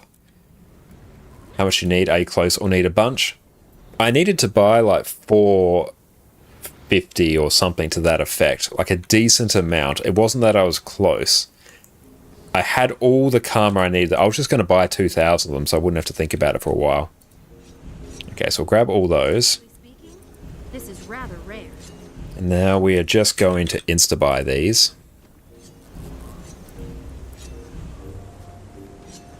And then, I think it's 75 of these, or 72. Just purely get these out of the way. It's been 6 years since done Fractals, so you need a training run again. Cal, given how good you're doing in Harvest Temple Challenge mode, you will be totally fine. Fractals are basically just stack on the boss, let your heal brand cover you, and then just prop it.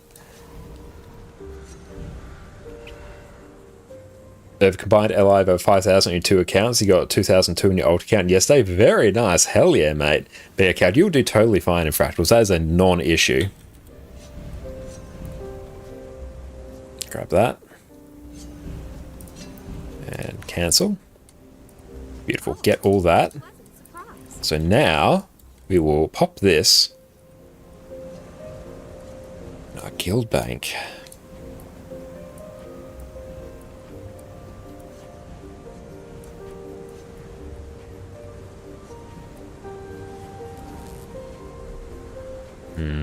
There we go.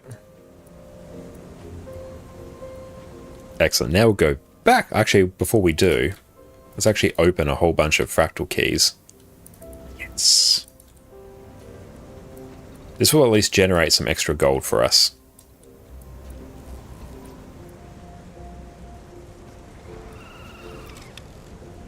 So 2312 gold is what we're on.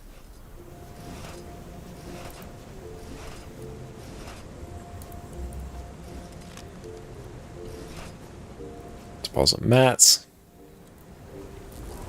You always buy a huge chunk whenever you visit that merchant. I should have, but I completely forgot I actually had the materials to craft a legendary on this account. That just got us like another... Almost, that gave us another 90 gold just from consuming all those. Hell yeah, that's good.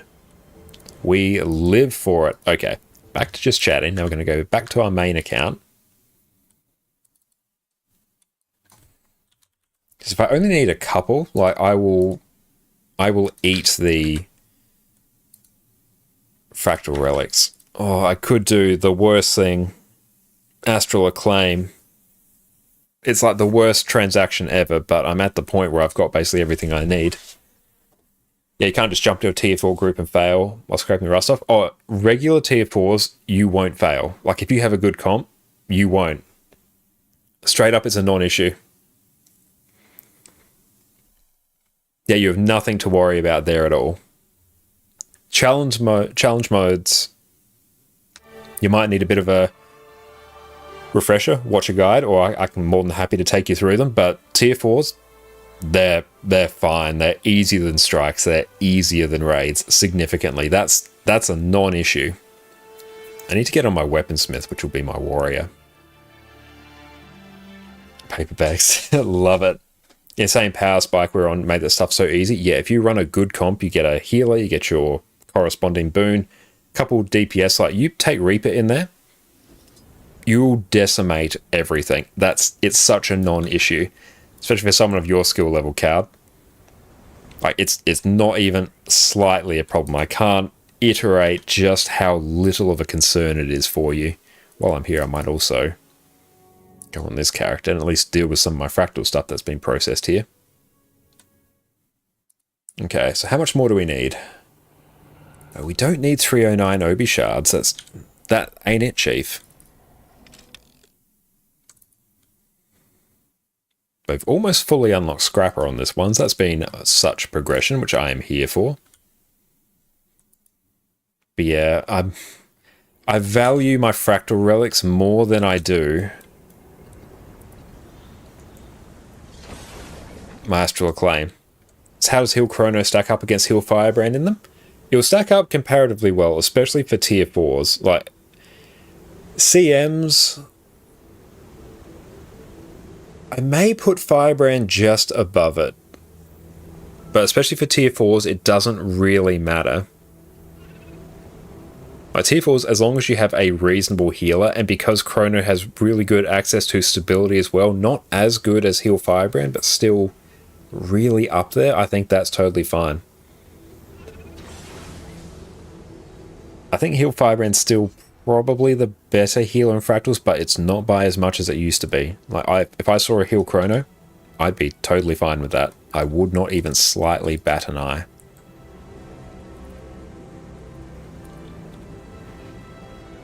And Living World Season 1 dailies that start as you do Living World Season 1. Hell yeah, that is perfect timing, mate.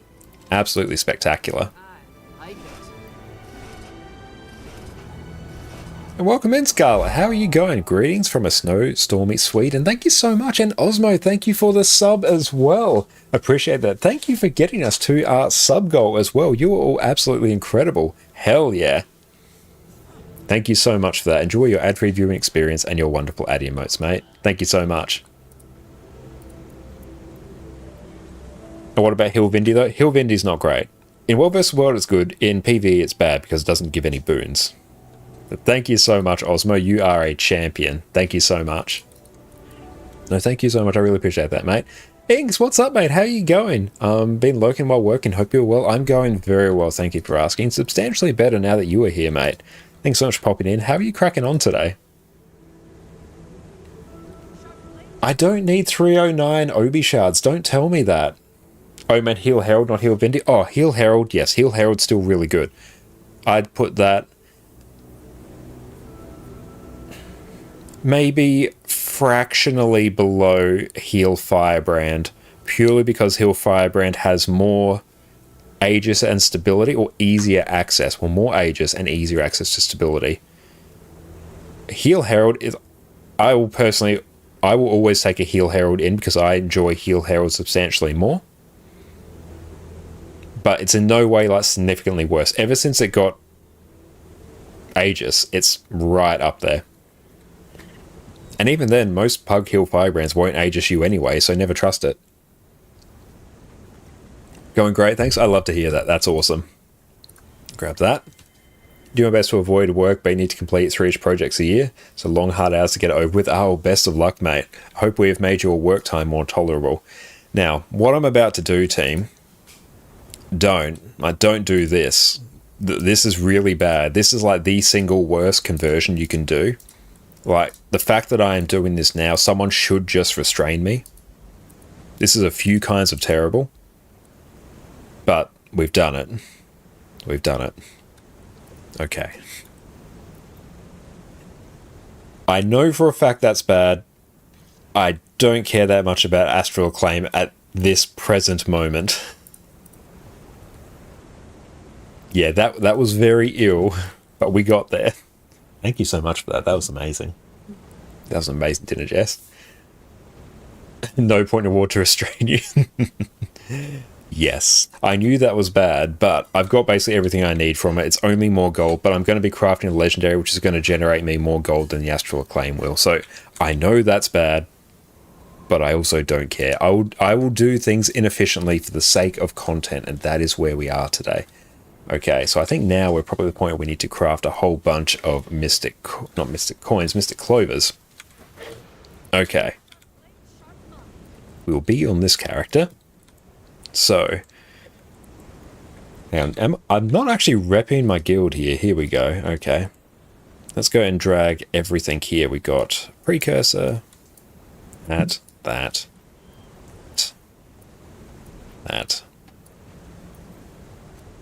Now we get to do the mystic clover crafting. Okay, perfect. So let's get all that there. Let's just straight up deposit everything else.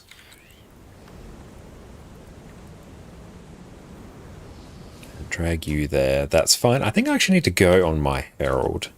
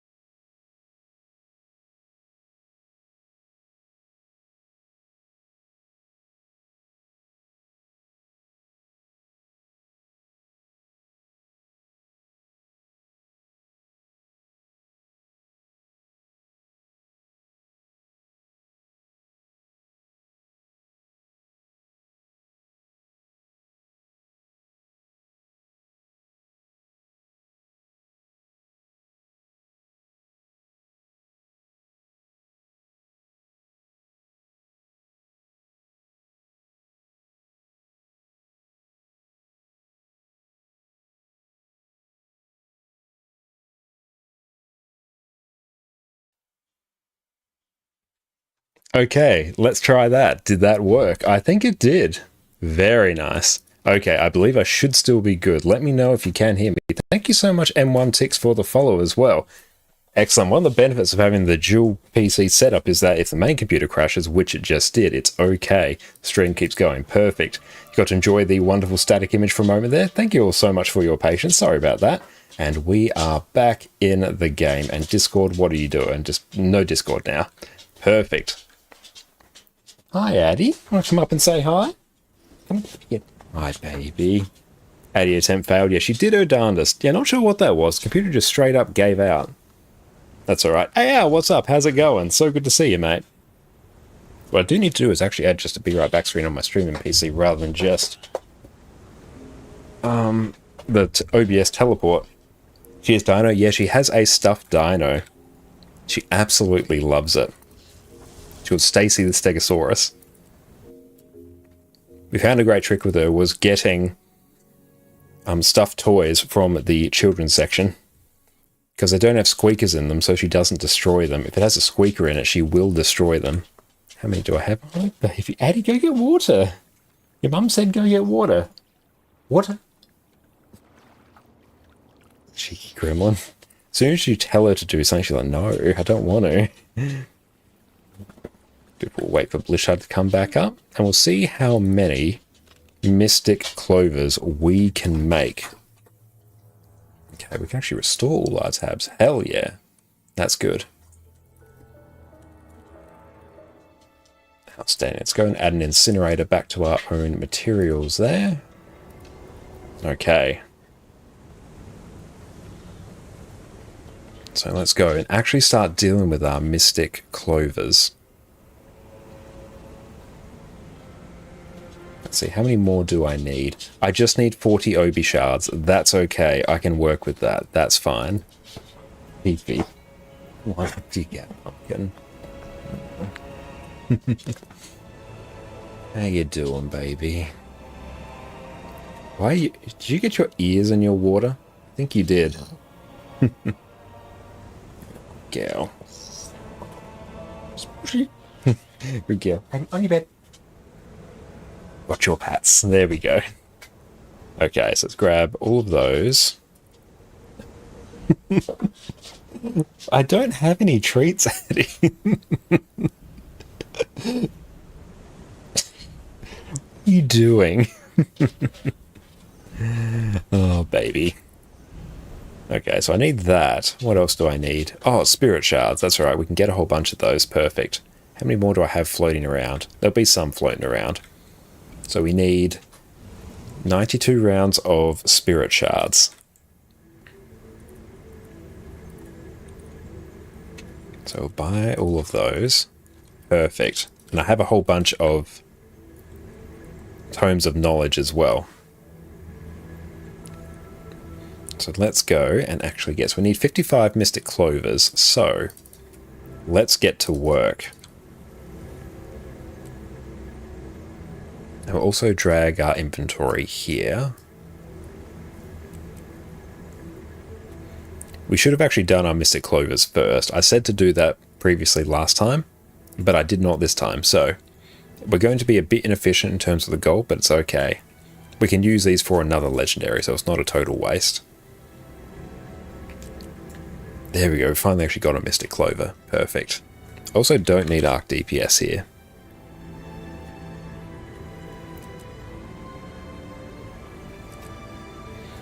Let's actually see. Keep an eye on our inventory. There we go. We can keep an eye on how many mystic clovers we get.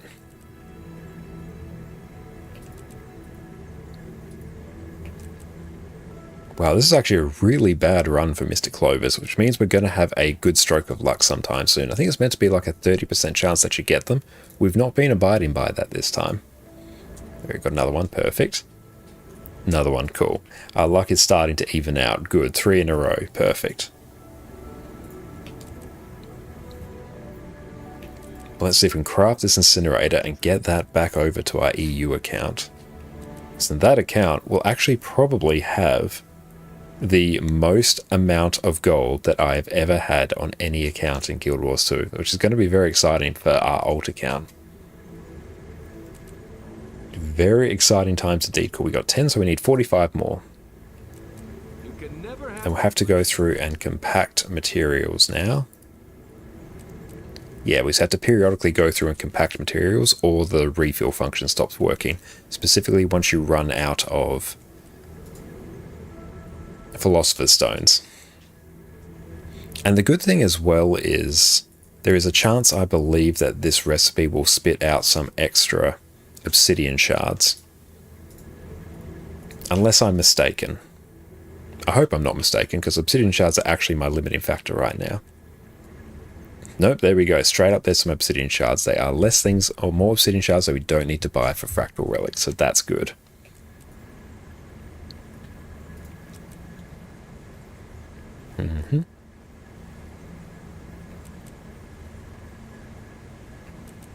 What are we on now? We are on 21. Nothing quite like Mystic Forge gambling on stream. Yeah, more Obi shards, please. Actually, that would be very hype. I'm very glad I actually set up a button on a Stream Deck to deal with the refill and forge. Really cuts down on the RSI. Shame we were having very good luck for a time there.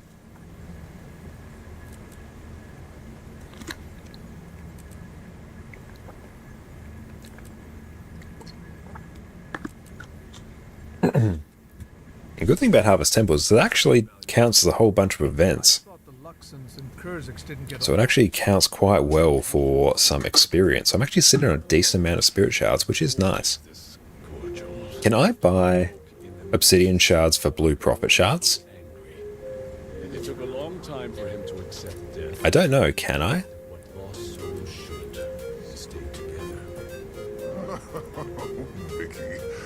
So if I can, that would be hype.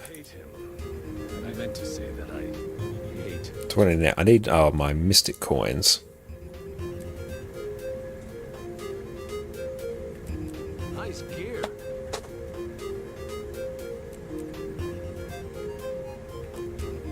And who knows, by the time we're done with this, we might actually have the vendor open again. In which case I'm maxing out my material storage. This gives you PTSD. Yeah, we haven't had a particularly successful run for this. I suspect I'm going to need some more. Let me just tell Guild Wars 2 Efficiency to update. Tell that to update every couple minutes or so. Yes. That's right. It's not too bad. Like, it's just gold you have to throw at it after a while. Compact again. You don't have any exchanges left? Like, I might have some magnetite left. How else can I actually? Can I purchase them for magnetite shards? That's, again, it's a really bad conversion. I don't think I can. Yeah, 10 a week? Oh, true, yeah, I could do that.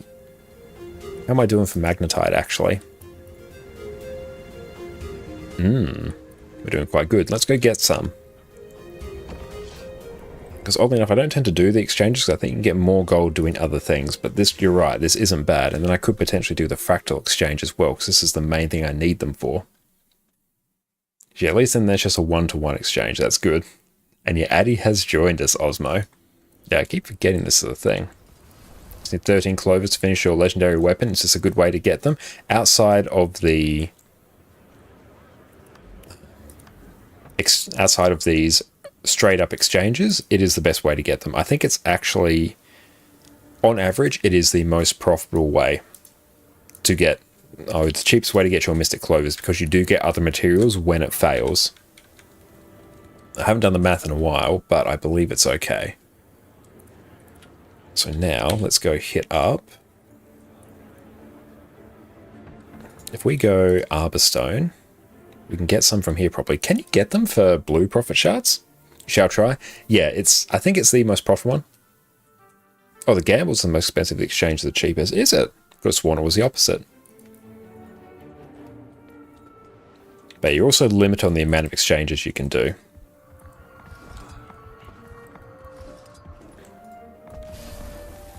Okay, so where's the exchange? Don't know if it's actually EOD for sure. Yeah, I know for sure you can do EOD. And by that I mean I was reasonably sure. Can't for blue profit? No, unfortunately. Okay, so then because these are blue profits, it means we have to go to Soto. Or other merchant? Okay, we'll go through and check. Other merchant, the green one. Okay. Yeah, we'll go to the green profit shard one.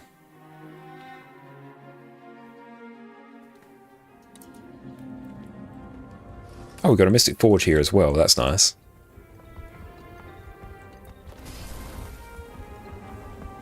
Okay, so I think the merchant lives over here.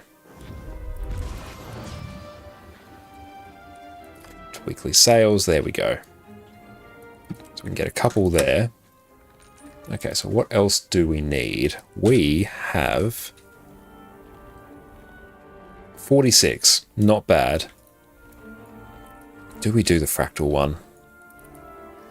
I think we might. I think that's what we do. Yeah, fractal as well. Yeah, I've been holding on to my fractal relics and working towards fractal gold very gradually.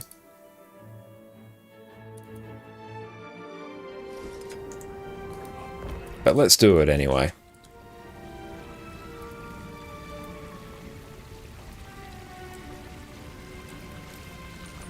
Did you share your Mystic Clothes with it? You got 973. Damn, you're sitting on an absolute treasure trove there. Perfect. That's literally all the Mystic Clovers we need.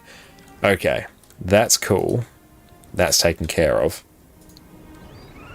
So I think now it's straight up the Obi shard. So what we'll do is check if this merchant's available. They probably won't be. If not, I just need... We'll check how many once Guild Wars 2 efficiency updates, but I can straight up do the rest with fractal relics. It's not ideal. You think the gamble is worth it if you need like 10 to 15? Yeah, make sure you do the gamble before you do your tier 6 materials, because you can use those tier 6 materials. Oh, so the event's actually almost up. Okay, so if we actually check that maybe towards the end of the stream we can stockpile, but that's okay. So in terms of vendors, we need to go hit up Erosion the Penitent, so let's do that. Need to get our 100 shenanigans. Going to craft and sell legendary? Yes, we're going to send this back over to our EU account and sell it from there. So we're working on legendary armor on that account, well, all legendaries on that account. So we sold 2 Frost Fangs, so I thought I'd do an Incinerator this time to change it up. We're using the stuff we got from the Wizard's Vault, the legendary starter kit. So Rojan, you will be here. Drop 100 gold on these. Done this quite a bit lately. Craft Superior Sigil of Fire. So if we're over on our Weaponsmith, that will be fine. We need a little bit on our Chef. You're trying to get all legendary trinkets. You need 750 total Mystic Coins for the Mystic Tribute and 308 Clovers for the rest of the trinkets. Yeah, it's going to be a bit rough. Just chip away at it. Do your exchanges as well. They'll add up over time. A vial of liquid flame. I need a gift of balefire. So give us weapons. Citadel flame. Gift of balefire. Perfect. There we go. Okay, good luck with the shards. Have a good night. Thank you, mate. I think we're mostly all good now. Crafting sets. I don't think we need any more. I don't think we do. Let's check. Let's go on the journey of discovery together. I don't need any more. The conversion saved us. Thank you. Excellent. No, we're good for shards now. Let's go vial. You hate how expensive Mystic Coins got? Yeah, it's unfortunate how expensive they got. So we'll craft that. And then I think we are on Weaponsmith. Yes. Okay, just go pop that in there, that in there. Also get all these. because they will go in the Mystic Forge. Actually, also, you still have like 5 stacks, but you need so many. You really do, yeah. You are not wrong. Grab all of these. Yeah, so honestly just get like everything we need and kind of just put it in our bank.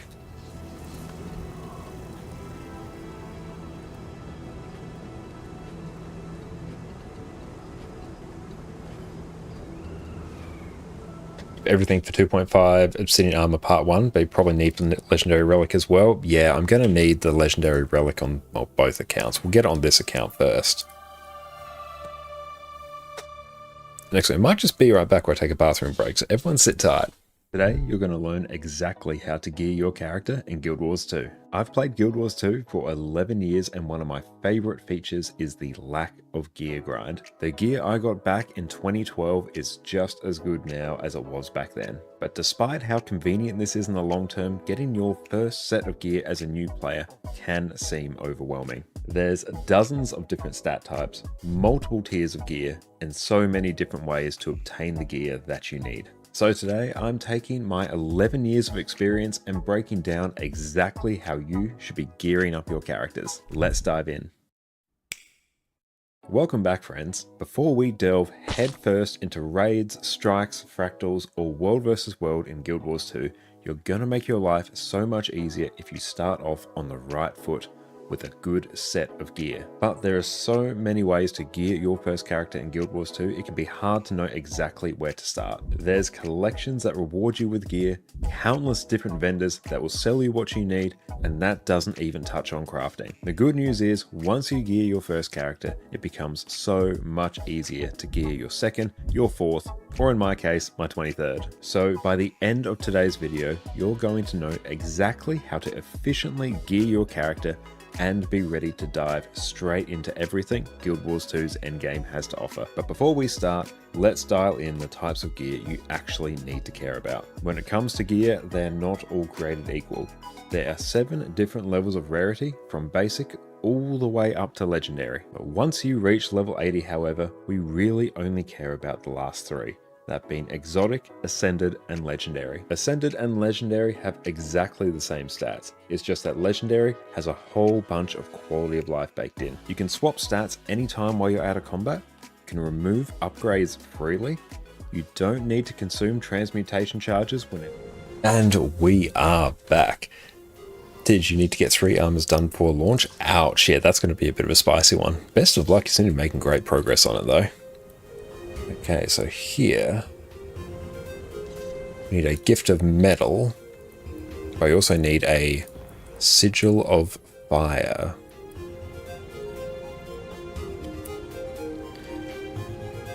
So we need Superior Sigil of Fire. We have that. So we also need Gift of Metal. So we'll just craft all of this for a Chowcum, and then we are good to go. Addie's leaking out of her bed, she really is. Well, she's back in there now. No cutie. Rip your Ectos since Obsidian is out. Oh, I know, that is going to chew through your Ectos like nothing else. What is our ping, actually?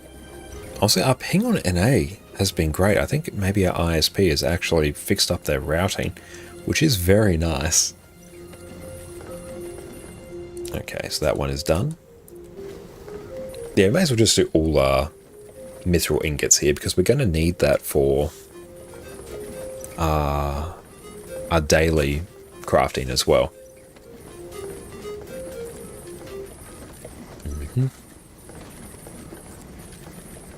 You still have PTSD from the Guild Wars 1 version. I never crafted in Guild Wars 1. I'm nowhere near that point where I can yet. I assume it was an absolute nightmare. I need to go back and play some more Guild Wars 1 as well. I think we almost have everything. Yeah, we're getting super close. Yeah, straight up I think we are. Perfect. We need a Bloodstone Shard. But yeah, we are almost done. I can probably cancel that actually, because we got everything we need. Perfect. It's insane, yeah, you've been hoarding like crazy. Oh, I can absolutely imagine, mate. Okay, so let's go and head over to the Mystic Forge. So, and Durfhouse, welcome in. Hi Connor and chat. If you were able to main one class for all game modes, PvE, World vs World, and PvP, what would it be? Necro, Guardian, or Rev? My personal choice would probably be Revenant. Revenant of those would be my choice, because you have a brilliant heal quickness build, a quote-unquote serviceable heal lack build. You have the best quick DPS build, great Condi DPS, great power DPS. You can basically do everything. You can fill very niche roles as well, which is fantastic, like Handkite on Deimos, which is amazing. It's great in World vs. World as well. It's what I prefer to play in PvP. Necro would probably be my next choice, with Guardian being my third of those. What about everyone else? Would everyone else main for all the modes if they only had one to choose from? Okay, so we got that. So we also need a Tish. You put Mesmer on top. Mesmer's also a really good one as well now. With the sheer flexibility of Chronomancer, you can get effectively 5 PvE rolls from one character. Is insane. Guardian now, because pistols are going to rock. Ooh, nice. And if I were your first would be Necro, then Rev, then Guard, there's a very good choice as well. Like, I was very close to saying Necro. Okay, so I need some more spirit shards, but that's okay. I came prepared.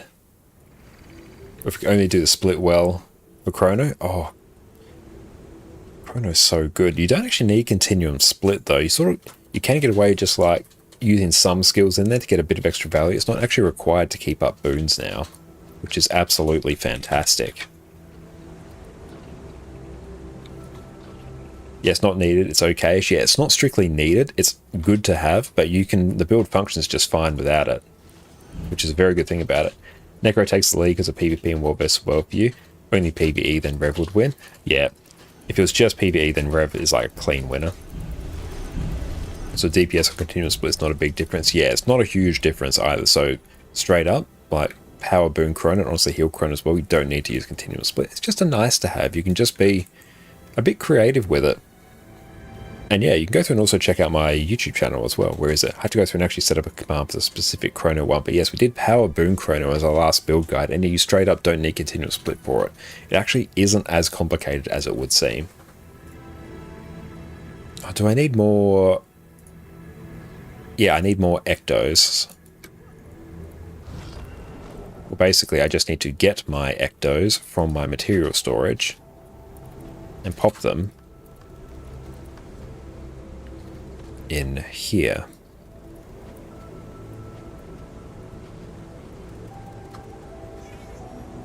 Deposit mat, there we go. In the correct spot. Actually, it's very fair to say that Quick Herald DPS is very easy to get into. Oh, that build is so easy to get into. It's brilliant. It's just get 2 to 3 clones on, press the button, slam pen to keyboard, play normal again. Yeah, just get as many skills in as you can, then go back to what you were doing. But yeah, I love Quick Herald. It's so unbelievably easy to play. Okay, so we need this for a vial, not for the Gift of Incinerator. Perfect. So I think we now need a Gift of Expiration, a Gift of Battle. What else do I need for this?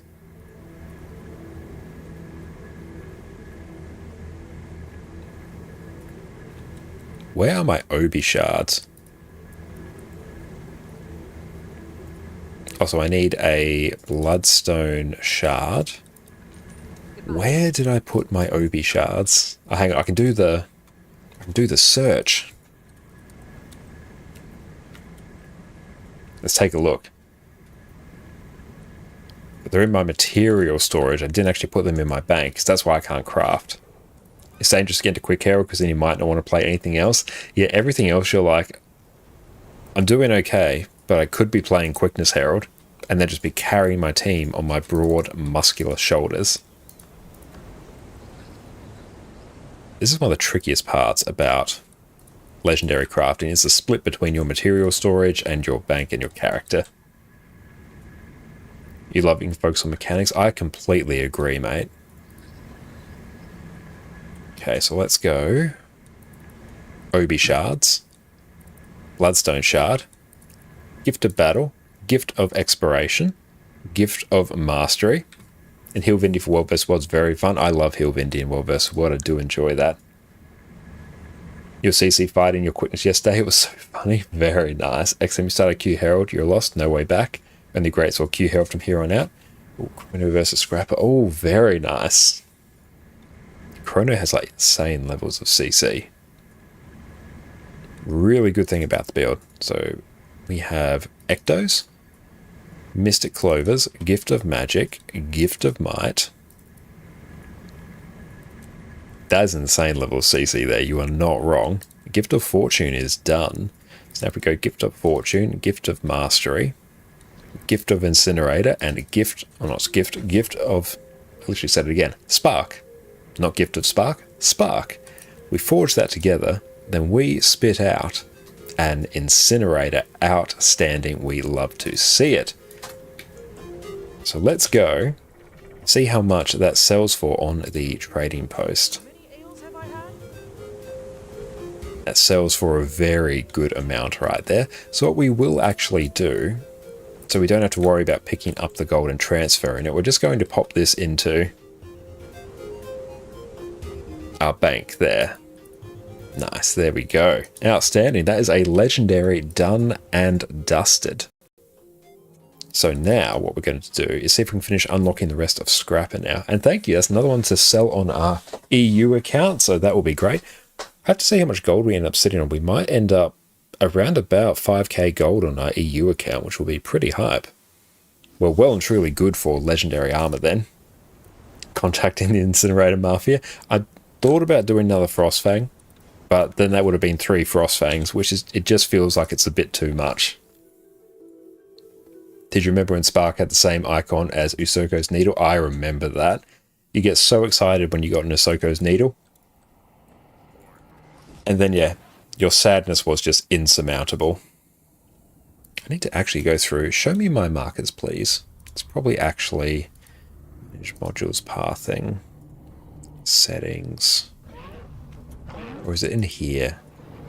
It's in module settings, show markers in world. There we go. I don't know why that feature sometimes turns itself off. Good old days, a simpler time, yeah. So you guys just drop so much from raids, all the hype and cries at the same time. Yeah, you just get so excited. You're like, oh, I finally got my precursor. Everything is going to be alright. And no. Nice, and it appears our frame rate's actually stabilized as well, which is good. Let's see if we can quickly finish unlocking a Scrapper. Grab that. A fresh horizon.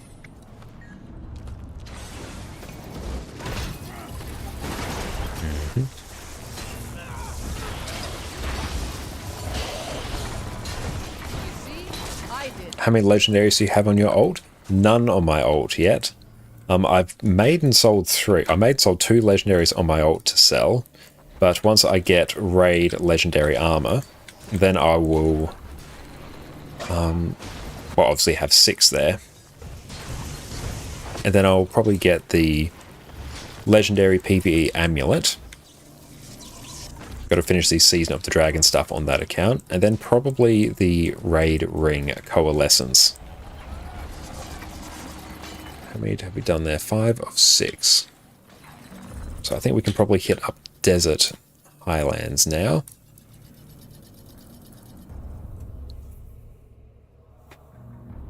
So we've got all on main minus Aurine. She went on a break on Ultra on 60 in and counting. Hell yeah, mate. Congratulations. That is big. Still need to collect berry chests and dry top later. Almost done with dry top and silver waste. And you'll be done. Hell yeah. You're absolutely blasting. That is going to be fantastic once you get that done. Gives you a free, effectively, no, it's not even free, you get paid for it. A legendary amulet you get paid for is absolutely crazy. It's insane values, nothing that compares to it. But it's good being back on our main account because we have not all the masteries, all the main ones. There's still some of the new Secrets of the Obscure ones we actually need to go back and finish. Which we will get, we'll just have to actually spend some time with the new map.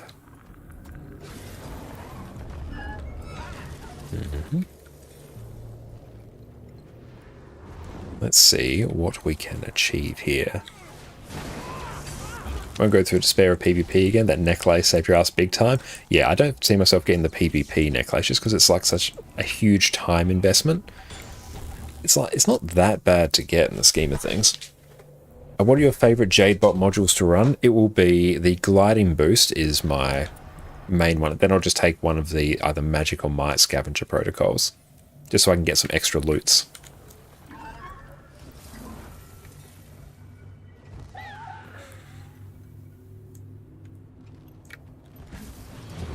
But what does everyone else like running?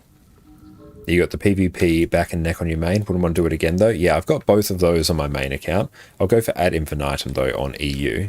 So I'm much more of a PvE player.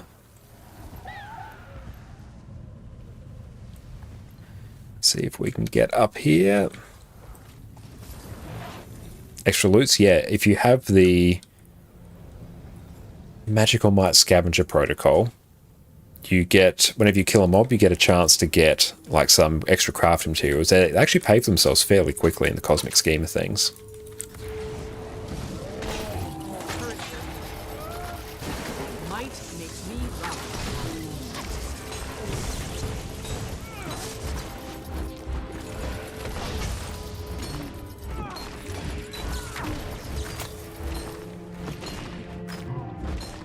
World vs. World back piece also pretty nice to get.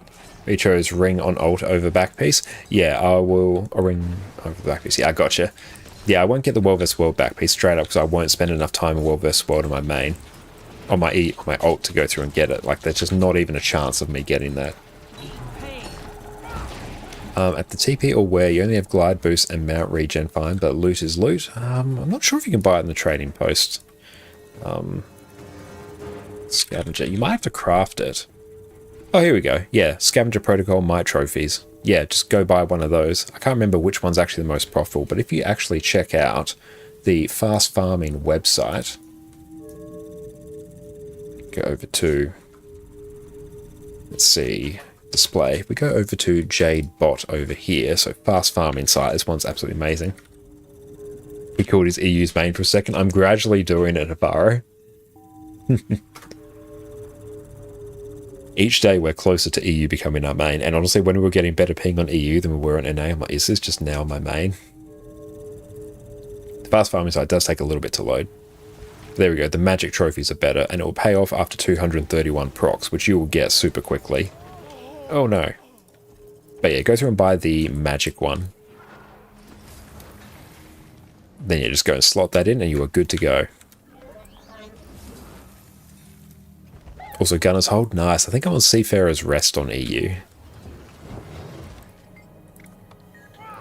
But yeah, after like 231 procs of that, the fact that it pays for itself so quickly is very, very good. That'll take you a couple days to fully pay for itself. And then it's just straight profit from there.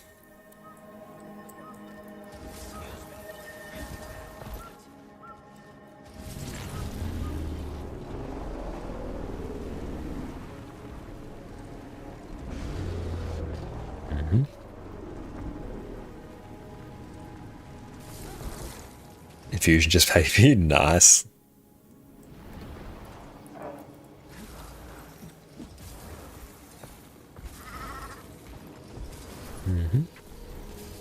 Are we getting close to finish with this one?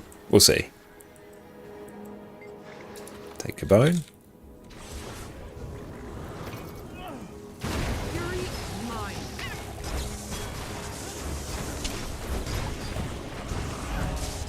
Let's see, how are we going for this?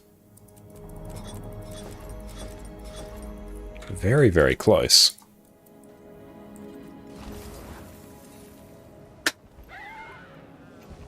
But yeah, I've never once had a precursor or an infusion drop. Aside from like a ghostly infusion, but it's both like 50 gold, so I don't even really count that now. Excellent. We'll go through and find someone to raid on out to shortly as well.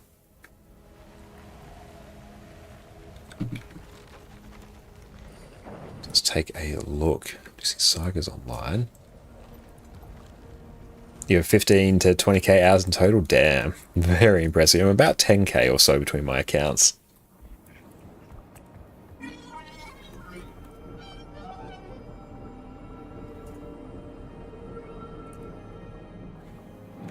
Okay, there we go. So we got that one there.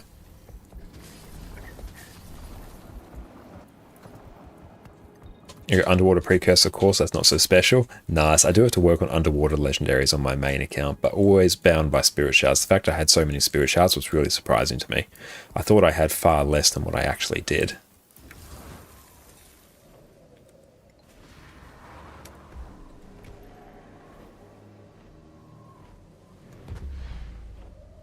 I do like this glide that we start doing here.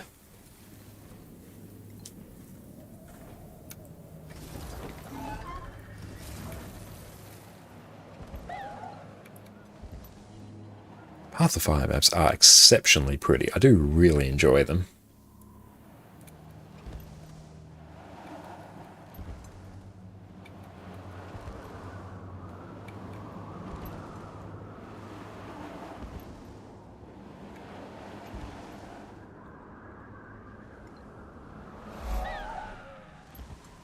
And Fari, what underwater skills do you use in your power chrono build? I honestly don't know for sure. It might just be... Oh, I take like Phantasmal Disenchanter. Can you take the wells? I don't know if you can. You might not be able to. I'll take Time Warp. And then maybe like Mirror Images or something. Wells aren't available. Oh, that sucks. Yeah, just take like a Phantasm or so. Then maybe some extra clones. Take Time Warp. I never really think too much about underwater. Just take things that look good. Maybe Mantra of Pain. Mantra of Pain's a good one. And Fav, welcome in. How you going, my friend? Thank you so much for popping in today. Hope you're having an exceptional day. Let's go through and just do this. Mantra's Clones Time Warp. Yeah, that's a pretty good one. The Mantras are always a decent shout. Nothing can bring me down.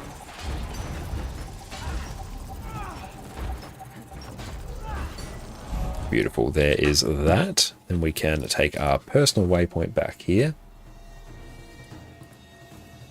Then we will Griffin down here.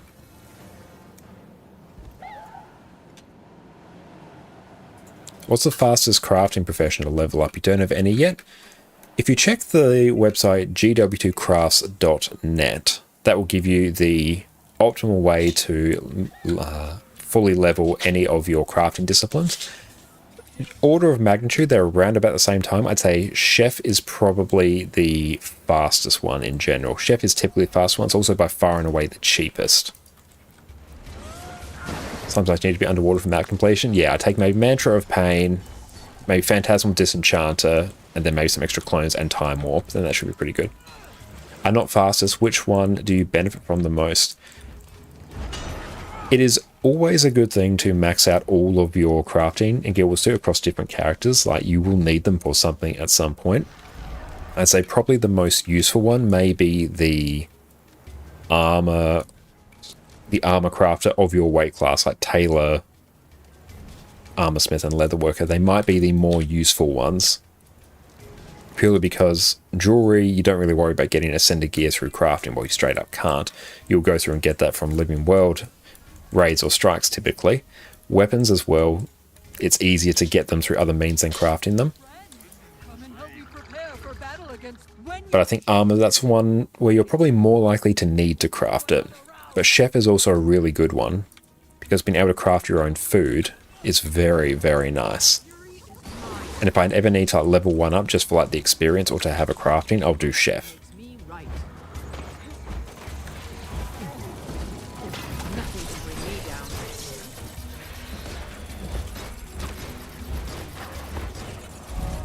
Okay, so let's go and take a look at that. And nice, that is Scrapper taken care of. That is perfect, actually. Bam, bam, bam. Nice.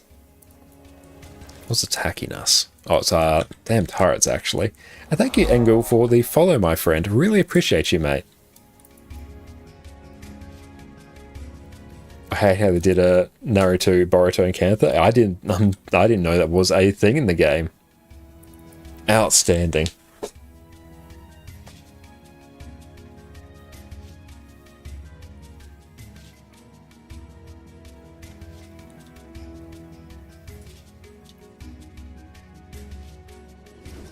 Okay, so let's go and take a look and see what else we need to do in this build. Alright, so we'll run kinetic accelerators, so we actually have some reasonable things.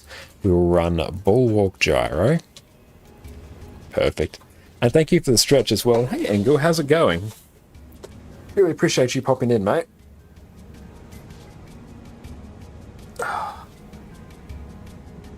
Thank you for that. We do have to go through and actually deal with our thing here, our level up rewards, but we'll get those at some point. Did we get a weekly done? Yes, we did. Very nice. I'm glad we didn't have to go and splurge a whole amount on Obi shards, although I'll check actually if the vendor is available. So if I can buy 2k, it means I won't have to worry about them for a while, which I think will be good.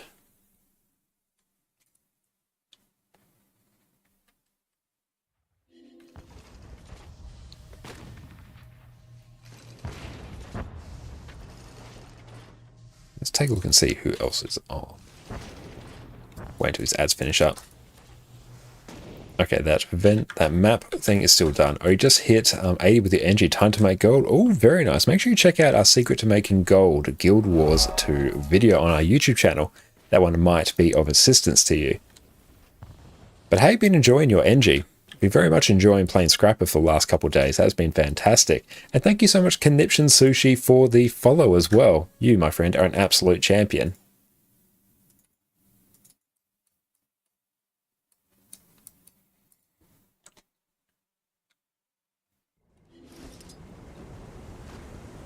I think we might raid on out to Robbie the Ruble shortly, so let's go tee such a thing up. It looks like PD might have actually gone through and raided as well, so this will work out very well.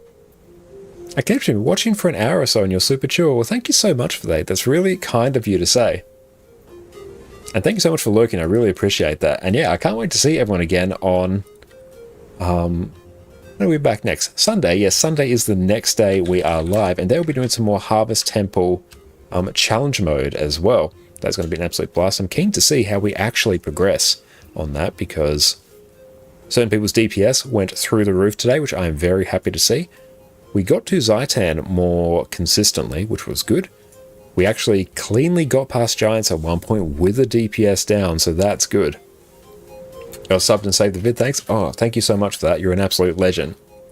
But yeah, we're going to raid out to the wonderful Robbie the Ruble now, who PD just raided out to, so you know he's got exceptional taste. He's going through and doing some raid training and practice runs there, so if you're keen on watching some Guild Wars 2 raiding content, Robbie might be a good one to jump over to now, so I hope you'll have a fantastic time over here.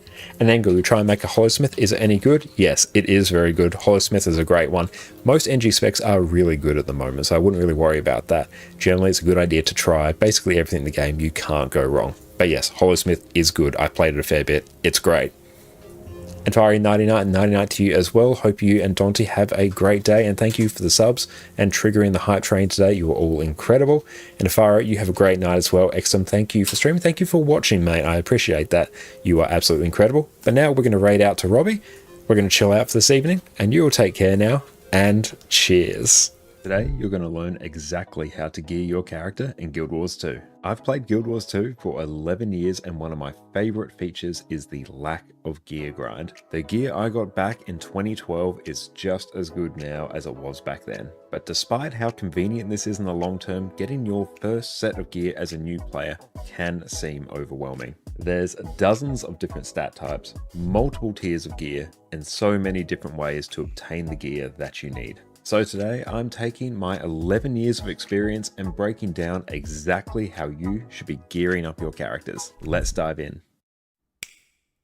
Welcome back, friends. Before we delve headfirst into raids, strikes, fractals, or world versus world in Guild Wars 2, you're gonna make your life so much easier if you start off on the right foot with a good set of gear. But there are so many ways to gear your first character in Guild Wars 2, it can be hard to know exactly where to start. There's collections that reward you with gear, countless different vendors that will sell you what you need, and that doesn't even touch on crafting. The good news is, once you gear your first character, it becomes so much easier to gear your second, your fourth, or in my case, my 23rd. So by the end of today's video, you're going to know exactly how to efficiently gear your character and be ready to dive straight into everything Guild Wars 2's endgame has to offer. But before we start, let's dial in the types of gear you actually need to care about. When it comes to gear, they're not all created equal. There are 7 different levels of rarity, from basic all the way up to legendary. But once you reach level 80, however, we really only care about the last 3. That being Exotic, Ascended, and Legendary. Ascended and Legendary have exactly the same stats. It's just that Legendary has a whole bunch of quality of life baked in. You can swap stats anytime while you're out of combat, can remove upgrades